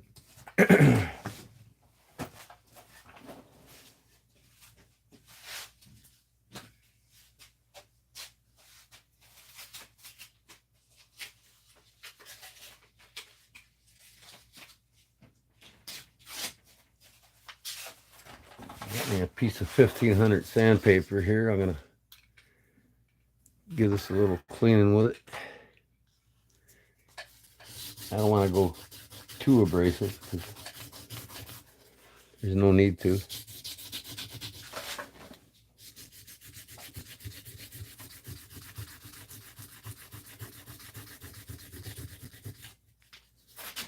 Once it's on the knife, I'll hit it with some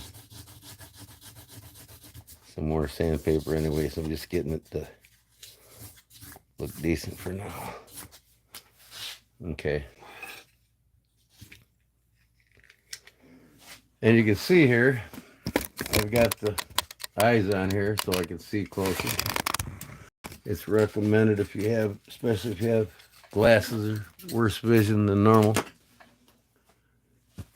to do that, but it makes it a lot better. And then this light glares on the metal so you can see it better, you know.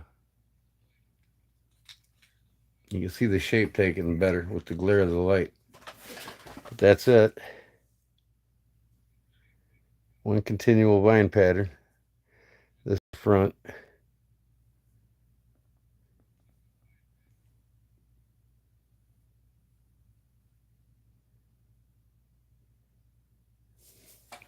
And what's she look like on the knife?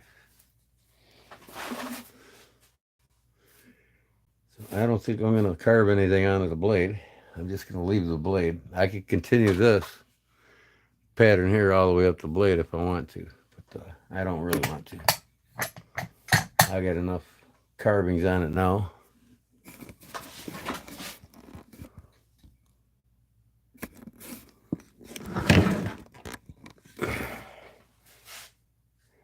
Get this stuff out of my way.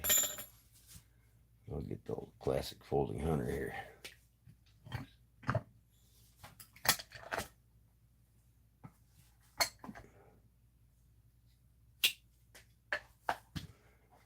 Okay. Oh man, I'm out of smokes. Where is my files now?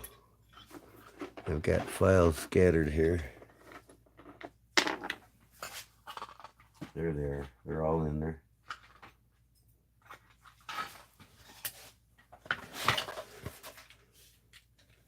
My files back here.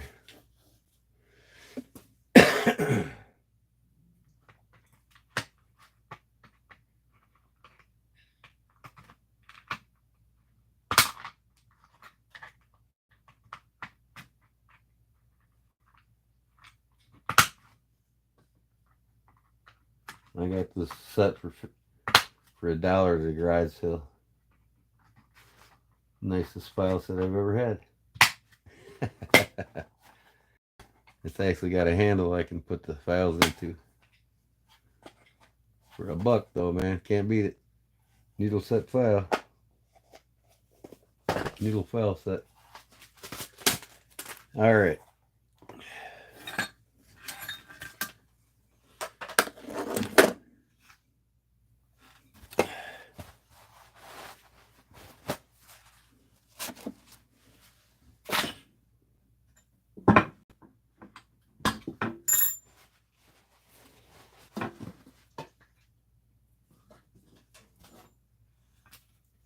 Get all this crud off here.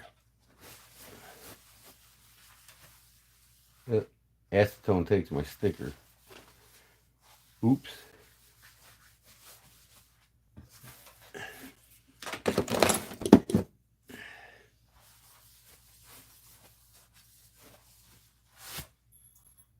Okay.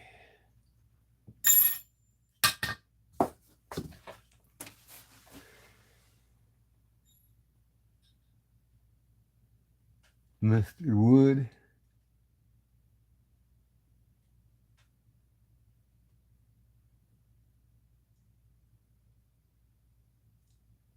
You just love my cigarette case.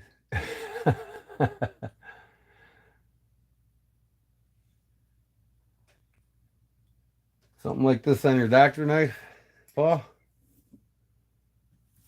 Yep, definitely.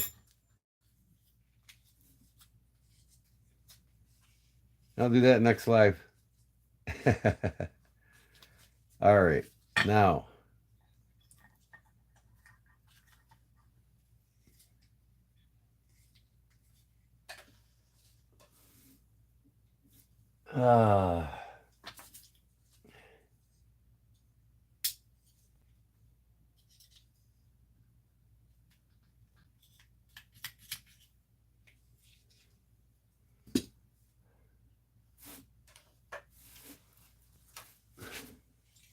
Oh, come on, man. Where'd that go now? Man. I'm going to sand this pin down a little bit.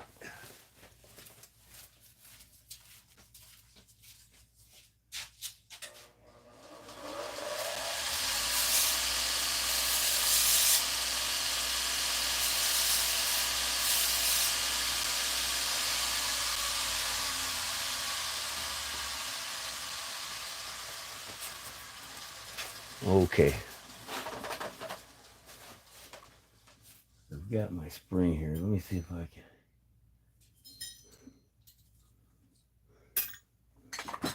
Shouldn't have took this thing off yet, but I can still use it.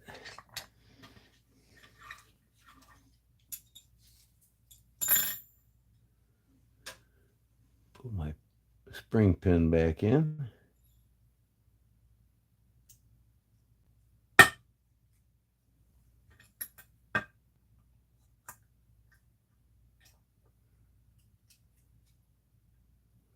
There we go.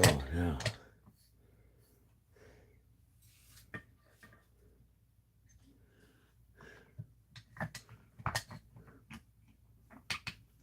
Okay, it'll lock back down. That's good.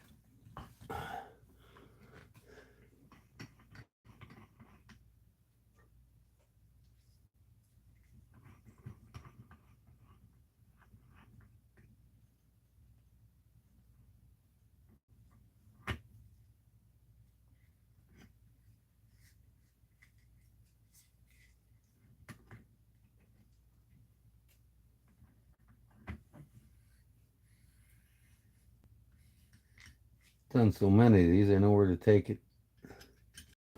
Boom.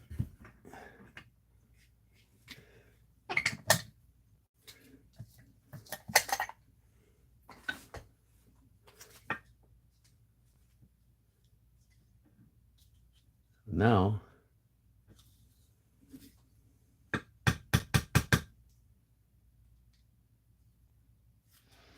see, when they make these, they bubble these holes where these spring pins come through. Then they peen it over so it never, or they peen these, or they bevel the holes here also, because in their custom shop, they'll do this, what I'm doing right now, with scales that don't get no pins going through them. So they get them all the same. So when a guy in the custom shop at Buck,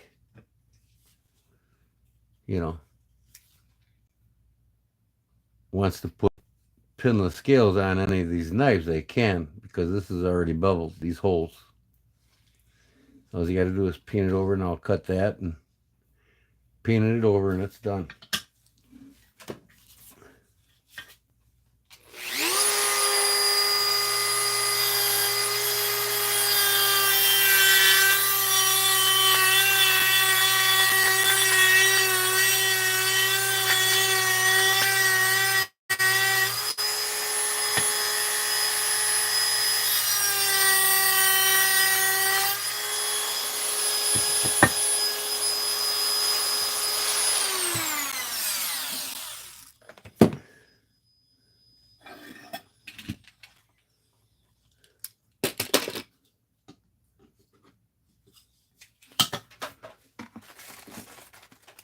Where's my blank piece of steel?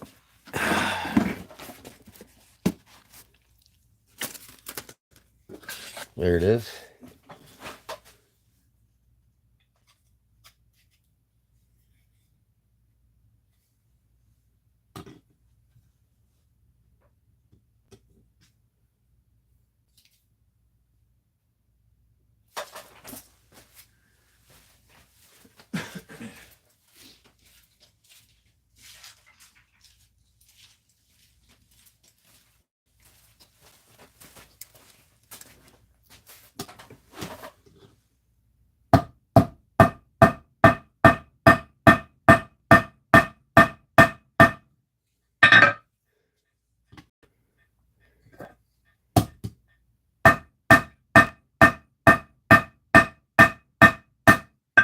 So I'm mushrooming that head inside of that beveled hole that they made. See? Now that's flush.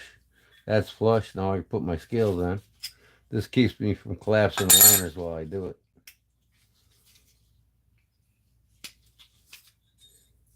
Now I'll take this off and show you the knife. It's ready for scales.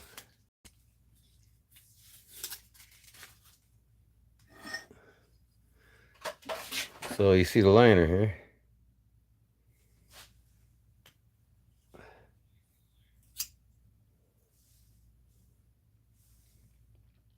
And that'll show a little more when I get the scales on too. So, I mean, but here's the back.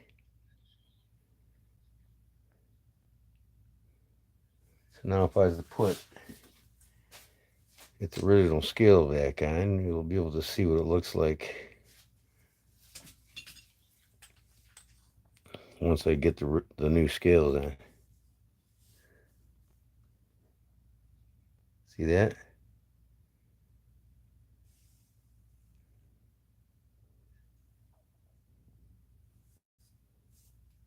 Same on the inside liners. Stands out more when the scales are on it.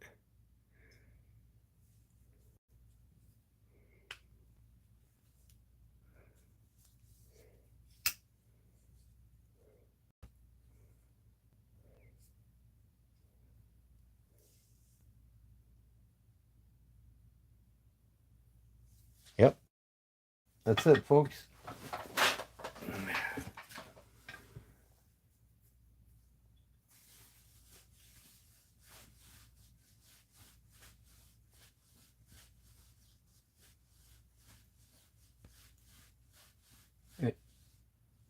Yeah, Maddie's the one that's going to heat treat it, right?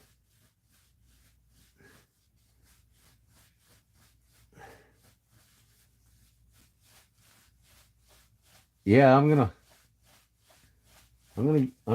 think by this weekend I'll have them blades sent to you. So we can get going on this, get them back, and I can put the knife together.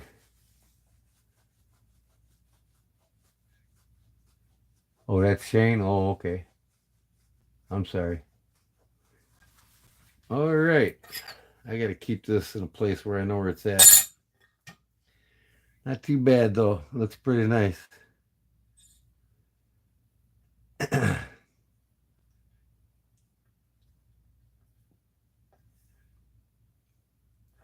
of reminds you of a Laguiole knife with everything carved on it. I think this kind of looks cool here. These carvings on the inside of the bolster and up here. Had to keep that theme going, but I had to take it as thick as the bolster was, just like I did as thick as the liner. So, it matches.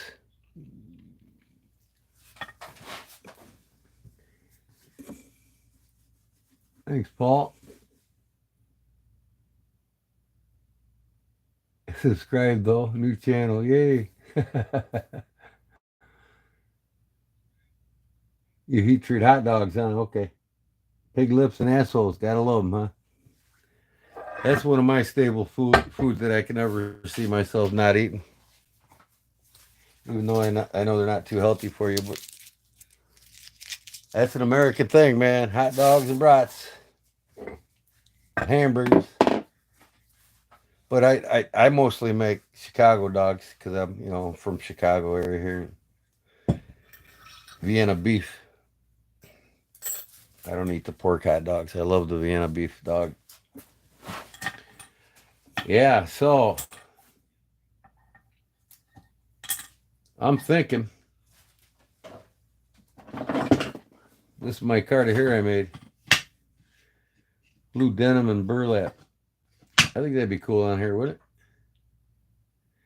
Because I think this fixed blade that I do when I heat treat all these knives, I'm gonna put a buffalo or even ram horn on this. I think this deserves red G10 liners and ram horn. That's my fixed blade trapper, shaped exactly like a trapper.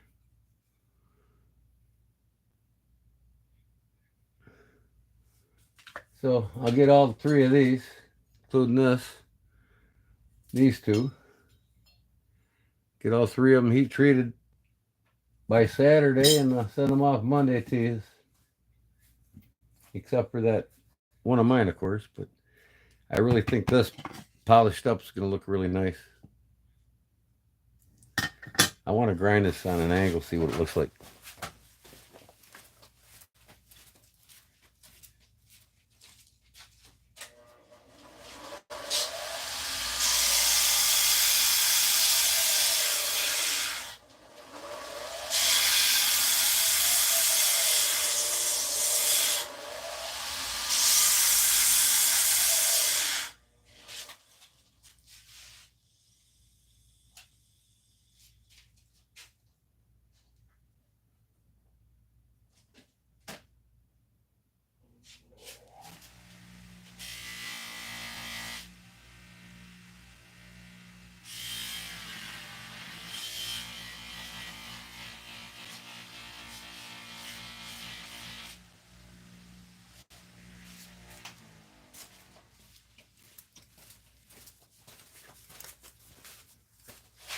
Where is my muzzle bobber?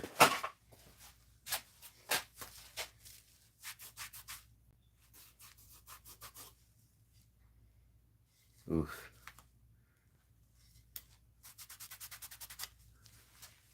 Oof, oof, oof.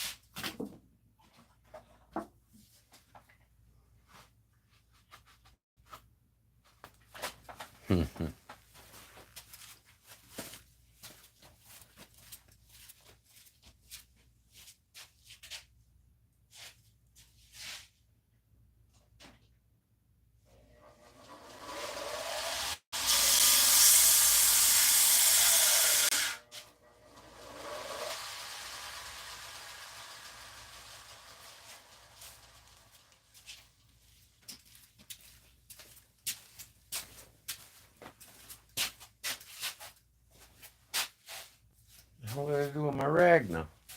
Here it is. Okay.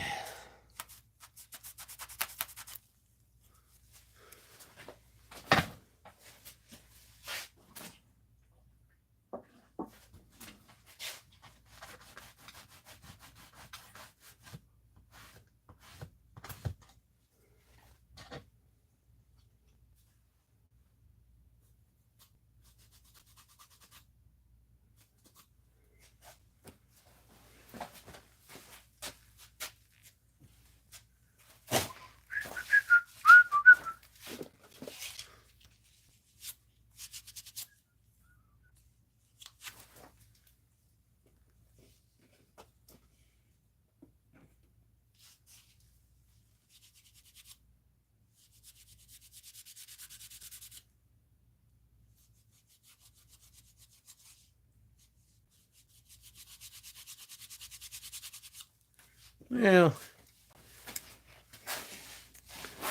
it looks okay.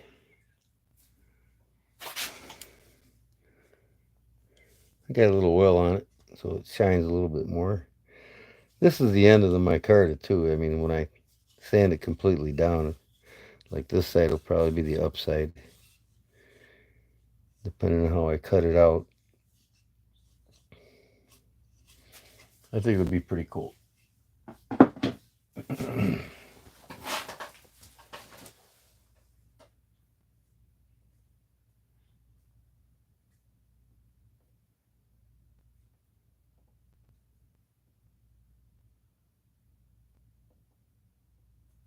Some of the table there looks good.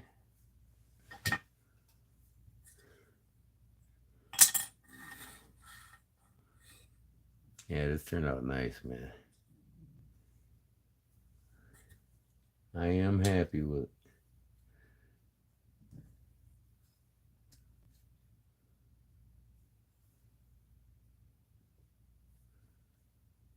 Maybe I'll just get me some ironwood. I really like the ironwood scales. I'm kind of burned out on my car, to tell you the truth. I'm doing this one for myself so I can put over whatever I want on it.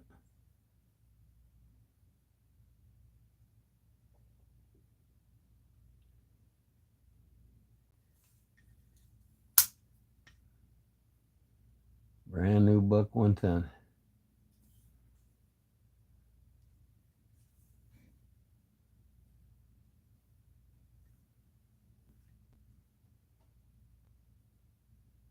Burl? Yeah.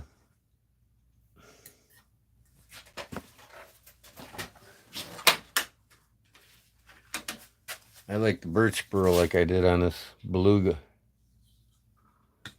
That's some cool shit.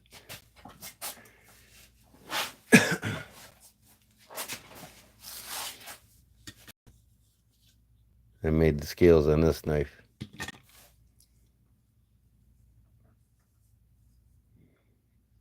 Yeah, what do you think? Burl it is. Finnish birch burl from Finland. It's getting rarer and rarer over there, even more every day, they said.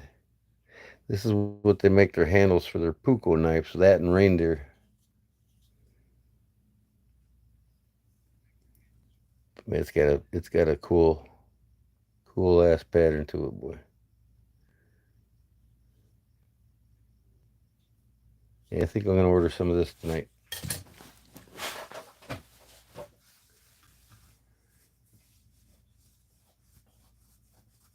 Yeah, this is the coolest burl I've ever seen. That's why I got it. I like it so much. Put it on my beluga. You gotta get you a beluga, Jim. Petrified fish, beluga. Get the fixed blade one too. You can get the both of them for $100.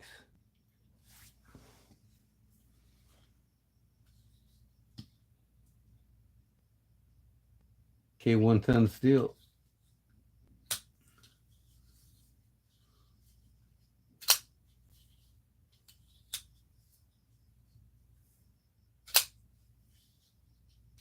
This thing is fidgety.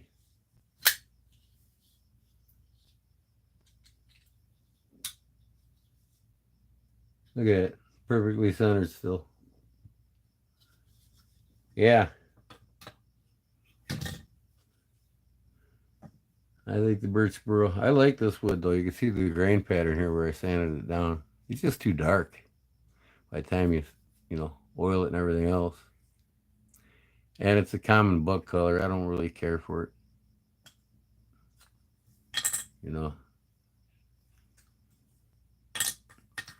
I was thinking burl, ram horn, buffalo horn, or antler, stag.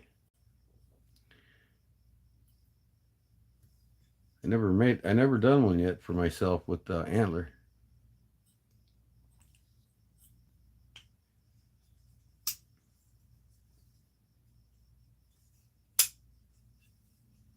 And the buffalo, it's got a cool pattern to it.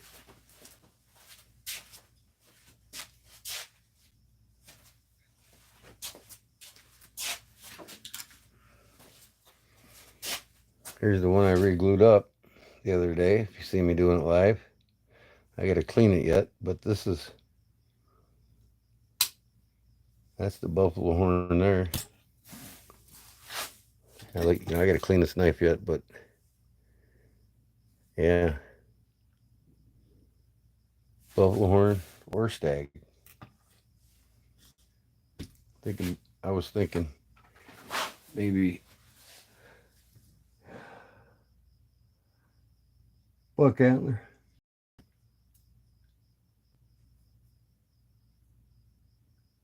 Birch barrels. Well, they're not made of birch burl, but they're birch barrels, yeah.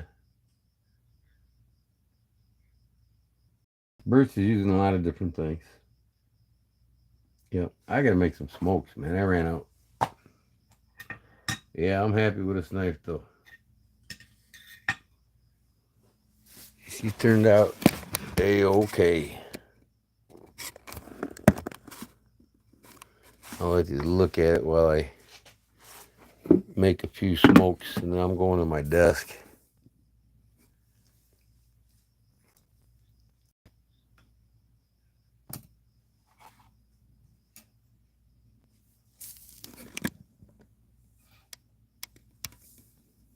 Yeah, this thing needs to be cleaned off. Got it all dirty. Man, the light ain't too good here, is it? That's all right. Let me see if I can.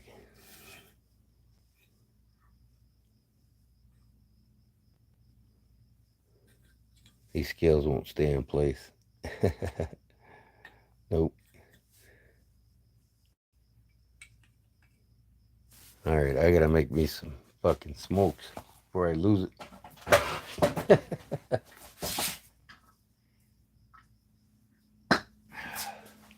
You know what? Might as well just go to my table with the camera now. Nice snap still.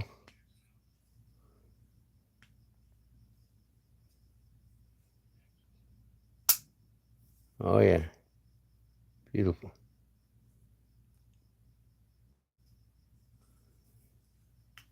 Can't wait to get scales on it. Here's that. See, I did the whole blade on this one. I got to clean it all up. I still got epoxy on it from the other day when I put the scale back on.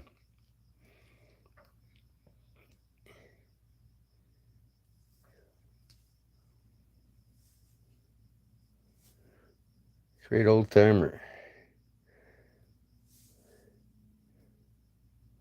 125 OT. All right. Bring my camera over here. Let's unplug it.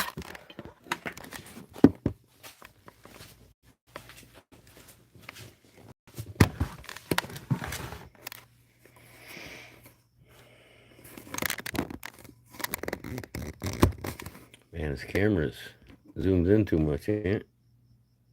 There we go.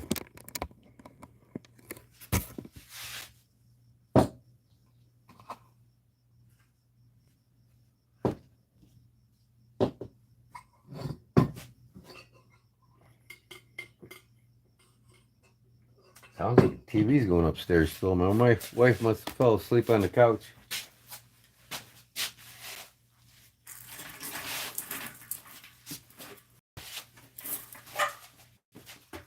Make me a few smokes here and I'll be right with you.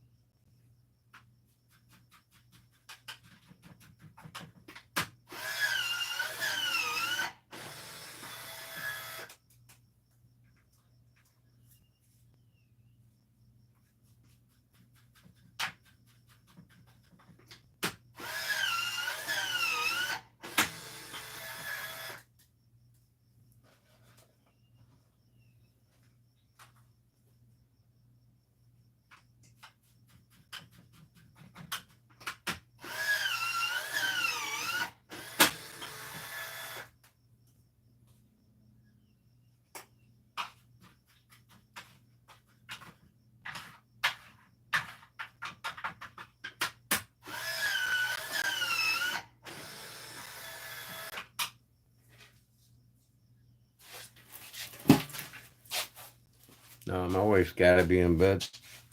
All right, got the smoke spade.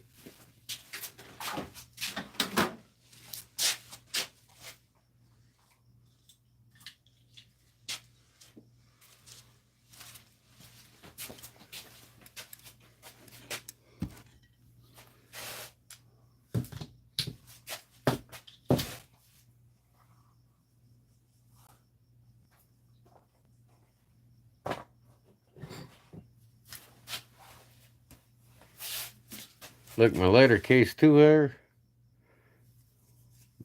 My lighter knuckles.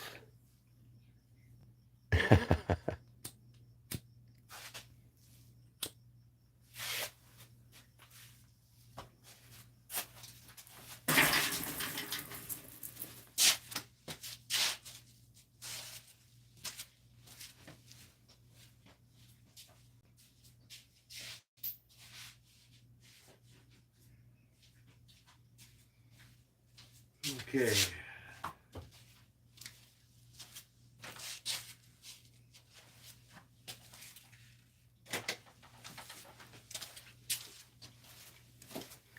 Yeah, people, I got up at 7:30 this morning. Went to bed at 4:45. Now I just got to turn my PC on here so I can see what you all are saying.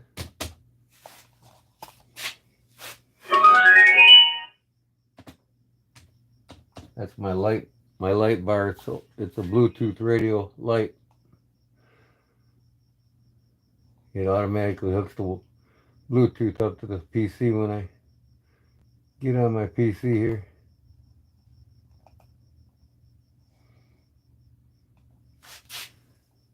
Plus I can use it for listening to my music from one of my Bluetooth devices, my cell phone or whatever. What am I doing here? Get out of here. Oh, look at that.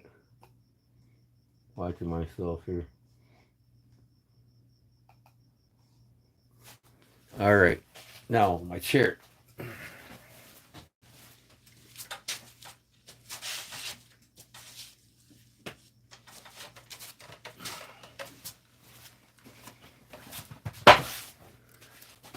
I am set.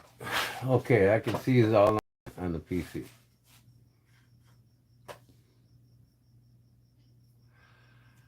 I'm saying you're the man. I don't know, Jim. I'm one of the men.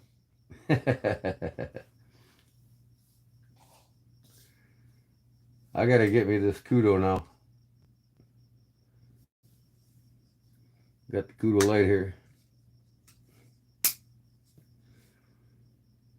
I gotta make one of these. Definitely want to make me a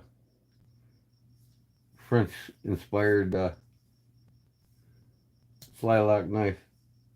It's gonna be a challenge.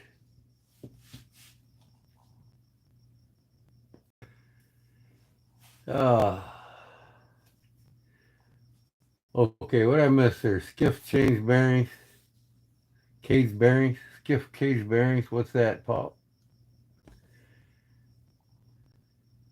Sniffs is a boat to mean. Please explain. Sniffs, skiffs, cage bearings. Okay, thank you. What the hell is crawling on my back? Better not be a damn tick.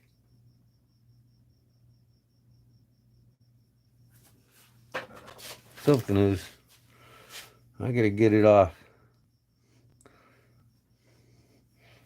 It's probably a damn tick. It's been bothering me all night. I take my damn shirt off.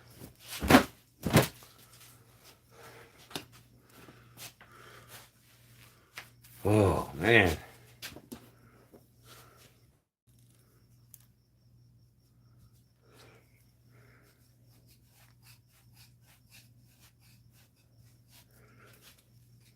Sorry, folks. I gotta get this off my back.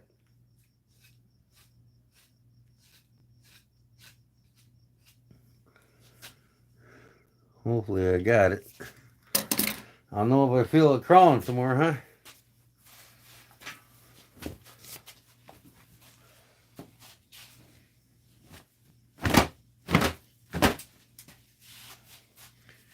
That's the thing when you we live out in the country, you got ticks everywhere.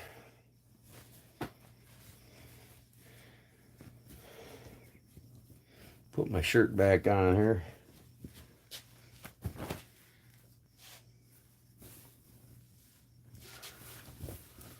All right. Sorry, folks. I'm almost set here. Now I gotta go outside and go to the bathroom. Be right back.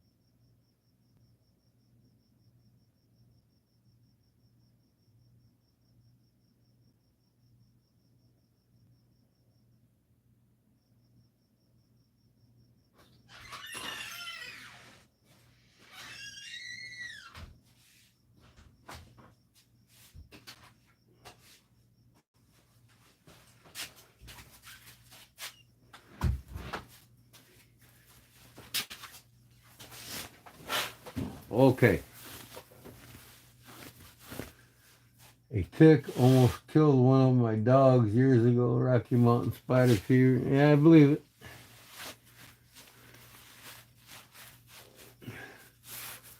Paul Can Kodiak. What? Paul Can?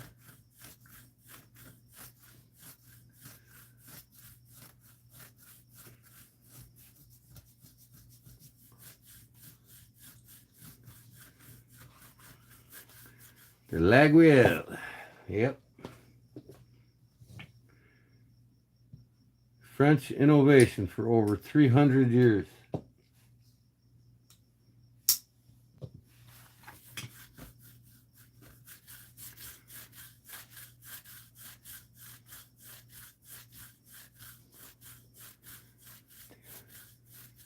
That's what I had to.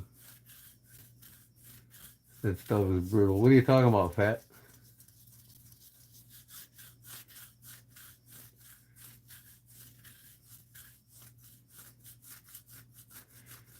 Can I what?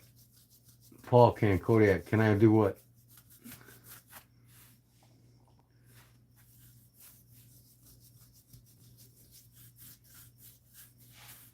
What are you asking, Pig Boy? I don't understand.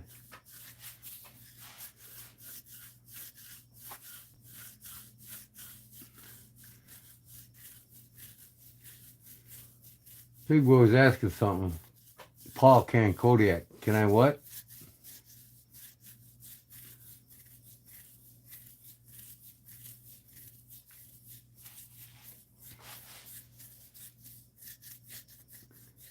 Pig Boy was asking Paul if I could do something. What was it he was talking about? I don't.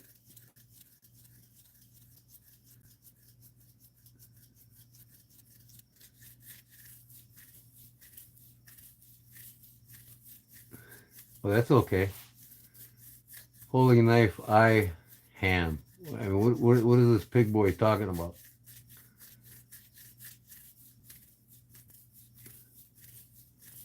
Pig Boy's on the clock. He's at work, trying to talk in between tasks at work.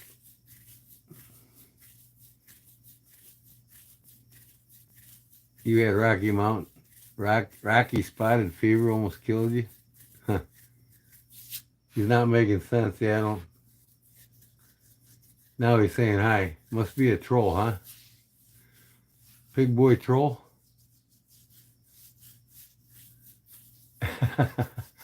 I thought he was putting and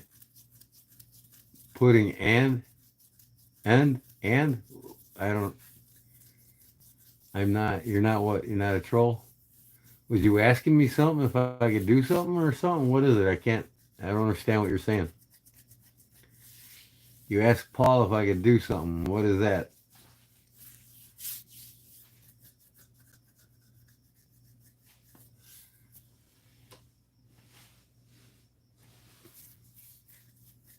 Holding me. What the hell's a folding knee? Oh, knife.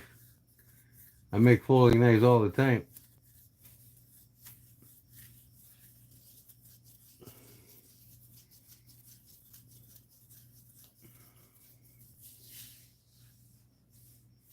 I'm looking at you through the glass. You are? What kind of glass is that?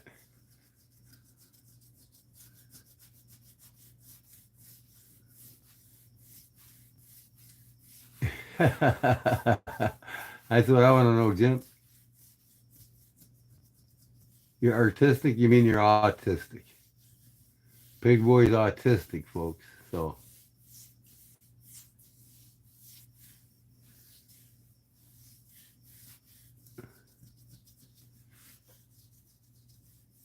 it's almost Troll 45.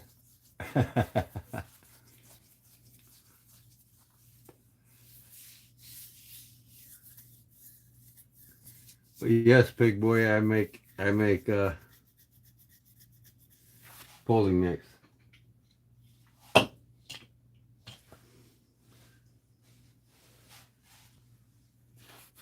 And I got people that come in and they like to sell their products in my live stream all the time.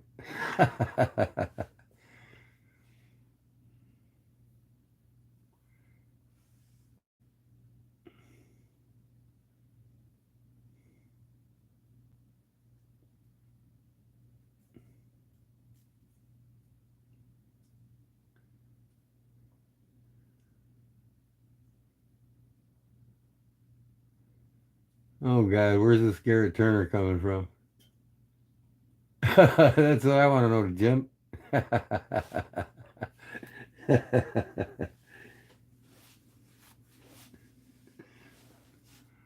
Makes you want to take your glasses off, clean them, and put them back on, huh, Jim?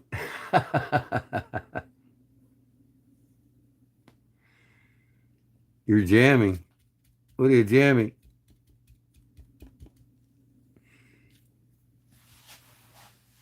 Bread and butter? You jamming the guitar? I know, Jim. I hear you. I got my eyes on them too. They're entertaining, that's for sure.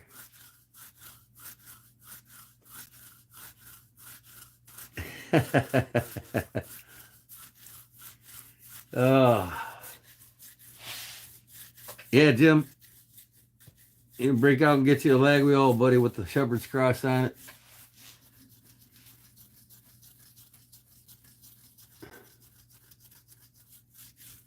His Johnson.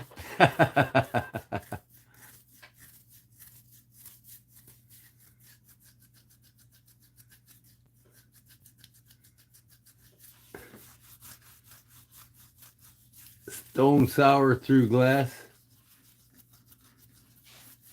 Cool.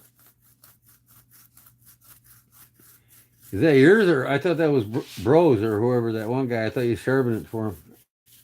I don't know. I didn't understand what you said when you were talking about it earlier. Did you trade with him for that? That's pretty cool. That's a $230, $340 knife, man.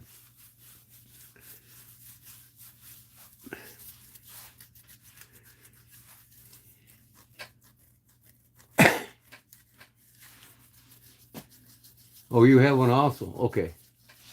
I got you. With the shepherd's cross on it? That's my next purchase. I'm going to get one or two with the shepherd's crosses on. I had to get this wildlife one because it's unique. You know, Bridget Bardot's. This is a dedication to Bridget Bardot. She was a hottie. You remember Bridget Bardot, Jim?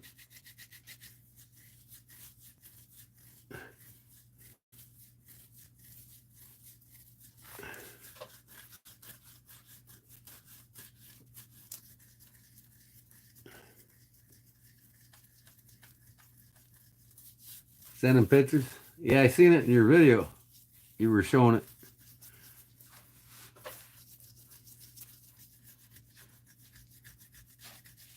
Yeah, send me the pictures. I want to see the thing too. the blade tank. See what's stamped on it.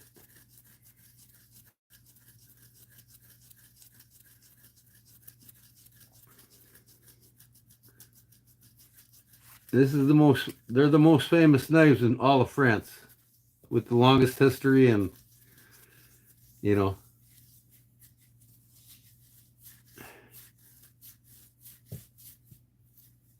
I mean, they're just endless with the designs they have now and the carvings and just crazy, man. They're like case knife factories. They're always coming out with something different on the same. I mean, the knife body will never change,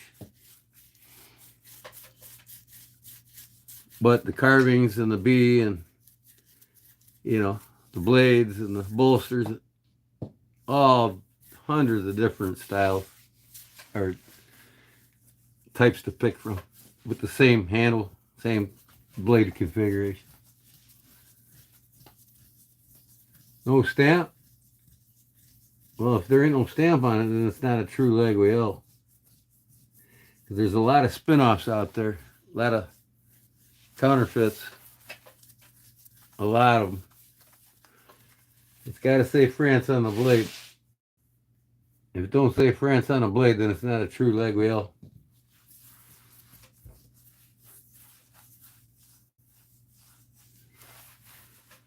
That's most likely a spin-off or a counterfeit. Well, you could tell a counterfeit with no France on it. Every one of their blades got France on it.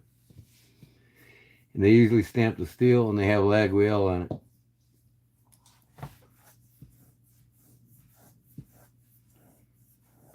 Advertising knife? For who? Who's the advertisement for?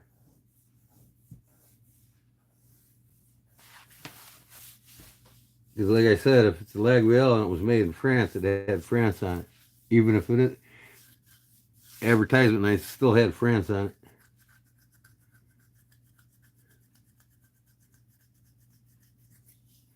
Yeah, I seen it in your video. Yep. It's a beautiful knife, no doubt. I mean, I didn't pay attention to the tang on it. I'm going to go back and watch it again.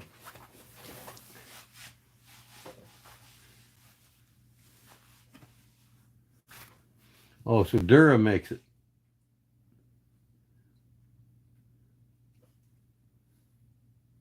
I mean, there's a lot of other... Ooh, geez, you see that? I just closed that wrong. I let it snap. Oh, boy. Cliff Bright's going to bed.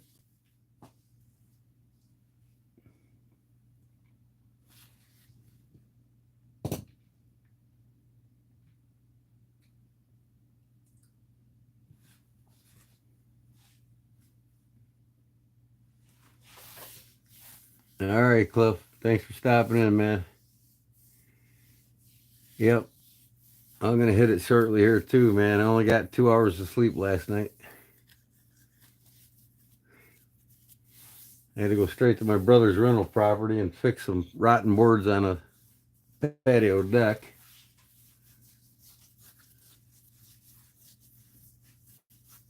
And then, like I said, I went over to my folks' house and it was 109-degree heat index. I rolled the window down. I'm like, he had the truck running with the AC on. I'm like, oh, no thanks. I'm not even going to get out of the truck. I went home. Oh, you're not going? Okay, I'm sorry.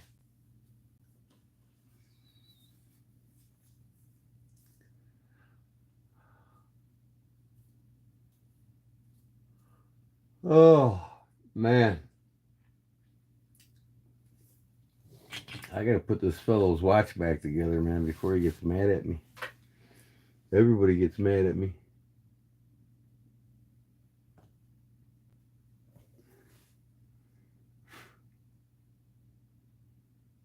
Man, that's a small ass wheel. I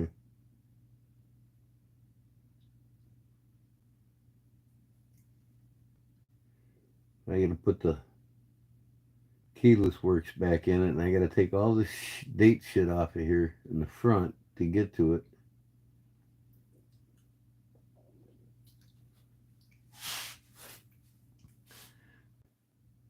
All right, good night, brown sugar. Thanks for stopping in. I don't drink beer. Beer is a waste of money. Even though I'm Irish, part Irish, I have an occasional beer, probably so occasional it's like I'll drink probably 6 beers all year.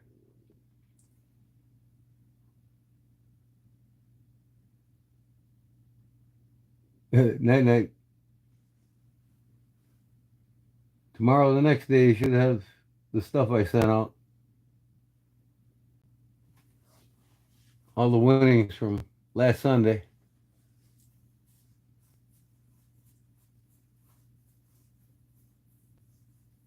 By Saturday, they said the 26th.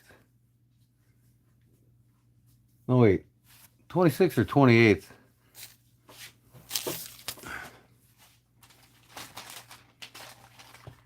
The 28th, yeah.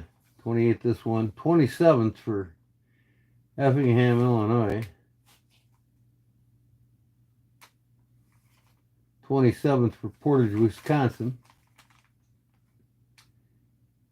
And, yeah.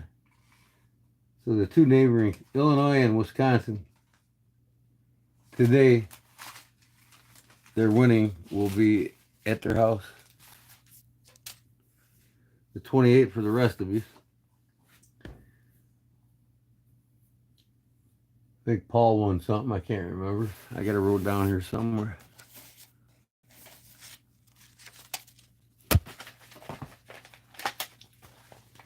In my smaller book.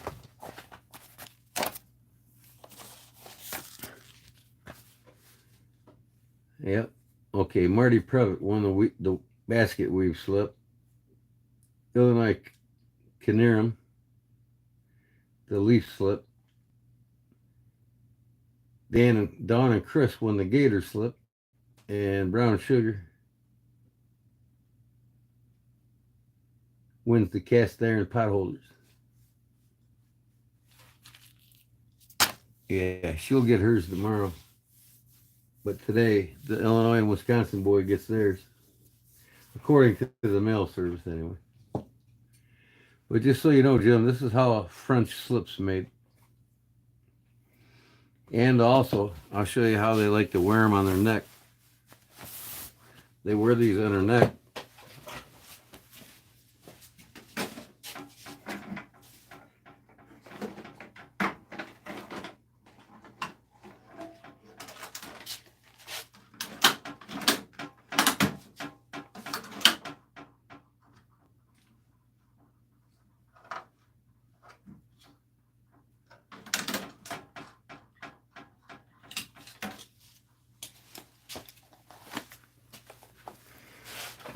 Now, I replicated what they do in France. This is the style of neck sheaths that they make. This is how they make them. They use them leather cords for sewing machines. Same here. This is more of a traditional style French knife slip. And then I made one here.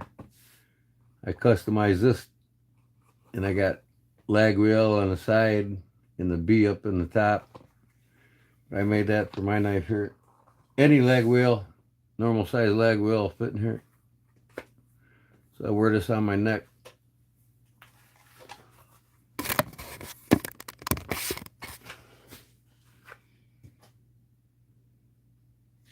Then this is it. This one here. It's for the Opinel knives. In this case, Opinel 12, I think this is. Yeah, number 12.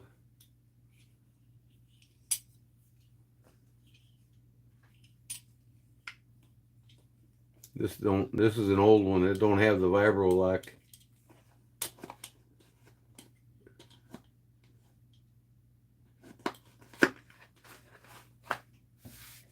So that's how the French wear them.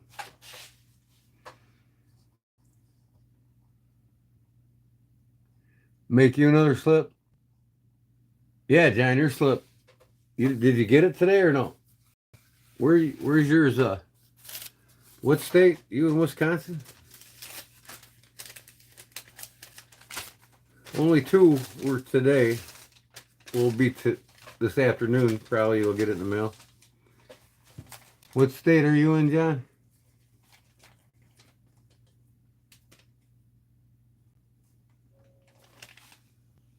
So Big Jim's Wigan, Mississippi. He'll get his tomorrow, 28th.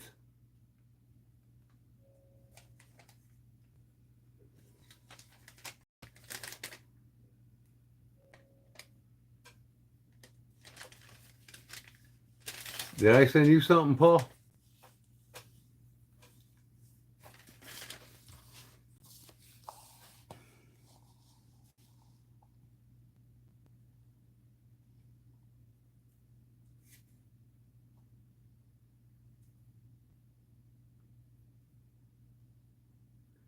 Okay. What did I send you? I can't remember. What was it? Did I send you that tractor or did I send you that koozie holder? I can't remember. No, Charlie Cook got the koozie holder. You got a tractor and something else. I might have wrote it down. What state you in, Paul?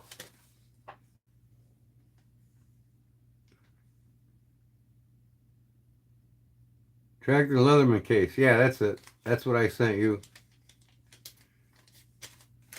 And you haven't gotten yours yet? No, wait. No, this isn't. This is the Sunday Fun Day giveaway. Oh, I told you. I threw away my tracking receipt from them. You better get it today. I thought all the things I sent out before this were for the 26th delivery. On the 26th. It's been, you're in Illinois? But man, when did I say I sent that out? I sent that out last Friday. Yeah, that's right. I sent yours and Charlie Cook's koozie holder. And Justin got his in North Carolina. I sent Justin's the same time I sent yours. Carolina Knife Monkey. He got the other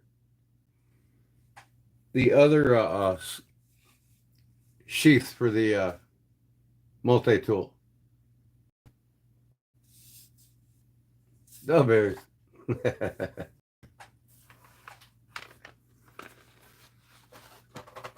Yeah, so Justin got his. And you're in Illinois, so I don't know why you didn't get yours yet. They must be slow. I sent Justin's and yours out last Friday. This was sent out Tuesday. And they're supposed to get it on the 26th.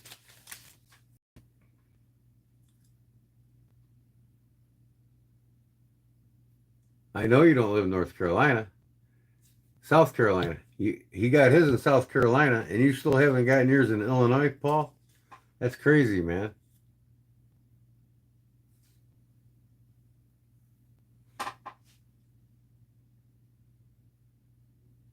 I don't really follow football anymore, but I'm a Bears fan. I'll tell you what, you better watch them this year, Paul. They're going to take the NFC North, and they're going to be hard to beat. Hard to beat. Caleb right now is rated number 9 in the top 10 quarterbacks right now. And after this season, he'll be in the top 5, without a doubt.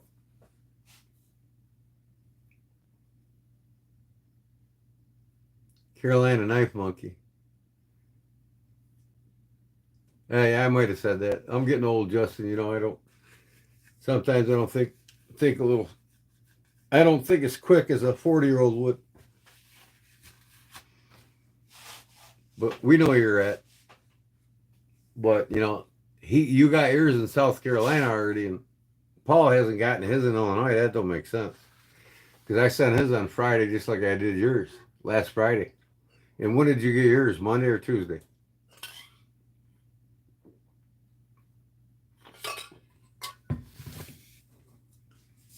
You probably got it Tuesday.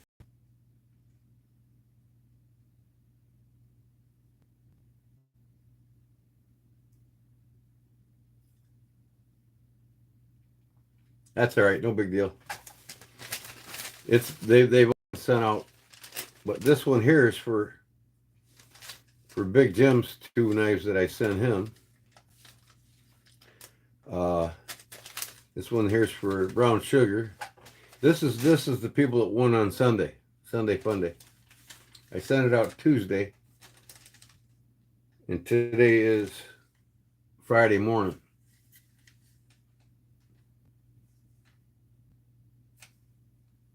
So Friday afternoon will be 3 days, and it says on here everybody is on the 28th except for Effingham, Illinois. Is that you, Paul? No. I can't remember who's in Effingham, Illinois. I have to look at my address book. I just like to talk about it, here. I don't have to. I sent everybody their tracking number.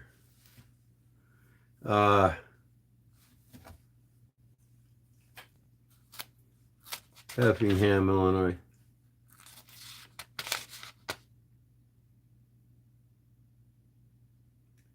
No, Paul, you don't have to. I got it right here. Blues Lane, Shipman, Illinois. 62685. I'm not saying the street address or the street number.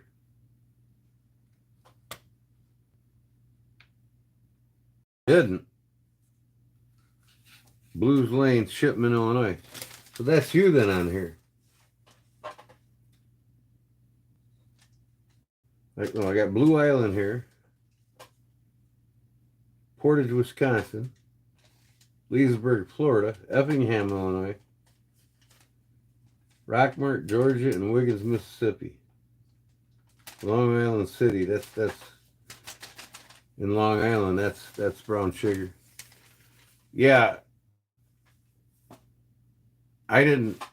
The only person I gave the shipping number to is the only one that asked last time, and that was Justin in South Carolina. He asked me for the shipment number, so I gave it to him. The tracking number, I mean.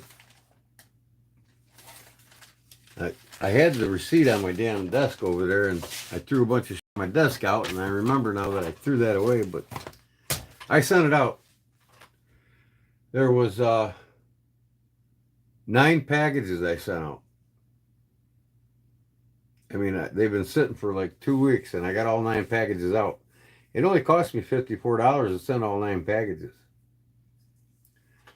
So yours is definitely on the way, Paul. I mean, I don't know how somebody in South Carolina can get theirs before you. Because you're only like an hour and a half from me.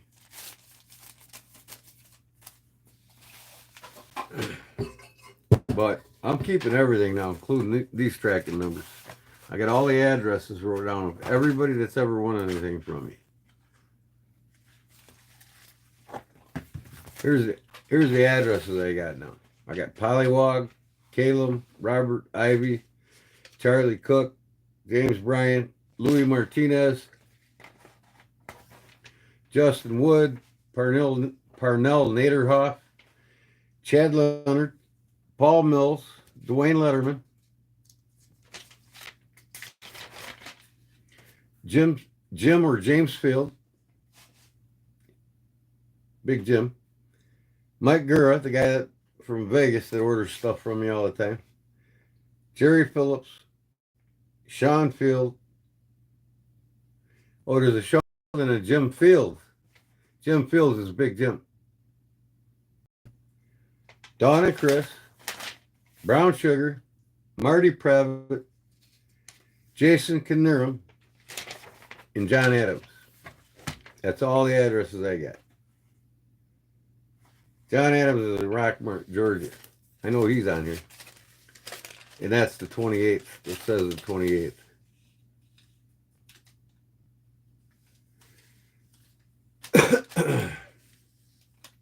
Rockmart, Georgia. Yep, right here. 6/28/2025. So hopefully tomorrow or any day, you should have yours, Paul.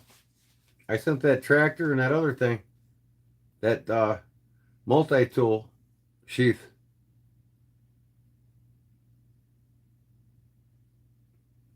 That's crazy, man. I don't see how somebody's got to wait longer in Illinois to get their package. I mean, I sent these before this, so I think them were supposed to be, if I remember right, by the 26th to everybody. Well, today's the 27th. I'm gonna have to go back to the post office, tell them to write me up another receipt. They got it all on record there, because that boggles me, man. Because a couple of the guys I sent, including Justin, another guy, who was it? Charlie Cook. He said he got his too. And I sent 9 packages that day. Oh, okay, cool. Go to your mailbox. You forgot to today, huh? Watch him come back in, folks, and say, "It's here." I hope to God it is. I mean, a whole week. I sent it last Friday. 9 packages Friday. Cost me 54 or 56 bucks.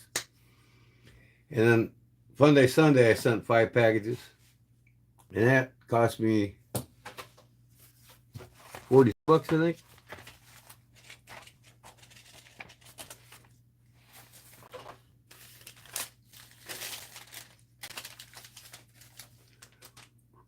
$36.60 it cost me to send 6 packages.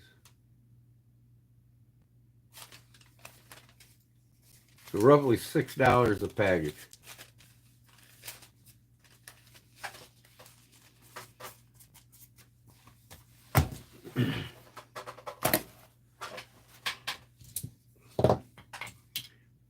I think Paul's one of them guys that'll wait 2-3 days before he goes to his mailbox because he don't want to get his bills right away.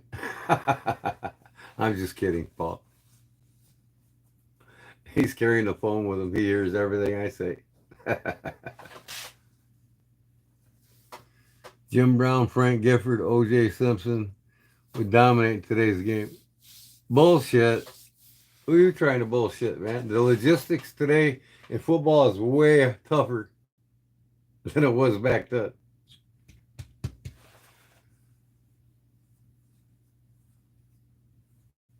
People think a lot of these older players from like the 70s and before, or even the 80s and before, or later,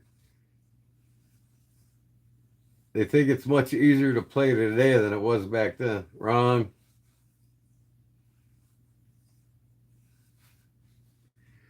You can't hit the way they used to, right? But the logistics of the game is more complex, more plays, more strategic. You got to be the coach has got to be more strategically set. The players have way more plays that they got to be able to cover than they ever did back in the 60s, 70s, 50s. I mean, don't get me wrong. I mean, a lot of them players back then were tough as all hell, and they played under tough circumstances. But the game wasn't as complex as it is today. Most of them players wouldn't get away with half the shit they did back then.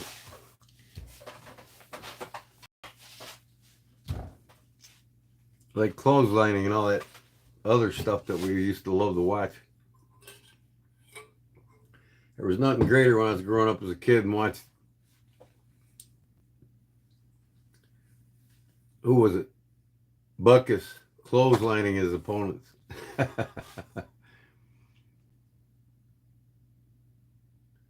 OJ and Frank Gifford definitely would still run circles around his leg. No, they wouldn't.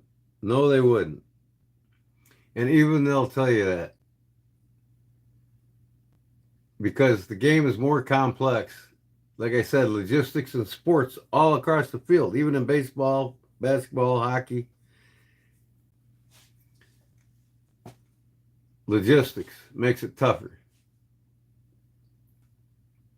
There's way more variables, way more plays, way more coverages that have to be made for defenses, and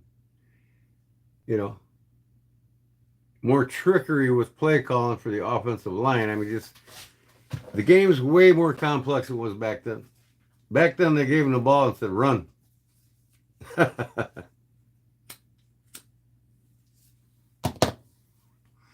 Players now are bigger and they're stronger. Most sports across the board, players are bigger and stronger.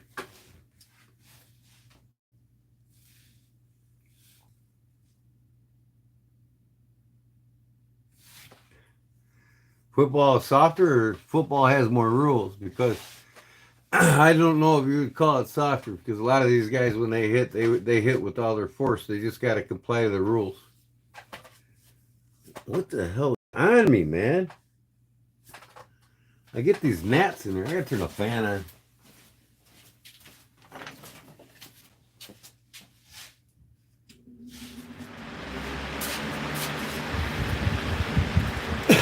It's like you got these guys saying Caleb Williams is a bust.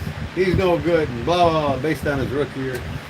Well, if that's the case, he did 3 times more and broke franchise records for throwing and touchdowns and the least interceptions. He did 3 times more than Terry Bradshaw, his rookie year in 1970. So was Terry Bradshaw a bust too? I mean, these people just, they want to say, oh, he's the #1 pick. He was a bust. Great quarterbacks are made to be great. It depends on their coaching staff they have around them and the skill they have around them. Terry Bradshaw had the greatest coaches, the greatest talent around. He didn't win them Super Bowls on his own. You know. Now, everybody says, yeah, Chicago's a place where quarterbacks go to die. And that was the case until this year.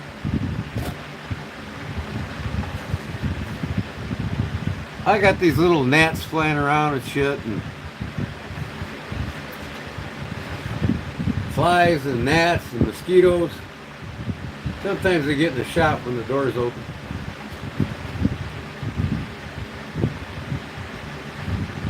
Grossman could have been better. Grossman didn't have the coaching that he should have had. He could have been much better than he was. And I agree, Rex Grossman was one damn good. I personally think he's the best quarterback we ever had until Caleb. And nobody's seen what Caleb was capable of yet. And there ain't a better coach in the whole NFL for him to have to teach him to be great than Ben Johnson. Every team wanted Ben Johnson. And he wanted to go where Caleb was. He sees the talent in Caleb. And now he's got him throwing 50-yard bombs on a dime in the pocket. He said it's like he's got a cheat sheet in his pocket. I don't know how he does it, Ben Johnson said, but without a doubt, if you look at the play calling that he did with Detroit, he basically built Detroit what they are today in the plays that they ran. He made Goff a nobody somebody.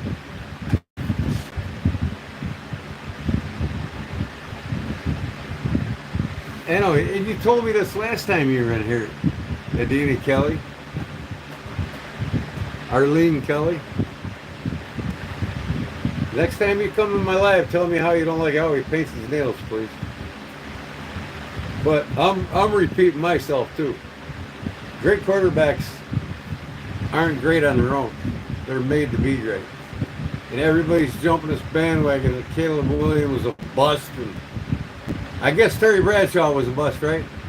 He did a lot worse than Caleb. In fact, Caleb put himself in for what he did. Right now, they're saying he's in the top 10. He's number 9 in the top 10 quarterbacks in the whole NFL. And they say by mid-season, game 6 or 8, he'll be in the top 5. You watch, you'll see.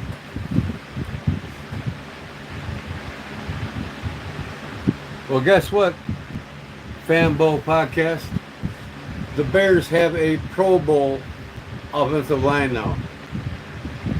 And they stacked the box, if you know what that means. They've got receivers catching in all four corners of the field.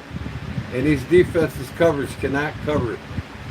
They're going to be scrambling, trying to figure out how to cover it. Odunze,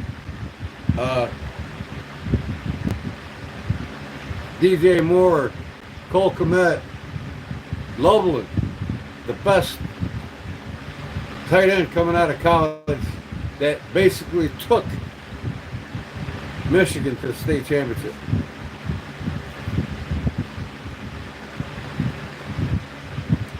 We got four-time Pro Bowler and Super Bowl champion, Tui, from the Chiefs. We got another three-time Pro Bowler for the opposite tackle. You know, we got a Pro Bowler center now. We're covered. Caleb can just dance in the pocket this year and wait for his best route runners in the NFL to be ready. Like I said, they're not going to cover him. I see Chicago beating each one of the teams in the NFC North once apiece, if not both games. Right off the bat, we're going to start out, we're going to beat Minnesota the first game of the season. That's going to set the tempo right there.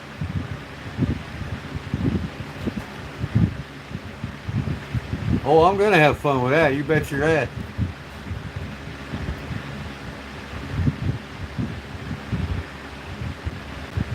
The 2-2-3 Bears need to stick to a defense.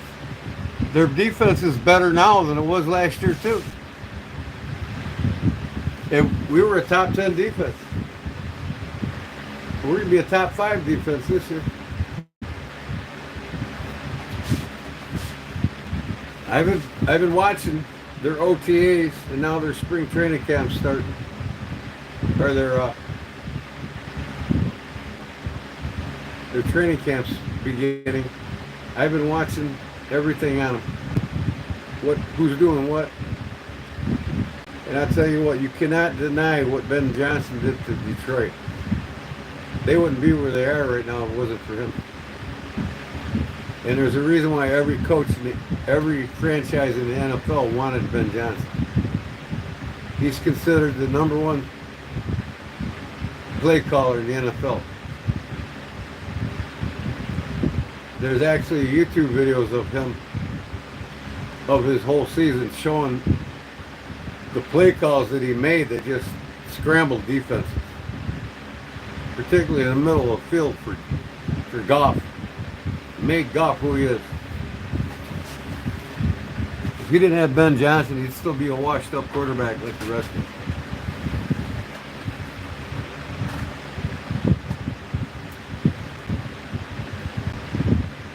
Ben Johnson's unbelievably smart when it comes. He knows the game inside and out.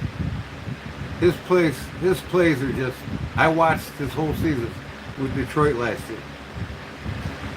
I can't remember the guy that's got the YouTube channel, but he nails him. This guy knows football inside and out. This guy's YouTube channel, and he showed the trickery that Ben Johnson used in plays to draw off the linebackers and the safeties. It was crazy. Getting these middle run passes for Goff and making them look exceptional. And he's known for explosive plays, Ben Johnson. You know, his explosive play calling is just phenomenal. I mean, people can't figure him out yet.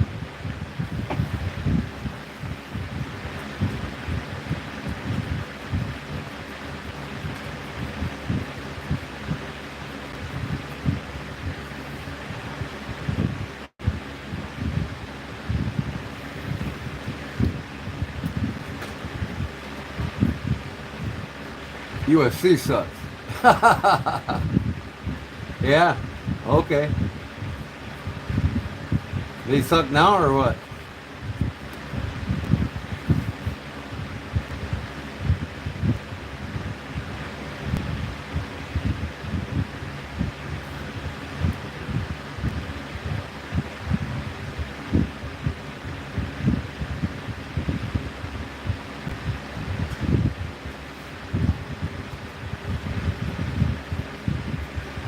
I don't really follow USC.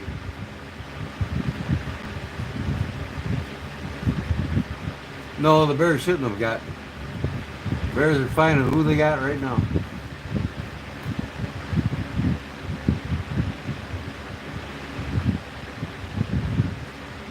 Aaron Glenn instead of Caleb? Was Aaron Glenn the number one prospect out of college? Or are you talking coach? Hey, who is Aaron Glenn? Is he a coach or a quarterback? I can't remember the... I don't pay attention to a lot of the quarterbacks out of college. Bears always been about defense. And we stepped up our defensive coaching staff too. We got some incredible coaches for, especially a running back coach. We picked up, man, Allen. He's one hell of a running back coach. Incredible.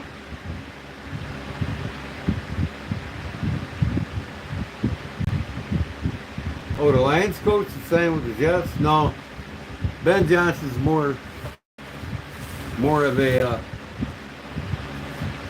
fast play caller. He's the one that called the plays for Detroit.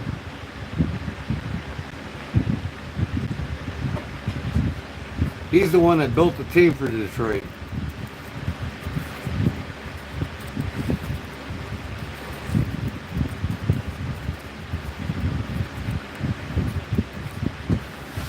Yeah, he was supposed to send you pictures of it, Paul. Well, what happened in your mailbox, Paul? Anything?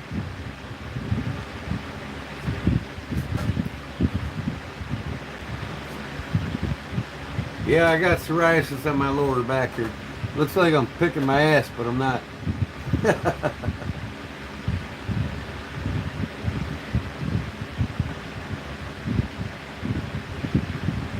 Didn't get anything yet. Man, they're screwing you over, boy.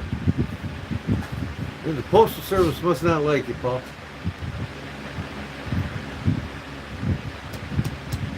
I'd go in there and say, hey, I got a package coming from Illinois.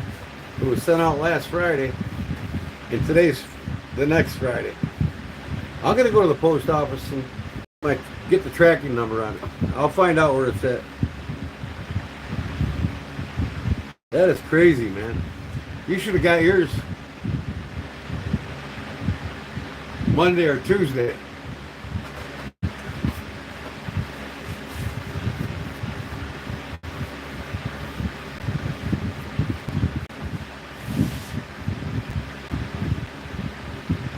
Mike Ditka. First of all, he didn't spell his name right. Second of all, he was one of the worst coaches we ever had.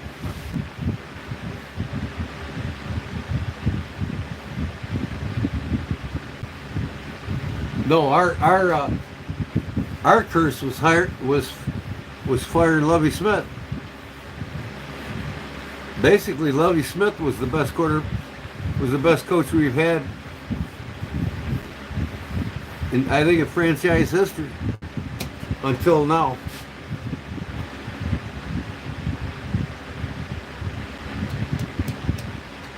Yeah, Aaron Glenn ain't better than Ben Johnson. That's all I gotta say.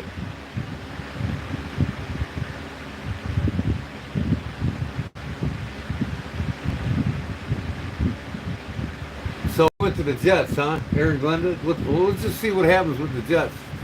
Who did they get? They got quarterback from the Steelers. What's his name? The black guy. What's his name? Him and Rodgers switched.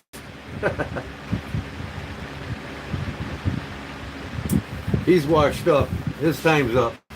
He's too old. So that's the first strike that's going to go against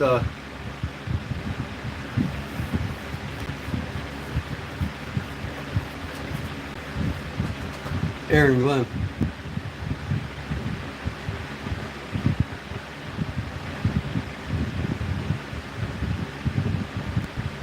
There's that question again for you, Caleb.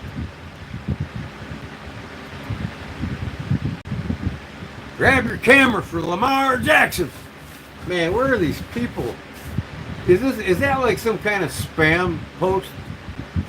They hit a button and it appears on your page. Every live I see that post. That's funnier than hell. No, not Justin Fields. Yeah, Justin Fields went to New York. Yeah. He could become great still, but I feel sorry for Fields because he's never really gotten any great coaching to get him anywhere. And he still don't have a great coaching. And I don't think Aaron Glenn's going to teach him to be great. I was thinking of Wilson. Didn't Wilson go to one of the New York teams? I thought it was the Jets. No? It was Fields. I think Fields would have done a hell of a lot better if he would have had better coaching than what he did. I think Fields was cursed right out of college. But he's still undecisive and can't read the defenses and ends up scrambling more than anything.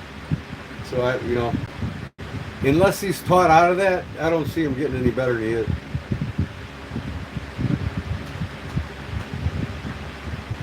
Okay, Megan, if you think Lovie Smith wasn't better than Ditka, why didn't Ditka have more than one Super Bowl appearance?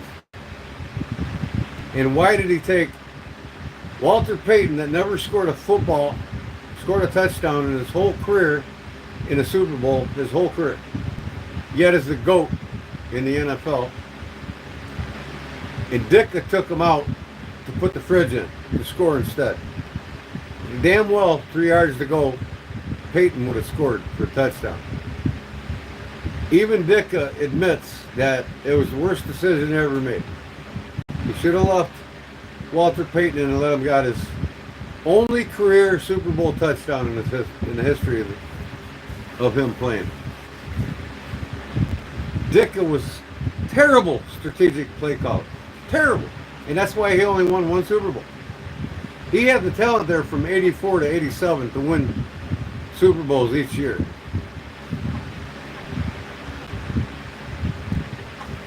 And if it wasn't for Ryan, he wouldn't have got where he got.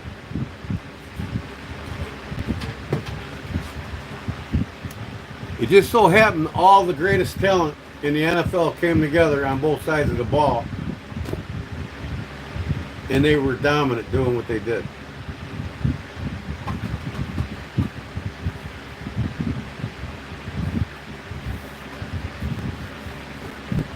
Well, that's arguable, Mike. You could say Marcus Allen is better. Some people will say, Peyton is better. And then others better as well. There's like 3 or 4 running backs everybody wants to consider as the GOAT.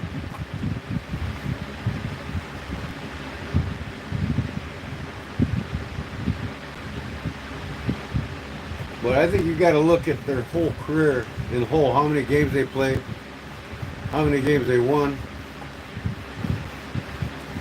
Walter Payton never ran out of bounds unless his coaches wanted him to. That was the difference between him and other players.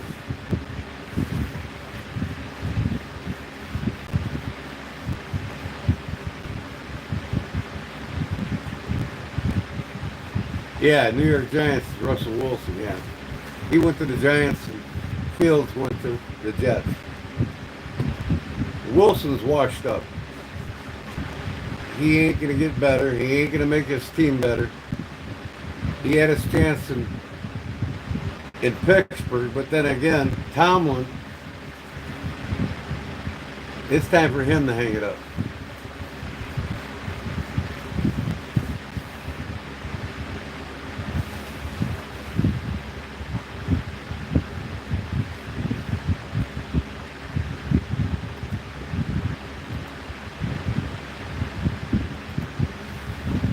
But anyways,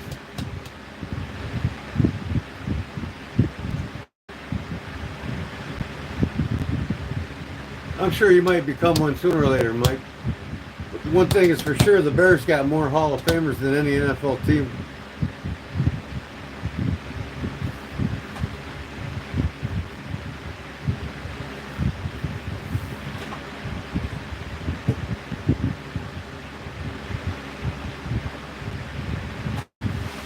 And I've seen most of them play up the buckets.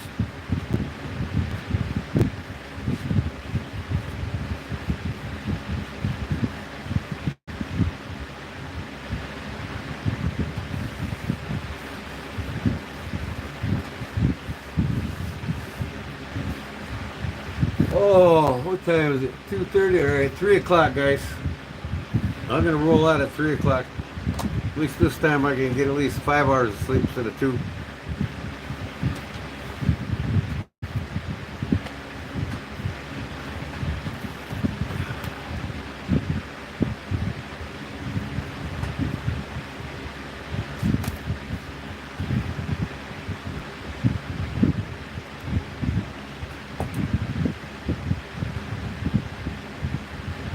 The Packers are going to catch the Bears. Yeah, maybe in 8 years they'll catch them. Chicago's set up for the next 7 to 8 years. Man. 5 to 7 years, they said.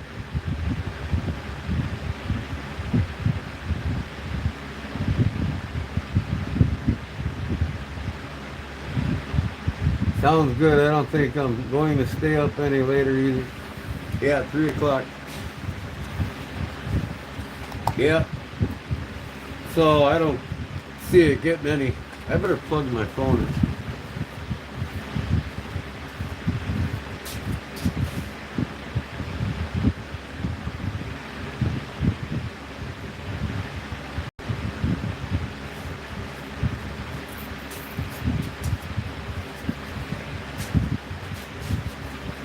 Well, tomorrow or today, it should be. They said it's going to get down to 88 instead of 97,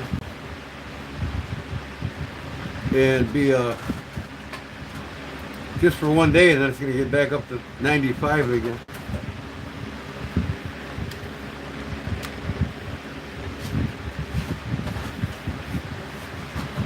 So I don't like it. I'm retired, man. I don't like to do shit. I got to turn my phone around.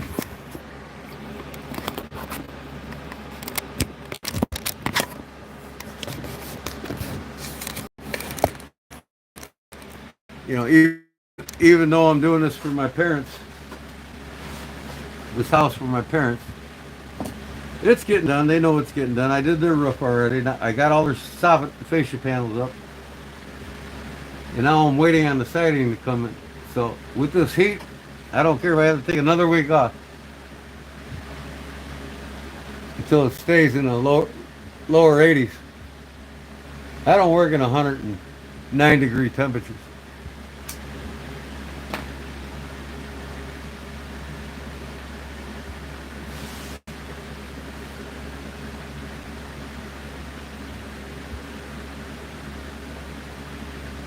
Yeah, the roof's been done, Paul.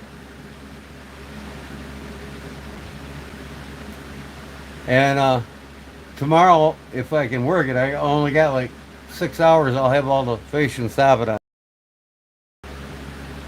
I'm not in a hurry on it because 2 to 3 weeks order, and it's only been a week and a half since we ordered the siding, special order siding. It's vertical batten siding.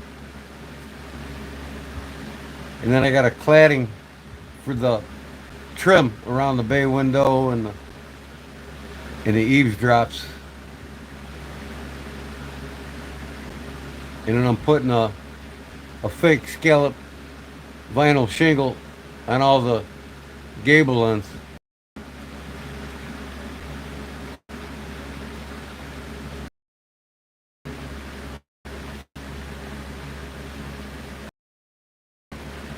I got a booklet here what it's going to look like. Let me see.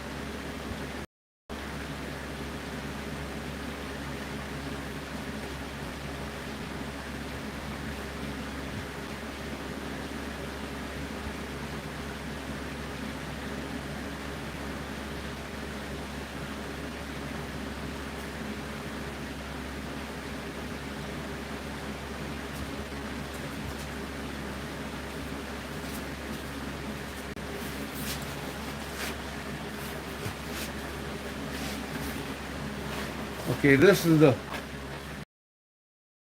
it's going to be red. They got red wood siding on their house now. It's a vertical siding, not a horizontal. It's called vertical batten. And then on the gable ends, it's going to be just like this. Same color shingle. But this is the batten. That's the vertical batten siding right there. And this is the color they're going with right here, this red color. It's a redwood. But that's the siding that's going on there. And this is the color of the siding here. But here instead they got this fake shake looking vinyl. So what I'm doing is I got the composite boards like this, same color fascia soffit, which is like a light tan. And this is a light tan. And them are going on the gable ends, the half, no, not the half rounds, the split shake, right here. This is going on all the gable ends.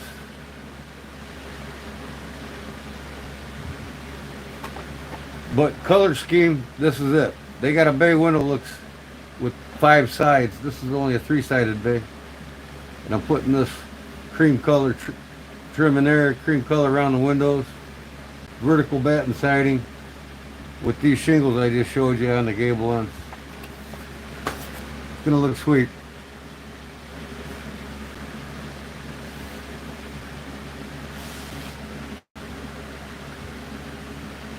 One of these letter cases, it takes time to make these things, man. I gotta sell these for like $60.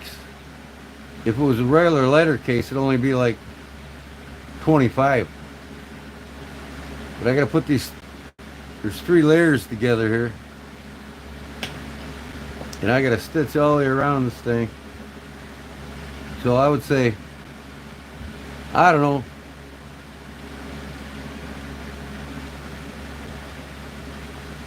you know, you being a member of the channel, I'll do you one for $40. Just for you. Nobody else. But yeah, that's a $55 deal all day because of the complexity of it.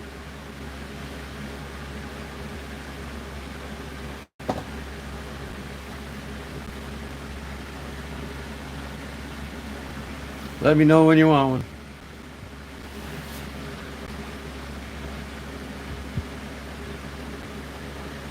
But I gotta finish other projects first before I can start new ones.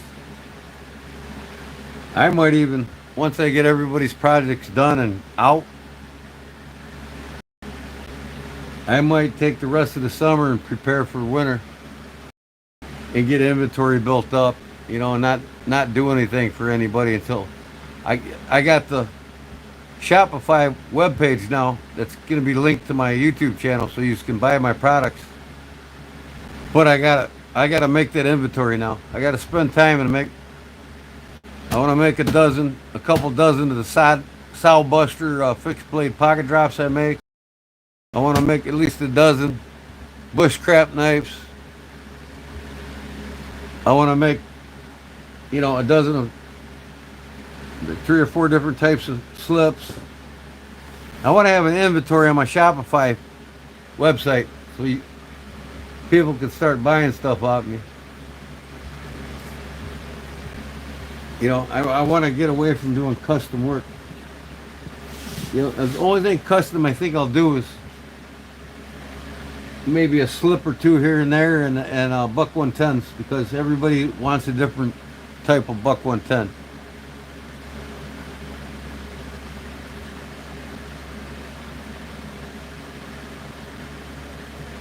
Yeah, that's fine. Wait till I get my inventory up, Paul, and then you can just order one on my website through my YouTube channel. I'll have it up after the 1st when I get paid so I can pay for it. I'm going to pay for the whole year. because it's only $9 a month if you pay for the whole year up front, or it's 17 a month if you don't. So I'm gonna get that paid up the first, and I'm gonna start, like I said, get everybody done and out that I'm doing now, and then start building my inventory up before I even sell anything.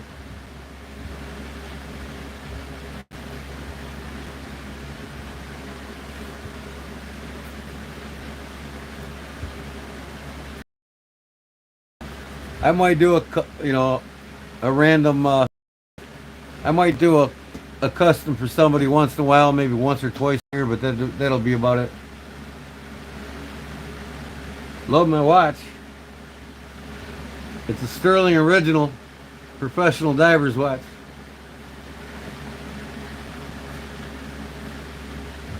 One of over 150 watches I own.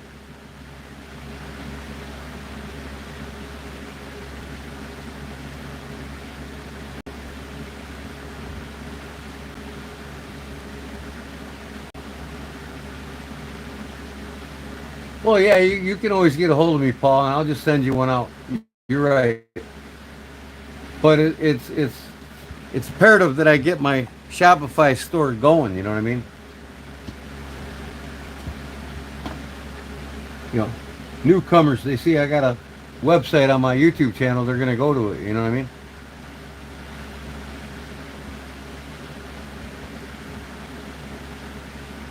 Yeah, you got to look into these Sterlings, man. I mean, they're Swiss made, and they got the quality of almost of the Rolex in a way. But these are the budget-friendly watches that start out in the $100 range. This particular one here is a $250 watch, but you get one similar to it for like $125. This one here, it's a quartz. It's not a automatic.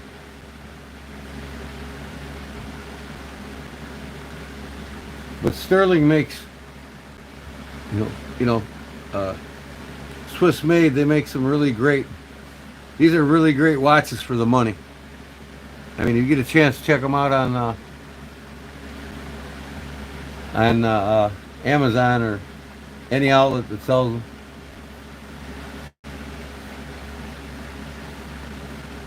Yeah, this is old school, 1950s. The back here, this is made for putting a book of matches in. I got the pattern here for making it. But I remember the women, even my mom had one of these in the 50s, 60s. Or 60s, 70s for her.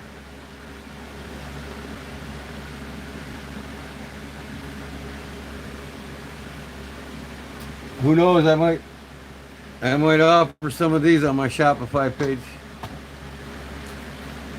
I just gotta start, I'm a knife maker. I gotta start getting knives made on my Shopify page. Then I want to get hats made and T-shirts made and with my logo on it. So if the more and more guys that follow me and become members, and they got the choice of advertising for me if they like.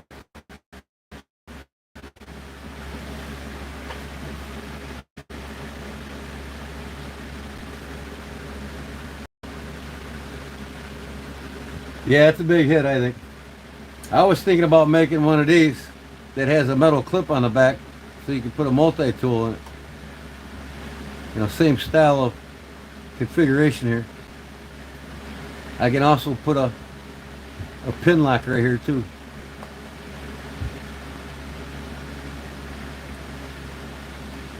This would be great for a multi-tool.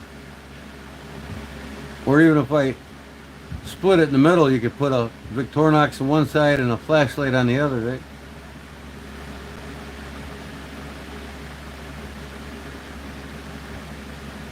Made the cigarette box style.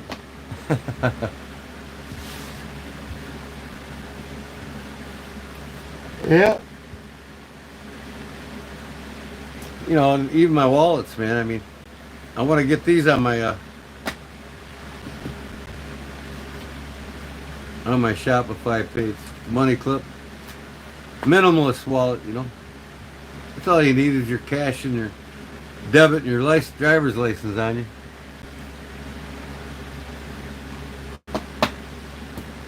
So yeah, I'll have my Shopify link to my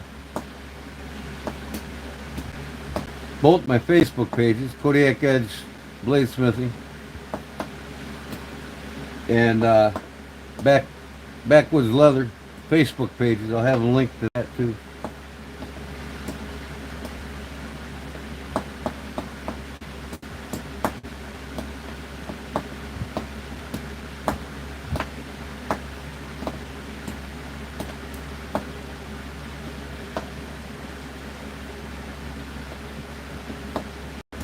That sounds good, Cliff. I appreciate it. You know, this is what I love to do. You know, I'm retired now, and this is my second income. And my greatest passion in life right now. Leather working and making knives. Sometimes I do more leather working than I do knife making.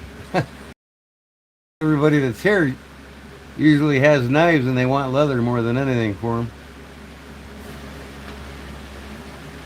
But like I said, I have some knives that I'm going to do some customs like this. Slip joints and lockbacks. I'll have, you know, as my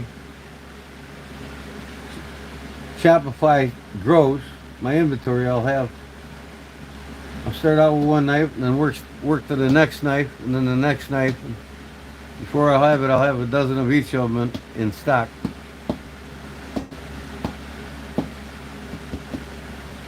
There's a boss wanting to upgrade my tools, so I think what I'll do is end up taking a loan out for like $20K and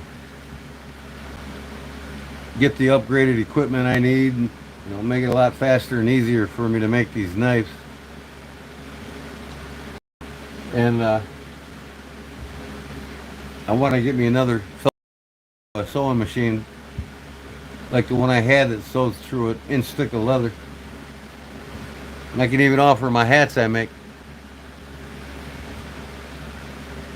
with my logo on it, of course.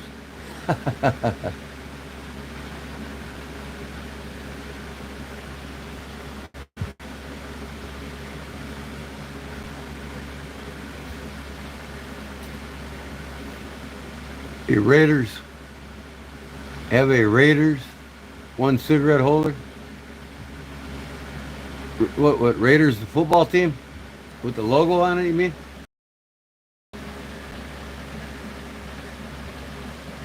Yeah, my Facebook page is just Kodiak Edge. My YouTube channel is Kodiak Edge Bladesmithing. So I'll show you how you get to it. I'll split the screen here.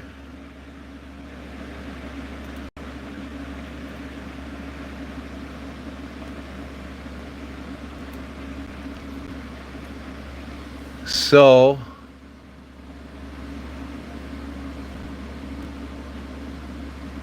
you go to my page, my YouTube channel, and then right here under my description, 4 more links. You click on that, and here's all my Facebook pages.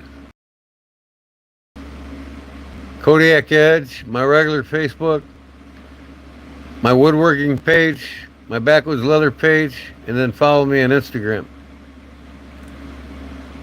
My email address and my, you know, everything about me. So if you click here, Kodiak Edge, that's my Facebook.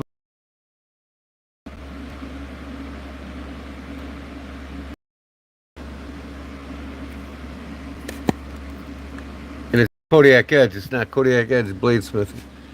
Then you can click on my photos, you can see all my work here. Here's my folding knife. Well, we'll start from the beginning. These are all the mods I've done right here. This has all been posted on my Facebook page. This is when I was working on it. I wasn't even halfway done there. This is my Barlow I make. And I'll probably have half a dozen of them in my Shopify. Yeah, G-Man 1965. My Instagram. Here's my buck 110 mod I did for a guy. That's $375 right there to be done. This is the pine cone scales. Carved backing.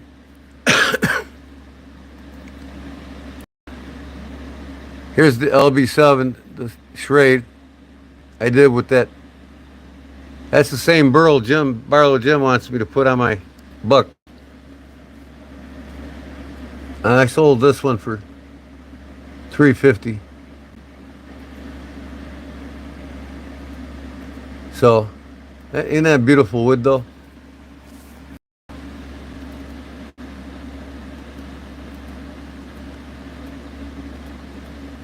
Here's my sharp finger that I make. And I make all the sheaths for them. This is black denim micarta with scalloped handles.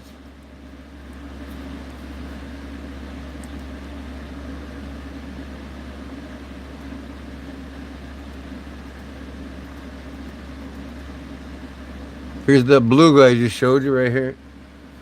Where'd it go? It took on a patina already from oil and beautiful wood. This one I made for a fellow. He since passed away. One of my friends, he passed away, but he had this made for his kid. It's a buck finger groove knife. Custom friction sheet. That's the back of it.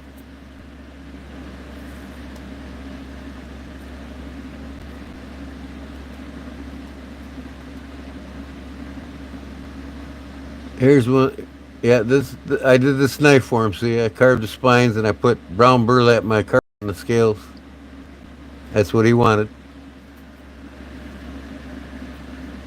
Well, he was a union carpenter buddy of mine, and he was like 75 years old. You know, he liked to smoke pot and snort coke, and it all caught up with him and took his life.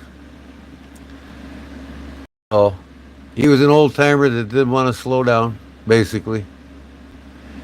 This is a stainless steel blade here. Now, I didn't make this blade. I ordered it. But I made the sheath in the knife scales, and if somebody wants a stainless steel blade, I can order blanks. Here's my neck knife I made and designed. Justin had that and sent it back to me.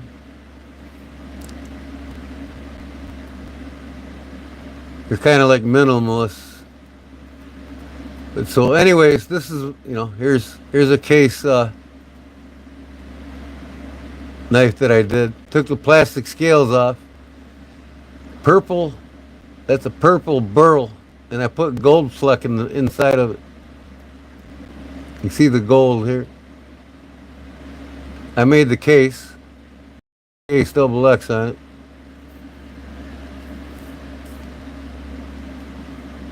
And you can see I carved a spine on it too. I won this knife at Deep South Cutlery. And I don't like the plastic scales on it. Here's my lock back now with brown burlap micarta. Here's another wrench knife that I made. Here's another folding slip joint I made with a hammered finish. Here's my other custom knives. I showed a lot of them. Here's my sharp fingers. The sharp finger I made with a CR handle on it. Here's the I made. And that's got the dragon skin. That's what Jim wants next. He wants me to make him a slip with dragon skin. Got a largemouth bass on it. This was custom made this. This is ironwood scale, ironwood handle, stacked leather, pounded brass. I made it to the customers likings. Now here's a knife. Now this is a honker. This blade's 11 inches long here. I made this. That's the only picture I got of it. I made this for my buddies, my best friend, one of my best friend's sons. He's a Green Beret, or what is it? No, not a Green Beret. He's an airborne ranger, and he carries this thing right now that thing overall is 13 and a half inches. It's a beast. Yeah, here's that buoy again that I made.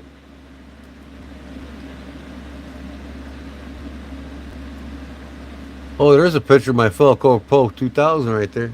That's the feet of it. Wow. Here's one of the first Buck 110 mods I did. This is earth tone micarta, and then the bottom's black burlap. No, black denim micarta. They're both pound finishes. Here's one I made my nephew. He got a job working at Home Depot. So he needed something for cutting the boxes open. So I made him this. This is solid brass handle. Solid brass scales, all pounded finish with a cleaver blade. Something just to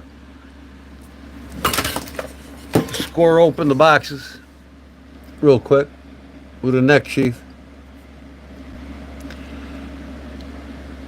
This customer here wanted this, but that's an earth tone, my black earth tone micarta with a antler tip on the lanyard.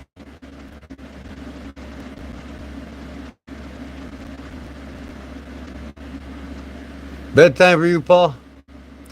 All right, man. Well, I wanted to show you. Let me see if I can do this. Kodiak Edge. I wanted to show you. Go back again. Wait. Come on. I got too many pages up here. Oh, I'm sorry. But if you go to my YouTube channel here again, like I said,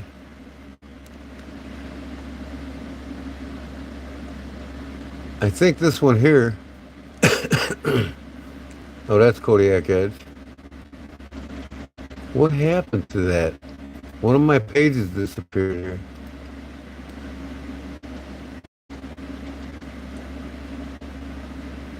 It's got my woodworking here.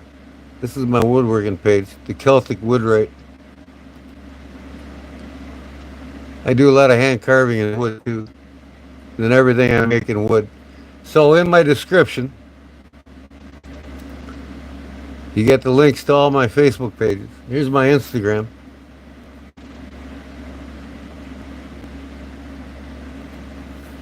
I gotta change my profile picture. And I ain't got much in it, but I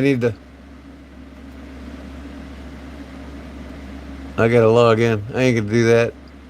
But I'm gonna set this up so it's Kodiak Edge.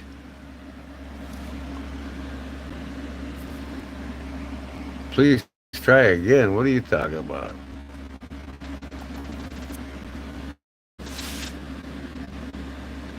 Playback. What the hell happened to my live stream? You guys are all still here, right? Oh, my live stream took a dump on me on my PC.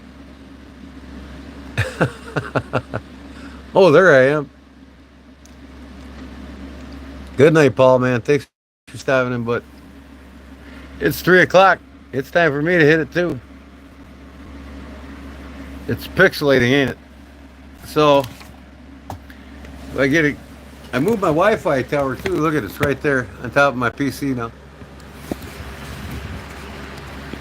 So if I move this around, jiggle one of my 4 antennas here. There it is. I think that's the reason. One of the antennas went completely down. There we go. One of my antennas dropped on my router. I got a Verizon business router.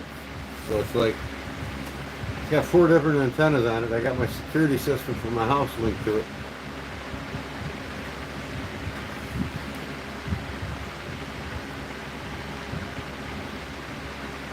So now it's pixels are good again.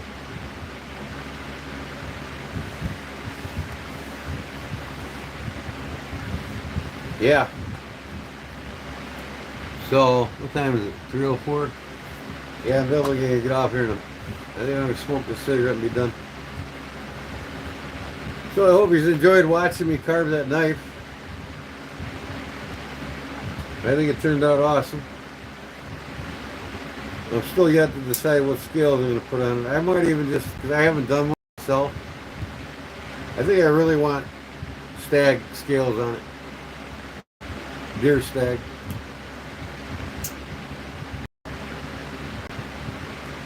I already got one with buffalo horn.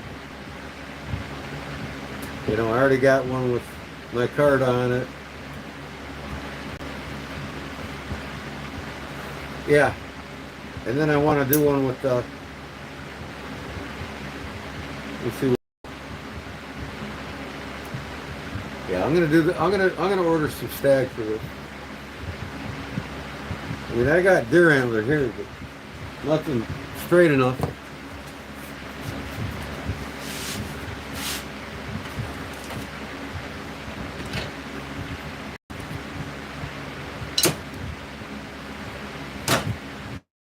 Nothing wide enough and straight enough to, I mean, I can always boil it and flatten it out myself in the vise. You get a piece of stag, you can boil it for an hour or so in boiling water. It softens up, and then you put it in the vise and bring it to flat.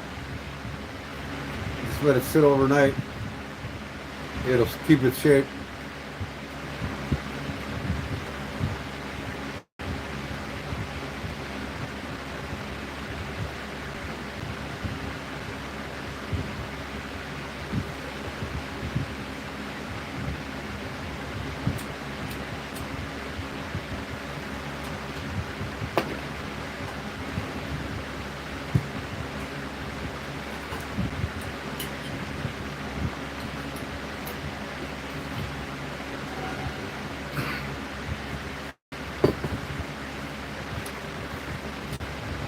Well, that's it on my drink.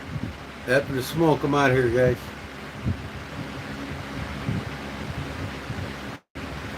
Cliff's a diehard, huh? Cliff Bardot. He's like you, Fat City. He'll be here till the end.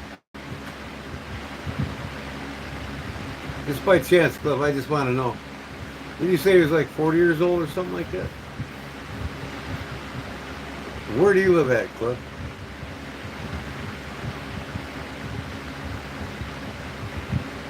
No, I'm drinking ginger tea with lemon, honey, ginger, and turmeric. It's for my immune system. You're from Alaska. Cool, man. I'd live there right now if I wasn't married. Always wanted to move there, but I never got around to doing it. Kind of wish I did before I met my wife, but I'm glad I didn't, because my wife was wonderful. I was single my whole life until I met her at the age of 43. And I'm 60 now, so that tells you how long I've been with it.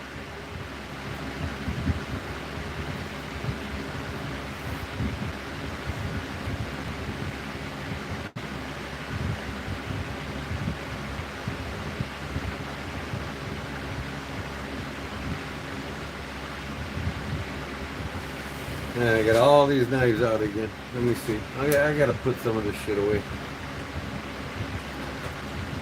I guess I can do it when I get off here.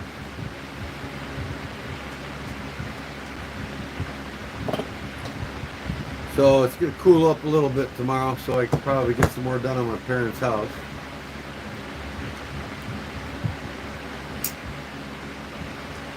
And then it's supposed to rain a couple more times this week, so if that happens, I'm going to finish up some custom orders for guys. It's gone, dummy.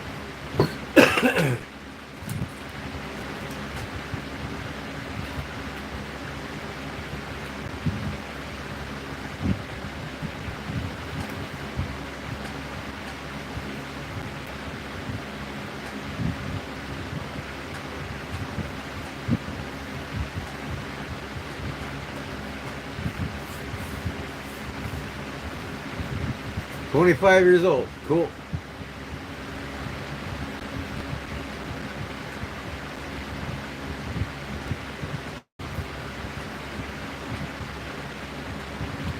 Just think, I've got 25 years of doing this, so not YouTube, but collecting and working on knives. That is a passion of my great outdoors adventures. You can learn 25 years of knowledge off of me.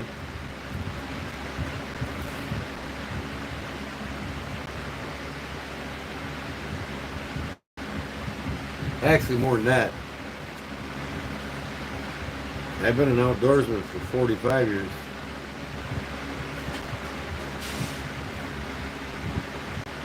Oh, you're 50 in August? Oh, you're lying to me. I'm going to turn 60 this year.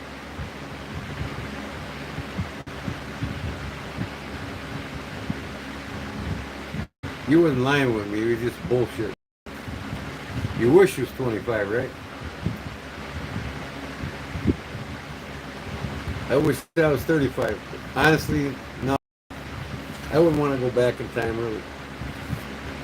Because then I have to learn things over again. Sometimes you say, I wish you 25 years in Alaska. That's awesome. I got a really good friend, not best friend. Actually, I'm related. She's in the family, kind of. Her and her mom. Her mom's got her own house in California. She lives there. They moved here from where I'm at here. And her daughter, the one I went to school with, she moved to Alaska, and then she got a winter house in California by her mom. So she's in Alaska right now, and they got to take a plane into where they live. I mean, most people in Alaska got to use plane or boat. There's just so much of that tundra that's unlived. I always wanted a chunk of Alaska, man.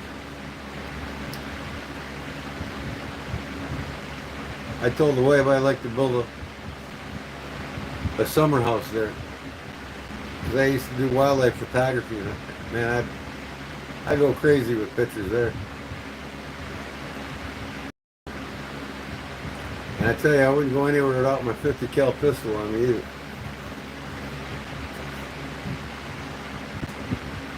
Right here. That pistol will be right there.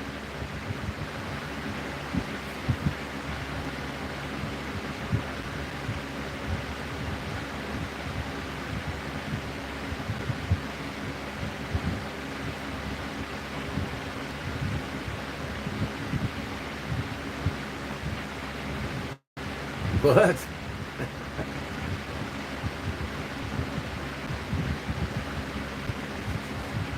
Crime documentary. Yeah, okay.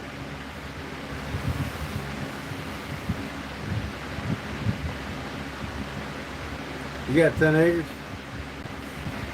That's cool. Yeah, I got 5.6 acres here. I'm out in the backwoods of south of Chicago, 60 minutes. So I live what they would call the remote country, outside of the suburbia of Chicago.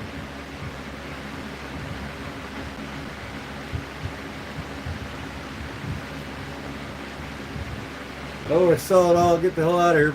So I think we're gonna head here.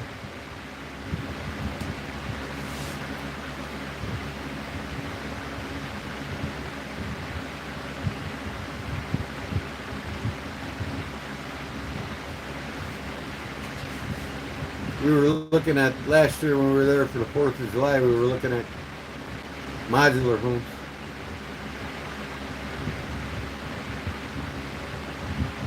You going to bed, Fat City? I'm going to hang it up too, guys. Cliff, I got to hit it, man. I'm finishing the cigarette and I'm out of here. Ain't nothing but trolls coming in now. But, yeah, I was saying, I hope you enjoyed what I did tonight. a little story about the Laguiole and carving this. I can't wait to get it finished. When I get off of here, I think before I go to bed, I'm gonna order some stag pork. All right, Cliff. We'll talk. What's today? Today's Friday. I might go live a little bit Saturday, but Sunday Fun Day's coming up. I got to decide what I'm gonna make, and I'll post it for you all. And then we'll go from there. So, thanks for stopping in, and thanks for your support. It means everything to me. And share my channel and hit all the good stuff. And be safe in Alaska.